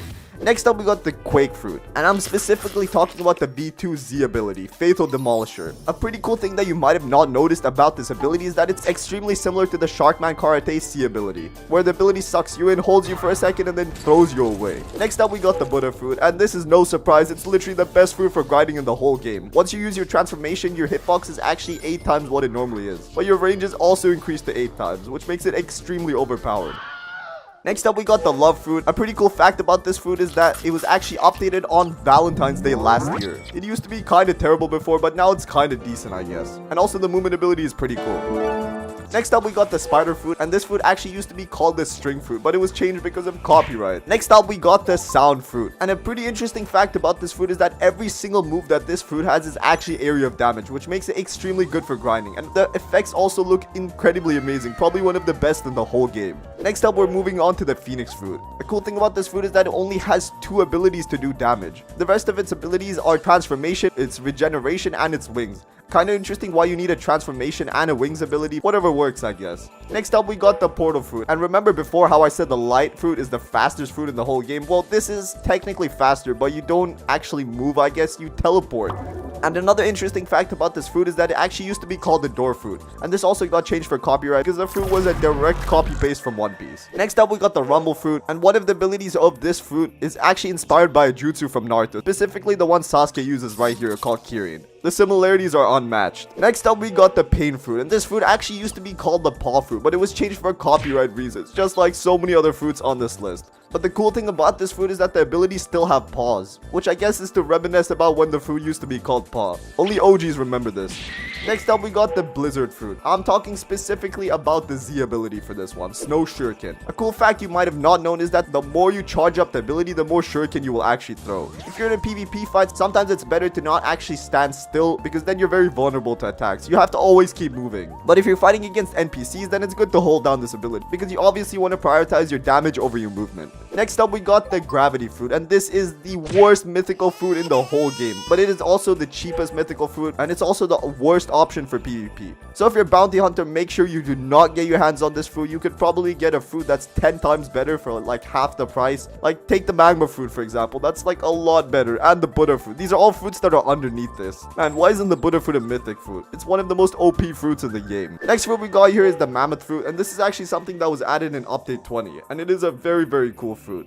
And the fact for this one is that the movement ability, the F ability here, is actually infinite. Like as long as you hold down the key, you can keep the ability going forever. But the difference between this movement ability and most of the other infinite movement abilities in the game is that this one actually does damage. It might not be a huge amount, but you can use this for farming. Next fruit we got on this list is the T-Rex fruit. And these two fruits actually give me similar vibes. Maybe because they're both like prehistoric creatures, or whatever. The fact about the T-Rex fruit is that you'll actually have a tail when you have the fruit equipped.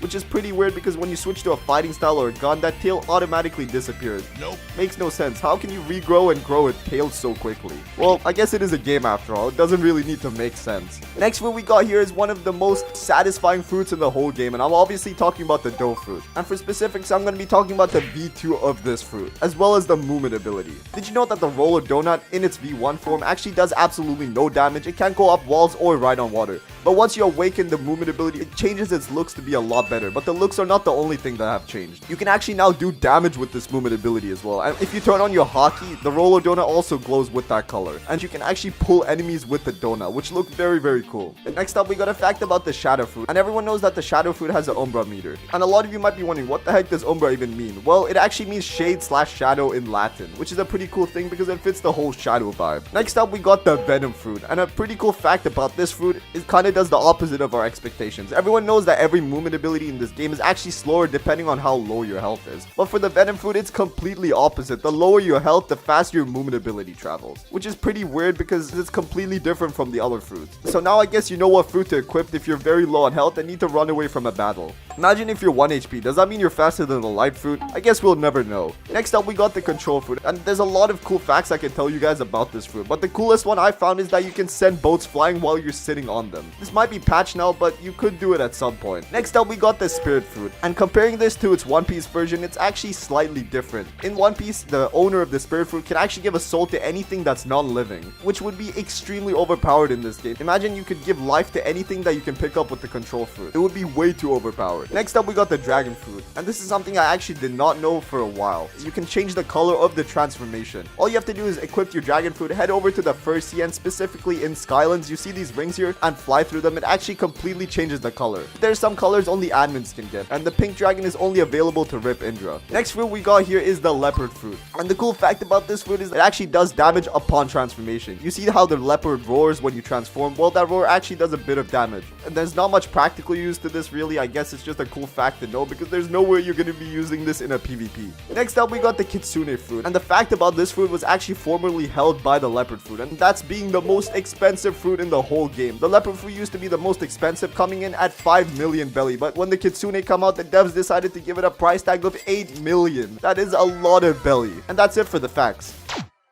Did you know that there's a secret fruit in the game called the meme fruit? And this is how you get the dark blade without paying any Robux. These are some of the craziest Blox fruit secrets that you must know. Okay, so the first shocking fact is that Blox fruits is actually on an alien planet and it's not on Earth. And the proof I have for this is that if you go to any high location on the map and you turn your graphics to the lowest they could possibly be, and then you equip something like the Kilo Fruit's umbrella ability or the Love Fruit's bird ability, and then you fly up straight into the sky, after a while the world underneath you should start de-rendering. Once that happens, you can actually see the Earth underneath the Blox Fruits map. And this is definite proof that Blox Fruits is not located on Earth, because I don't think there can be two Earths in the same place. But then again, it's just a pretty weird glitch, but who knows, there could be two Earths in the same place. I guess we'll never find out. Okay, so this is a shocking fact that I'm pretty sure that a lot of you new players should definitely not know about, and that is that the Blox Fruits game actually used to not be called Blox Fruits. It used to be called Blox Piece. And the reason for this is to make it more similar to the One Piece anime. But I'm pretty sure Blox Fruits got way more popular than the devs intended for it to be, and because of this they had to change it due to copyright. And since majority of the game has to do with fruits, putting fruits in the name is not that bad of an idea. Okay, so this is something that I guarantee you guys did not know. In the olden days of Blox Fruits, the sky jump ability that everybody knows and loves used to not actually be limited to 10 to 12 jumps. You could actually use it an infinite amount of times, making it one of the most overpowered abilities in the game for how little money you had to pay for it. And the devs instantly realized how overpowered this was because someone from the literal seafloor could jump all the way up to upper sky if they had enough energy. So they decided to patch it in literally the next update. But overall, I'm really happy they changed it, because it would just be really annoying for PvP fights if you're fighting someone and they literally decided to sky jump to outer space.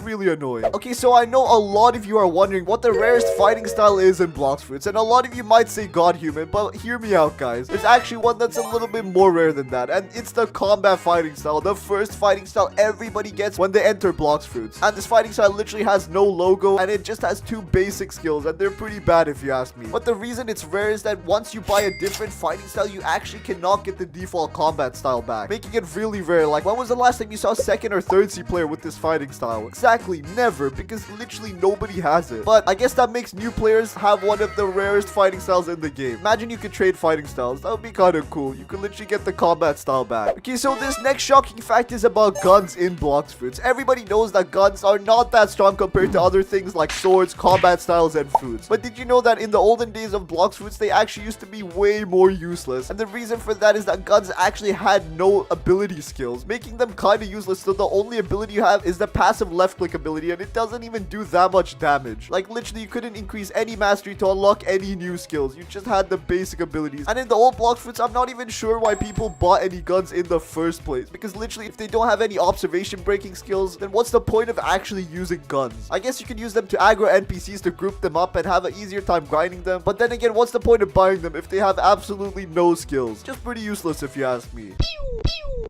Okay, so the next shocking fact is chests. Exactly, you heard me. You can literally literally play chess inside Blox Fruits. And the chess is a very small Easter egg that was developed by a user named Norprez. And the place you can play chess is underneath the cafe next to the Awakenings Expert, the Titles Expert, and the Color Specialist. And there's another one located at the mansion on the 3rd sea. You can earn the title of Mastermind by beating somebody in a chess match. You obviously need 2 people to start a game of chess, or else you won't be able to move any pieces on the board. And this game might be a little bit more difficult for mobile players because it's not recommended to play if you're on mobile. It's pretty hard to move the pieces, and everybody knows that in chess, if you move the wrong pieces, you've pretty much lost the game. And a lot of you might not know this, but in chess, there's actually a thing called castling. It's when you move your king and the rook at the same time. And this is actually a mechanic that was coded into the Blox Fruits game. Overall, playing chess in Blox Fruits is just a really cool Easter egg. Okay, so back in the olden days of Blox Fruits, did you know that the Fruit Notifier Game Pass actually did not exist in the game? And if you wanted to try and find fruits, you have to go manually looking for them. You have no idea how long that would take. And keep in mind, a fruit does despawn after a certain amount of time, so it's very unlikely that you're going to check every place. That's why I'm so happy that they added the Fruit Notifier in the game. This makes grinding spawned in fruits much easier for literally anyone, as long as they buy the Game Pass. But if you can't buy the Game Pass, don't worry, there's a lot of methods. Just go watch my video about the game. Okay, so everybody knows about the quite unique features with the rubber fruit. It takes absolutely no damage from guns and all electric attacks. But did you know that in the olden days of Blox Fruits, the rubber fruit actually used to take damage from things like the electric fighting style and the rumble fruit? Which is pretty weird if you ask me, because rubber actually does not conduct electricity, which means that it shouldn't take damage from any of those attacks. But even in the olden days, the devs knew that rubber takes absolutely no damage to guns, just like in the anime One Piece. But I guess the devs figure out later on, after they added the rumble fruit, that they should probably give the rubber fruit an immunity to electric attacks as well, because it makes the game way more realistic. And overall, it's just a pretty cool addition. Okay, so everybody knows about the ice castle in the 2nd sea in Blox Fruits. And everybody knows that there's countless rooms in the castle, but you can't actually enter the rooms. But did you know that there's actually a way to glitch inside of these rooms using your flash flip ability? So all you have to do is turn your camera to face a certain way, have your shift lock enabled, and once you can see behind the wall, all you have to do is teleport through it. Once you glitch inside these rooms, you're gonna notice that these aren't actually rooms. It's just a weird glitched area inside the castle that I don't think the devs wanted you to see. There's pretty much nothing here. There isn't any rooms. There's nowhere to sit down. It's kind of just like the inside of the building. It doesn't have that much practical use, but it would have been really cool if the devs decided to add a secret NPC in this place or something like that. Kind of just a wasted opportunity if you ask me. Okay, so everybody knows that there's a total of 35 fruits in the game currently. There's 20 natural fruits, 10 elemental fruits, and 5 beast type fruits. But did you know that when Blox Fruits actually launched, there were only a total of 12 fruits in the game, which means they've added a butt ton of fruits. When the game was launched, the only fruits that were in the game were the bomb, spike, chop, smoke, rubber, flame, ice, dark, light, magma, quake, and Buddha fruit. And since we're on the topic of fruits, did you know that there's actually 4 fruits that are kind of not in the game? This is the door, string, soul, and meme fruit. I'm pretty sure most of you watching have already heard about the door, string, and soul. These are just fruits that have kind of been reworked. The soul fruit was changed into the spirit fruit due to copyright. The string fruit was changed into the spider fruit, also because of copyright. And the door fruit was changed into the portal fruit, and you guessed it, also because of copyright. Man, copyright really messed up a lot of these fruits, huh? But the meme fruit is something that I'm guessing a lot of you have not heard about. And the reason for that is the only people that can use this are admins. It literally has one ability, which is called traffic cone, and it just insta-kills anybody that's on your team, which makes it really suit its name of a meme fruit. But going back, when Blox Fruits first launched, there wasn't that much content in the game. I mean, there wasn't even a 2nd sea. So these many fruits in the game made it really easy to enjoy back then. But obviously, the latest version of Blox Fruits is the best. Okay, so everybody knows that Dark Blade is a really good sword in Blox Fruits. But did you know that there's actually some ways to get it without paying money for the Game Pass? Because the Game Pass literally costs a total of $15, which is 1,200 Robux. The second way you can get the Dark Blade is by just simply being gifted the Game Pass. The third way is being traded the Game Pass. And the fourth way is actually a really unique way. And this is by getting the Brazil Cube that can be summoned by Rip_Indra. And the way this works is that once you touch the Brazil Cube, a boss named Mihawk should spawn in. And if you defeat this boss, you have a 100% chance of receiving the Dark Blade. But you kind of need Rip_Indra in your game to do that. And I don't think a lot of you watching have that kind of luck. And the fifth way to get it is by defeating an admin. By defeating an admin, there's a small chance that you'll get it. But then again, these methods aren't really that good because the chances of an admin being in your game are really low. And a lot of you might be wondering about the Mihawk boss. How powerful is he exactly? Well, it's entirely unknown because admins usually don't go into public servers. And technically, the boss is not a boss or an NPC. It's an admin using a disguise. But everyone knows that any NPC with the Dark Blade is really overpowered and pretty hard to fight fight again. So if you somehow have the luck of meeting an admin in your game and they spawn in Mihawk, just prepare yourself for a really difficult battle. Okay, so everybody knows about the double money game pass in Blox Fruits. It's a really useful game pass and it literally doubles the money that you get from everything, making your money grinding life 10 times easier. Well, but I'm guessing one thing you didn't know is that in the olden days of Blox Fruits, this game pass actually did not work as intended. When you killed any NPCs, the double money did not work, but it still did work on other things like chests. And I guess this was just kind of a scam for players that bought the game pass, because I'm pretty sure they were wondering why they were not getting their money doubled when they were killing NPCs. Because getting money by killing NPCs is one of the major money farming methods in Blox Fruits, and it's something that you literally have to do if you want to complete the game anyway. So it's better to just level up and grind money at the same time. This chop fruit glitch let you fly around the map at high speeds, and this rubber glitch made your arms 10 times longer. These are 16 of the craziest glitches in Blox Fruits history. Okay, so starting off, we have one of the most viral glitches in Blox Fruits history, and if you're an old player, you should definitely remember this one. No. It's the chop fruit glitch. And all you had to do to activate this glitch was turn on your shift lock with the chop fruit activated, and then all you would have to do is use your C move and then switch to your sword as quickly as possible. Now just hold the A and D button while holding your spacebar and you should literally be able to fly across the map like you're using fly hacks. This glitch was amazing. You can literally go from island to island in a matter of seconds, and all you have to do is buy the simple chop fruit to do this. And if you use your sky jump ability, you could literally go to new heights. But overall, I'm really happy that the Blox Fruits devs patched this glitch, because it was just way too overpowered of a glitch and probably the most OP glitch on this whole list. Okay, so moving on, we got another pretty interesting glitch, and I think this one just kind of speaks for itself. Alright, let's just go to the next one. Okay, so moving on, we got a glitch with a Buddha fruit. In the early days of the game, it had a ton of glitches that we can look at. So the first glitch is this hockey glitch. So basically, if you turn on your hockey at the right time as you untransform from your Buddha, then you would actually keep the massive hockey that you had. Which means your small avatar, like your small character, would be engulfed in a huge hockey of your huge Buddha, making it look pretty funny if you ask me, and it looks even funnier when you're walking around. It doesn't have that much practical use unless you want to try and pretend being a rock in the middle of nowhere. Then maybe people won't see you and you can kind of sneak attack them. Okay, so moving on, everybody knows about the X move from the rubber fruit, the gun bazooka. In the olden days of Blox Fruits, if you use this ability and then you quickly talk to an NPCs, then your arms will stay stuck forever behind your back, leading you to have some pretty goofy looking hands. And this glitch even stayed when you switched away from the rubber fruit, so you could literally switch to something like the chop fruit, do the flying glitch, and combine both of the glitches, making you a flying person with massive hands, and this looks super funny. But obviously this is patched now and can't really do this glitch anymore. If you use this rubber ability, if you combine it with the electric fighting style, then you get something like this, which looks really funny. And you can also combine it with things like the ice fruit, letting you zip across the map in massive speed, looking really goofy at the same time. Some of these old glitches were just really OP, but you had to be careful when you did this glitch, because sometimes you'd actually glitch underneath the water and you would end up dying if you went for too long. Okay, so moving on, we got a glitch that's still in the game and hasn't been patched to this day, and I'm talking about the flash step glitch that lets you glitch through walls. Turn your camera to an angle where you can see behind the wall, and then you just click your flash step key, and boom, you just teleported outside the wall. First thing you can use it for is to just simply get through buildings faster, and the second one is to find really cool and glitch locations underneath the map. But this one doesn't have that much practical use, it's more so just finding cool things.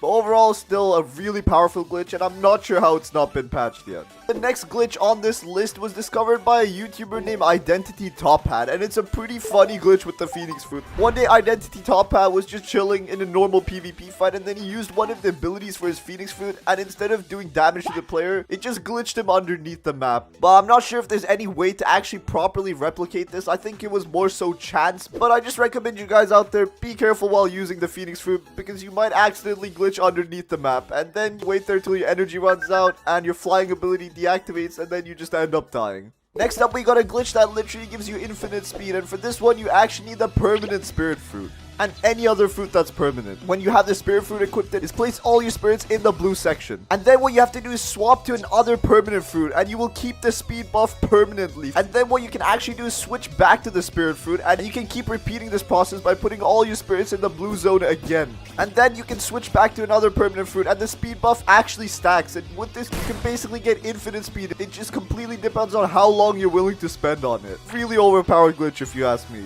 Next up on the list, we got a pretty funny glitch that all of you watching can do right now. All you have to do is head over to the cafe in the second seat, and then you have to basically just sit on a chair, and then this pretty funny glitch happens where it just kind of bounces you off and sends you flying away. I'm not sure why this glitch still exists, but maybe the chair just doesn't like you because it doesn't work on all chairs. Just a pretty funny glitch overall, and it doesn't have that much practical use. Okay, so next up we got another Buddha glitch, and this one is really funny. It literally makes your head massive. So all you have to do is go talk to the awakenings expert who's located on the cafe on the second seat and the mansion on the third seat. And before I start this, I'm not sure if this glitch has been patched already, but the glitch was possible 1 year ago. So basically how it works is you just have to talk to the NPC, and all you have to do is unawaken your Buddha fruit. And once you do that, you have to use the shift ability, which transforms you into the normal Buddha form. You need to talk to the NPC again and then awaken your Buddha fruit. And if you do that and use your transformation again, it should only transform your head.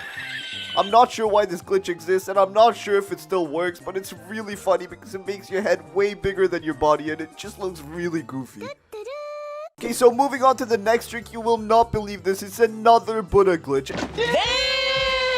And this one is kind of like the opposite from the previous one. It's a small Buddha glitch. But basically what happens is when you just use the transform ability on your Buddha fruit, it actually transforms everything but your body. You even get the long range attack along with the weird magical circle that appears around your character. But your character is still super small like a regular sized player, but it even changes color to match the Buddha. And I don't think there's really a way to force this glitch. It just kind of happens randomly, but I think hyping has to do something with it. Okay, so next up on this list, we got a pretty funny glitch that has to do with boats. And the way you do this glitch is by having the dough fruit equipped. And once you have it, just make sure you have the second ability awakened, and then all you have to do is stand next to the driver's seat of the boat and then hold down the ability key and just walk straight into the driver's seat. And if you do this correctly, the boat should just start shaking rapidly, and it just looks really funny. And I think if you do this enough times, it should be able to glitch underneath the map, but I'm not 100% sure on that one. Overall, just a pretty funny glitch, and I recommend you all to try it. Okay, so next up we got another random and pretty interesting glitch that happened around 1 year ago in Blox Fruits. Just a pretty weird glitch that basically just doesn't let you jump. It basically makes your spacebar key really useless, and you kind of just do flips in the same spot. A really goofy glitch if you ask me. Let's just go to the next one. Okay, so next up we got a portal fruit glitch that literally takes you out of the world. Really weird glitch. So basically you have to use the final ability of the portal fruit, the dimensional rift, and then if you use the spiky trident and use the dough hurricane ability, it might just teleport you into literally nowhere. There's no islands in view. You just see nothing. You're just constantly falling till you reach nowhere. Really weird glitch, and I think it happened to the user because they were on high ping. So you guys shouldn't be worried about it. Okay, so next up we got a glitch that I'm pretty sure only happens to mobile players out there. When he used the roller donut ability from the dough fruit, it just got stuck, and then he just teleported into the middle of the ocean. And the glitch happened one more time when he used a different ability. Not sure why this glitch happened or what the cause of it is, and I'm actually surprised that this glitch isn't that well known because I'm pretty sure it happens to mobile players a ton of times. Okay, so next up we got a literal flying glitch. Well, not so much as a flying glitch, kind of just having like really long invisible legs, which literally let you kind of just walk on mid-air. Really weird glitch, and this player found it just using the dough donut, and it just teleported them to the top of nowhere. And they can even ride the donut around the place and use other abilities on the NPCs below, which means the NPCs literally can't hit them, but they can hit them. Really overpowered. Then again, this glitch is really random, so I'm pretty sure a lot of you watching cannot replicate this. Most of these glitches are just due to high ping, or else they should be really hard to encounter. Okay, so this next glitch is one that's also really random, and it's just pretty weird. One day a player named Kind Alpha Plays was just walking around, and he found a Blox fruit that spawned it, but there was actually another player standing on the Blox fruit without picking it up. And when he picked up the fruit, the player just disappeared along with the fruit. Just a really weird glitch, and if you encounter this, not sure what it means. Figure it out for yourselves. This is how you gain 50 levels in a matter of seconds, and this is how you destroy NPCs without taking any damage. These are some of the craziest hidden tricks that pros abuse that you don't. So this trick is for players that have literally just started the game. Instead of farming NPCs at the first island, the thing you want to do is make your way over to the last fountain island. And then once you get up here, you want to walk over to one of the NPCs, and then you want to glitch them behind a wall, and you just want to pummel them with your melee attack until they've died. And you're going to notice that this gives you a huge amount of levels. And if you do this like 2 or 3 times, it literally gives you 50 to 60 levels, which is really insane. But if you're not a new player to the game, then you probably don't want to be doing this because it's not going to give you as many levels as you think. So everybody knows that when you want to awaken a fruit, you have to complete the raid with that specific fruit. But what if I told you that there's a way you can complete the raid with the Buddha fruit and awaken a different fruit? And this trick is really overpowered because everyone knows that the Buddha fruit is the most OP fruit for finishing raids. And the way you do this is you just queue up whatever raid of a fruit that you want to awaken, and you complete the first 4 islands with the Buddha fruit like normal. And once you've done that, you want to open your inventory and eat the fruit that you want to awaken. And once you do this, you use that fruit to finish killing off the last NPC, and then you be teleported to the awakening place and you can awaken that fruit.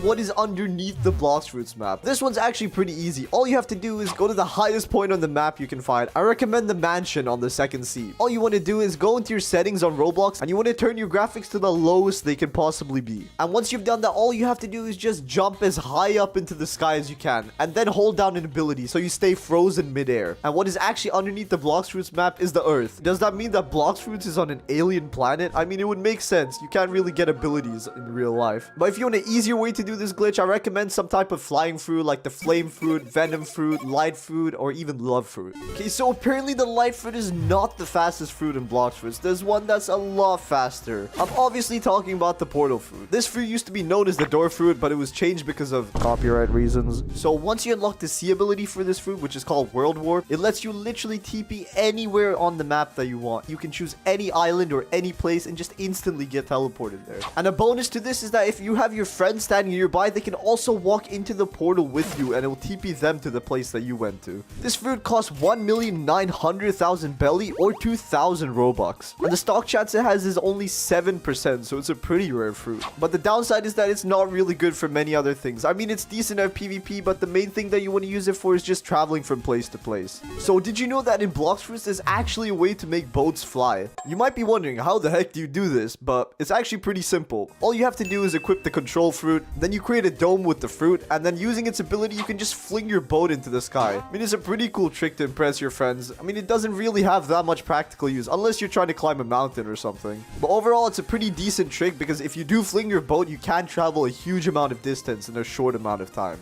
Okay, so now this is a topic that I mentioned before, sea beast hunting. And sea beast hunting is a really good way to get your hands on a lot of money. A lot of you are wondering, how do you get 1.5 million belly by sea beast hunting? So every single sea beast that you kill in the game gives you from 60,000 belly to 250,000 belly. And these chances double if you have double XP, which increases the max amount you can get to 500,000 belly. And there's actually 2 different types of sea beast events in the game. There's one where only 1 sea beast spawns, and there's another one which is a sea beast storm, and 3 sea beast spawn. So when a sea beast storm happens and you kill all the sea beasts and you do all the damage yourself, you will end up getting 1.5 million belly, which is a really insane way to grind money in the game. But it's probably not going to happen because there's no way someone's killing 3 sea beasts by themselves, unless you're a pro player. This next one is a really easy way to get your hands on a huge amount of cash. When you're in the second sea, head over to the cursed ship, and the cursed ship has a lot of chest spawn locations. And if you make your way over to every single chest and collect each and every one of them, you should get your hands on a huge amount of money. And then once you've collected every chest, you can just server hop and repeat the same thing. And there's a butt ton of chests here, which makes it way better than the Upper Sky Islands farming technique. So this is a pretty easy way to raise your bounty in Blox fruits by a huge amount in a really short amount of time. There's this little hidden island on the first sea, and there's a guy called the mob leader there. So every time you kill the mob leader, he increases your bounty by 3,000. And he literally only takes 1 minute to respawn. You can basically AFK farm this guy. And if you keep killing him over and over every minute as he keeps respawning, that should give you 180,000 higher bounty in literally 1 hour. Imagine how much you could get if you grinded for 1 day. So everybody knows that the F ability of the light fruit is one of the fastest ways to travel in the whole game. But unlike the flame and venom fruit, you actually can't turn once you started flying, which is something that makes the life fruit pretty bad. So if you started flying and you're off course by a bit, you have to completely stop the ability, wait for it to recharge, and then start flying again. But there's a pretty easy fix to this. All you have to do is awaken your light fruit by doing the light raid. And once you awaken this ability, it lets you turn mid-flight. And it makes a really nice bounce sound when you turn, just like when you hit a wall when you're normally flying. But if you want to stick to speed, you should probably be going for the portal fruit. So everybody knows that Sharkman Karate and God Human are the two best fighting styles in the game. But which one is actually better? If you're trying to grind and reach max level, Sharkman Karate definitely is better at this. Because if you notice when you use the abilities, the Sharkman Karate doesn't have a delay between its third attack, but God Human does. And that is one big downside to grinding. But when it comes to PvP, God Human definitely takes the lead in this. All of God Human's abilities are completely focused towards stunning and dishing out huge amounts of damage to your opponent. I would mainly use God Human for bounty hunting and just collecting belly, and I would use Sharkman Karate to just grind levels. And keep in mind, God Human is literally the hardest fighting style to get in the game. So most of you watching probably just want to go for Sharkman Karate.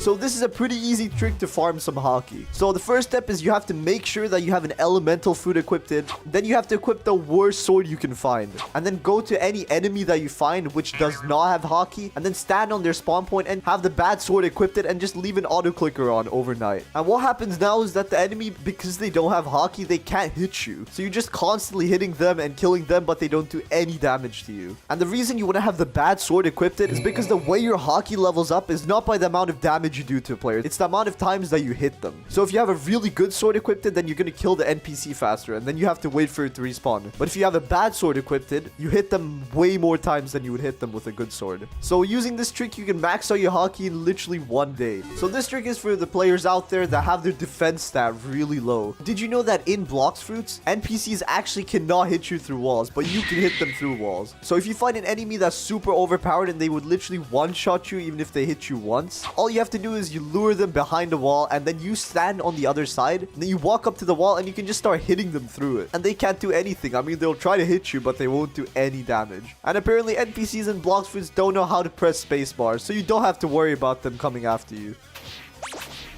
So did you know that there's a pretty easy way in this game to just get a free 200 fragments? So all you have to do is be on the 3rd sea, head over to Hydra Island, and go to the arena trainer. And then if you get the training dummy quest, and then you kill him, you just get 200 fragments and 22,000 belly. And the weapon that the training dummy uses is the Dark Blade. I know what you're thinking, oh my god bro, it's the Dark Blade. But the training dummy can't actually use the abilities of the Dark Blade. It can only use the passive ability. And his level is only 1,500, so he should be really easy to kill. But keep in mind that you can only equip this quest every hour, so it's probably not the best method in the game, but nevertheless a pretty easy way to get 200 fragments. If you're wondering how to maximize your potential for leveling up, the race you probably want to get for that is Ghoul. And the reason for this is that most of the Ghoul's abilities are all targeted at leveling up with the Buddha fruit. But keep in mind, this is only if you have the Buddha fruit, and if you don't, you probably want to go for a different race. So for the version 1 of the Ghoul, it's pretty basic. You run 30% faster during night, and for version 2, every time you hit a player using a combat style, it heals you 25% of the damage that you've done to the other player.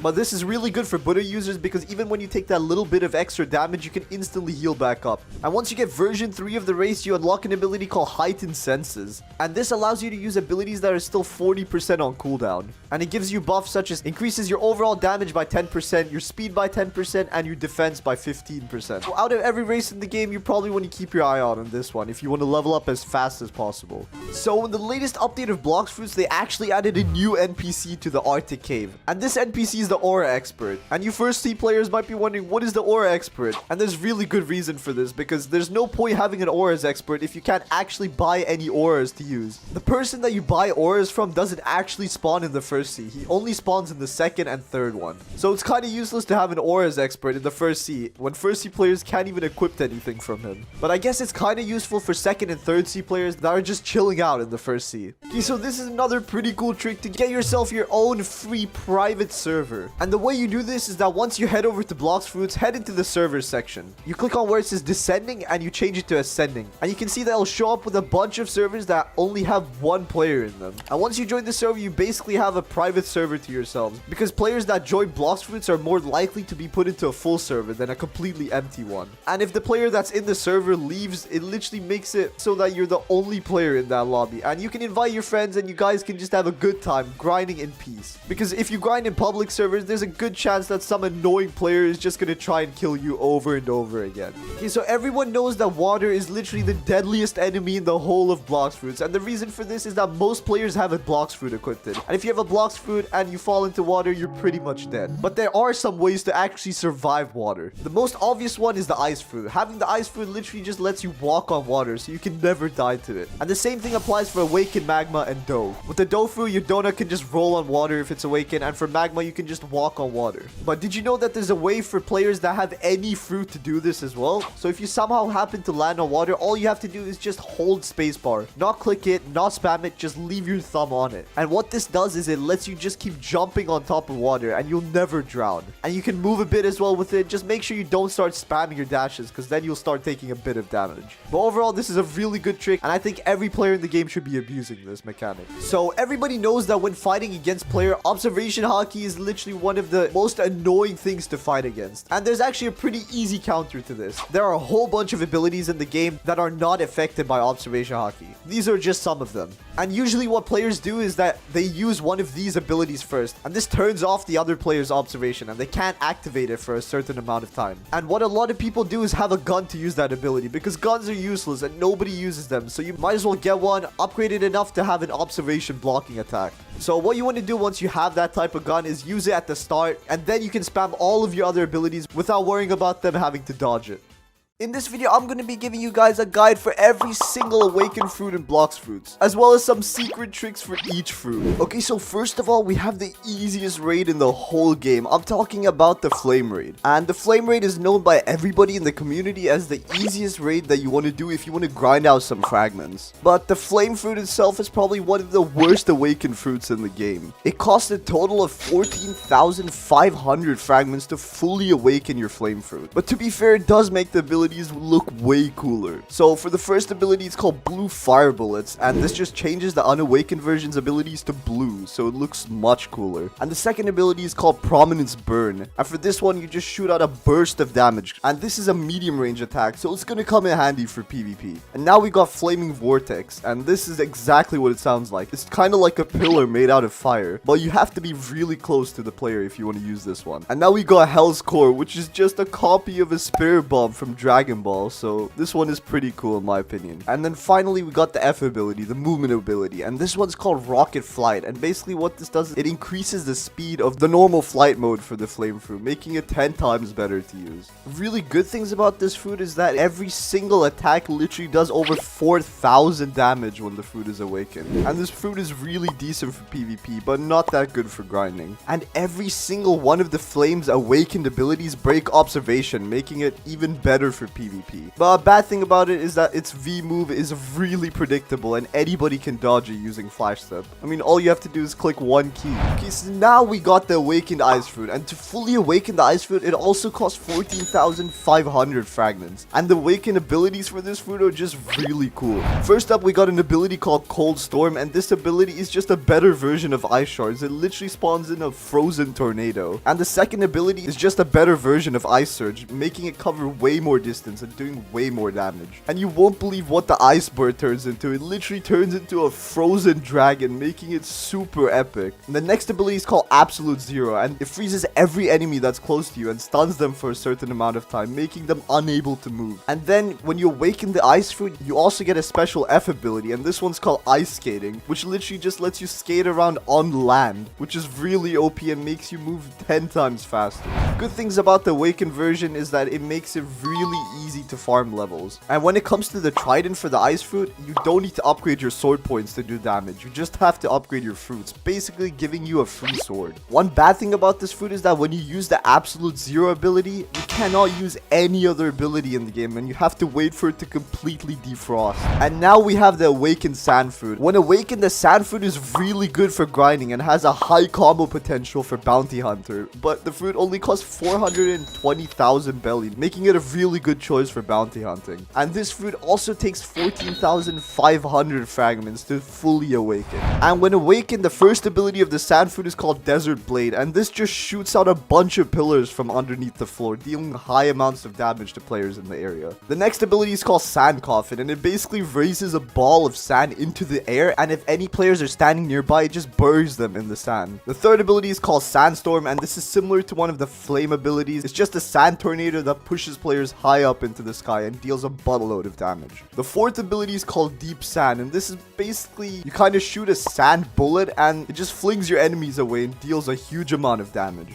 And last of all, we got the movement ability, which is called Tornado Flight. This is similar to the Flame Fruit's flight ability. You kind of just fly around and you can control exactly where you go. A really good thing about this fruit is that it has excellent combo potential when awakened. So it's good for bosses. So when you're on those boss quests or you're just grinding out bosses, this is definitely a fruit you want to choose from. A bad thing about it is that you take double damage in water, unless of course you have the Shark V2 or V3. The X move from the Sand Fruit only targets one player. So if you're fighting against two players and you attack one of them, the other one can just deal a buttload of damage to you while you're standing still. But overall, the sand fruit is also really decent and it's definitely worth the cheap price. Now we have the awakened dark fruit, and now we're really getting into the juicy ones. To completely awaken the dark fruit, you also need 14,500 fragments. But keep in mind that this fruit is so much better than the other fruits on this list so far. So all of the awakened abilities for this fruit are just really cool. Starting off with Dimensional Slash. This one is exactly what it sounds like. It shoots off a long-range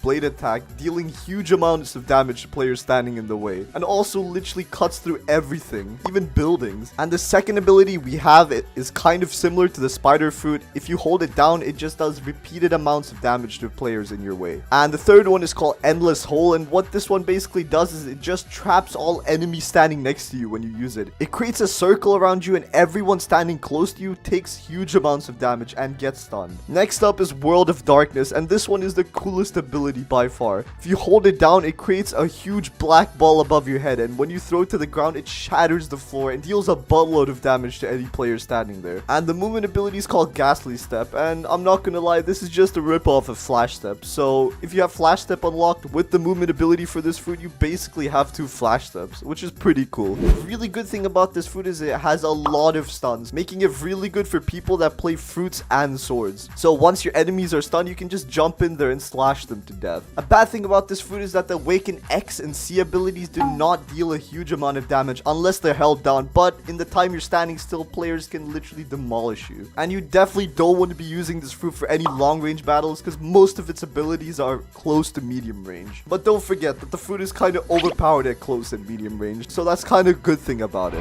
And now we got the light fruit, the literal fastest fruit in the whole of Blox fruits. And to completely awaken this fruit, you also need 14,500 fragments. When you awaken your light fruit, the passive ability changes from a light blade to a light spear, and the light spear just looks so much cooler. And the first ability turns into a divine arrow, and basically what this is you pull out a bow made out of light, and it charges 3 times, and then you can shoot 3 whole arrows to do damage to your enemy. The second move is called Hand of the Emperor, and this is just Barrage of Light, which is the unawakened version of this fruit, and it just upgrades the ability and takes it to another level. And Reflection Kick changes into Light Speed Destroyer, and it basically just makes this kick 10 times cooler. Even the effects get so much better. Just look at this. Skybeam Barrage changes into Wrath of God, and let me just tell you, Wrath of God is just so much cooler and is so much better version of this. The radius of the circle to deploy the beams gets much bigger, making it a lot easier to hit your target. So one bad thing about the initial light fruit is that when you start flying with the light flight, you cannot change your direction.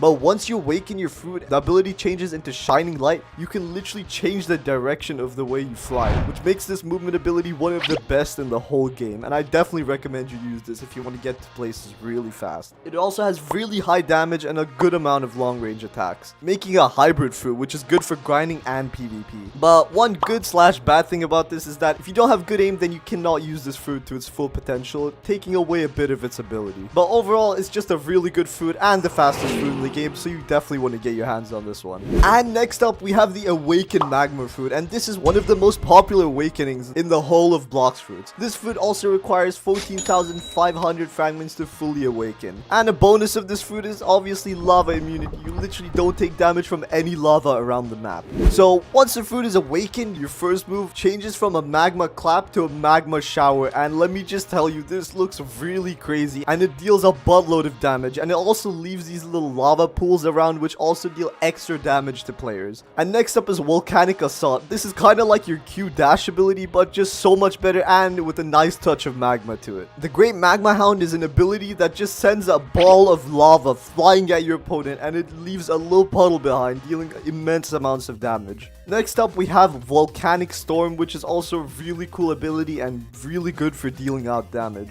And then finally, we have the Movement ability, which is Beast Ride, and it's exactly what it sounds like. You just fly around in a magma skull, and once you get off it, you can crash the skull somewhere, making it a good movement ability and a pretty good ability for dealing damage. Good thing about the Awakened Magma is that this fruit is extremely versatile due to its many passive abilities. I mean, one of them is literally letting the player walk on water. That's just OP.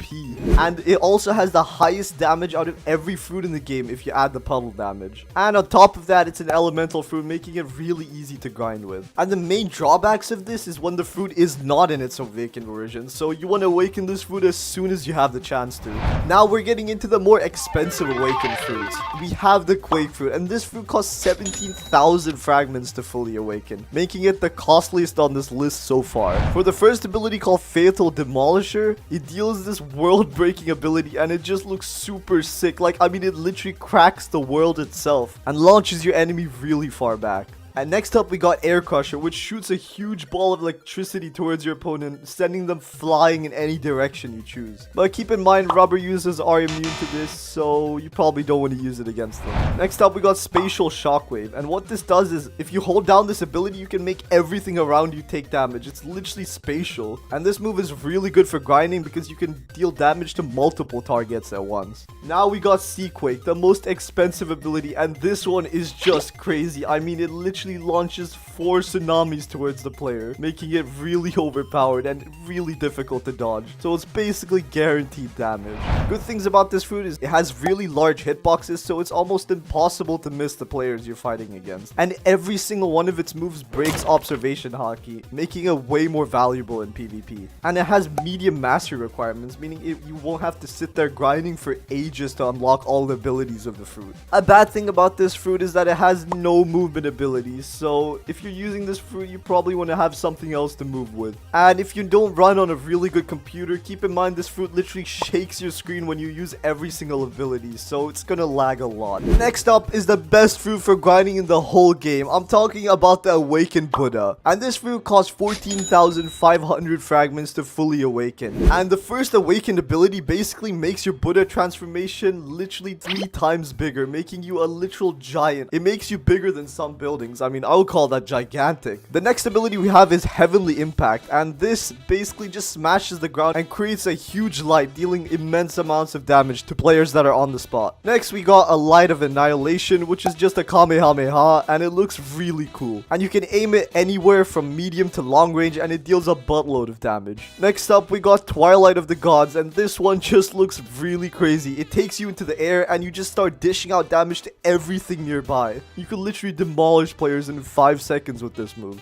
And finally, we got the movement ability, which is called Retribution Dash. And this one is kind of decent for a movement ability. I mean, it's literally just a dash. But a bonus to this is that if you dash into a player, you literally pick them up, making them unable to do anything and just slam them into the ground. And the thing about this fruit is that it's extremely versatile. It works perfectly even if you're a sword, fruit, or combat style main. And even though this fruit specializes in grinding, I mean, it's also pretty decent for PvP. But you probably want to stick to not using this fruit for PvP because I mean, look at your transformation, man. You're gigantic, making you a literal glowing target for other players to kill. And your hitbox also increases, meaning you literally 800% bigger than a normal player, so you're definitely gonna get targeted if it's a free-for-all. And did I also mention that this Buddha fruit has no combo potential, so it's not really that good for PvP at the end of the day. Now we have the Awakened String Fruit, Spider Fruit. And the Spider Fruit costs 17,300 fragments to fully awaken, making it a pretty expensive expensive fruit. The first ability is actually similar to a sword attack. It deals a consecutive amount of slashes towards your enemy, and this is probably better off used at close range because the slashes don't really go that far. Next up, we got Silk Prison, which is basically what it says. It just boxes your enemy in a silk prison and deals some damage to them. Not really that good for damage, but it's pretty good for immobilizing your enemy. Next up, we have the C move, which is called Eternal White, and this one just looks really crazy. It basically pulls out a bunch of huge strings from the floor and just rams them into wherever you're aiming.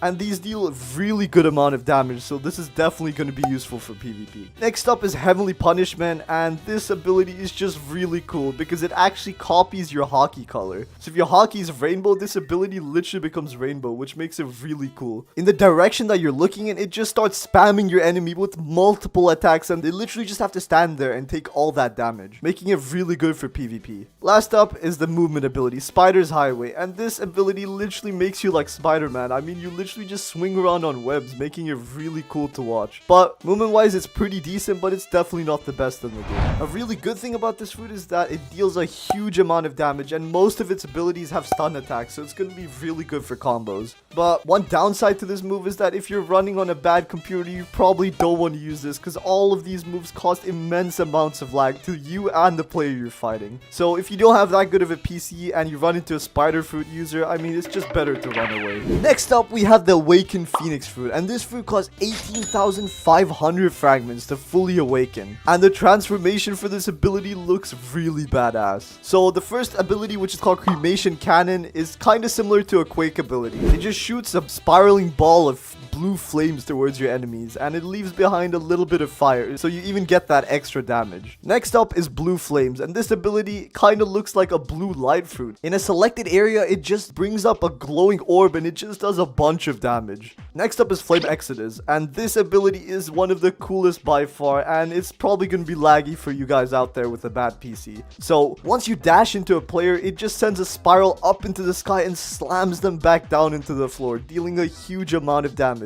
and looking really cool at the same time. Next up is Blazing Plumage, and this is the transformation ability. Your avatar basically just transforms into a flying phoenix, and you can fly around wherever you want, and the transformation looks really sick.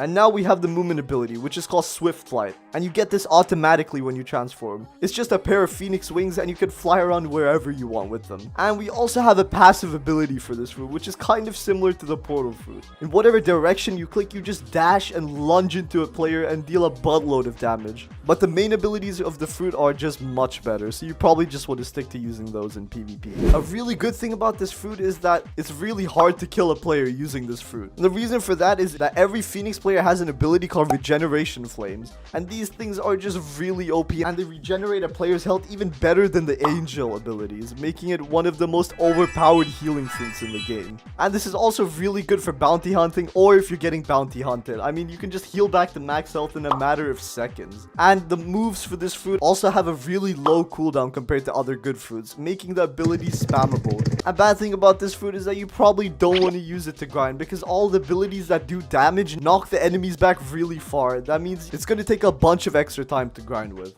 And did I also mention that this fruit recently got a really big nerf, so it's not as good as it was. I mean, this fruit was broken before this. When flying, the speed is now reduced from 33% to 50%, making it so much slower.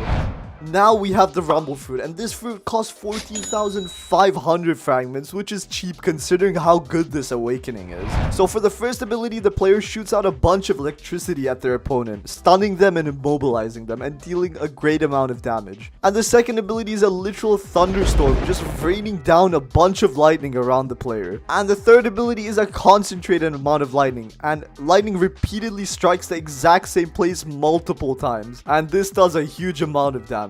And for the fourth ability, we got another Spirit Bomb ripoff, and it's just what it looks like. You create a ball of energy above your head, and then you can slam it into wherever you choose. And last of all is the movement ability, and this is just a better version of the dash ability. You just zip across the map in a really fast speed, making it really hard for players to hit you during PvP.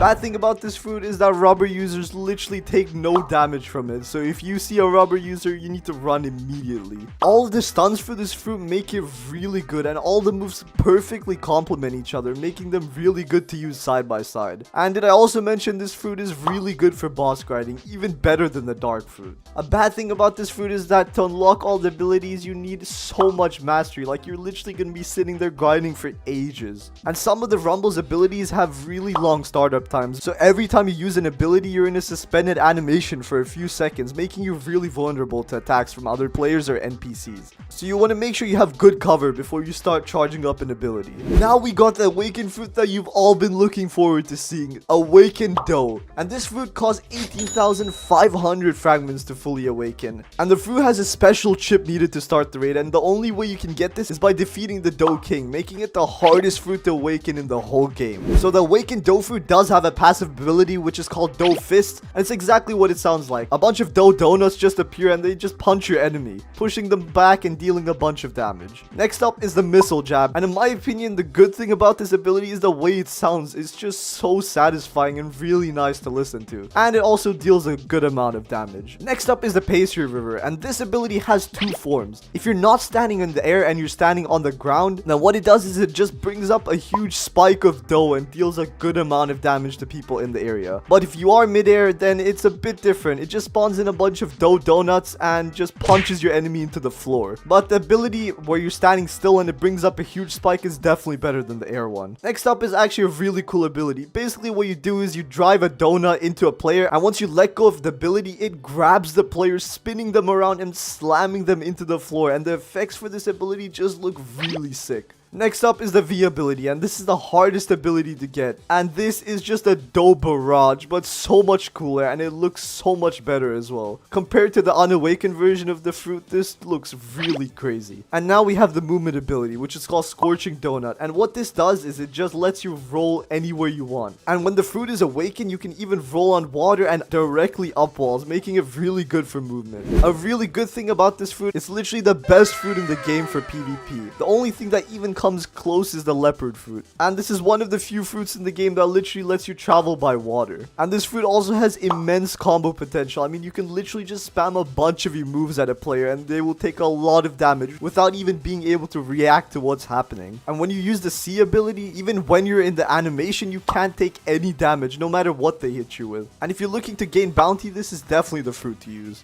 And really the only downside to this fruit is how much effort it takes to awaken. Other than that, it's literally the best fruit in the whole game.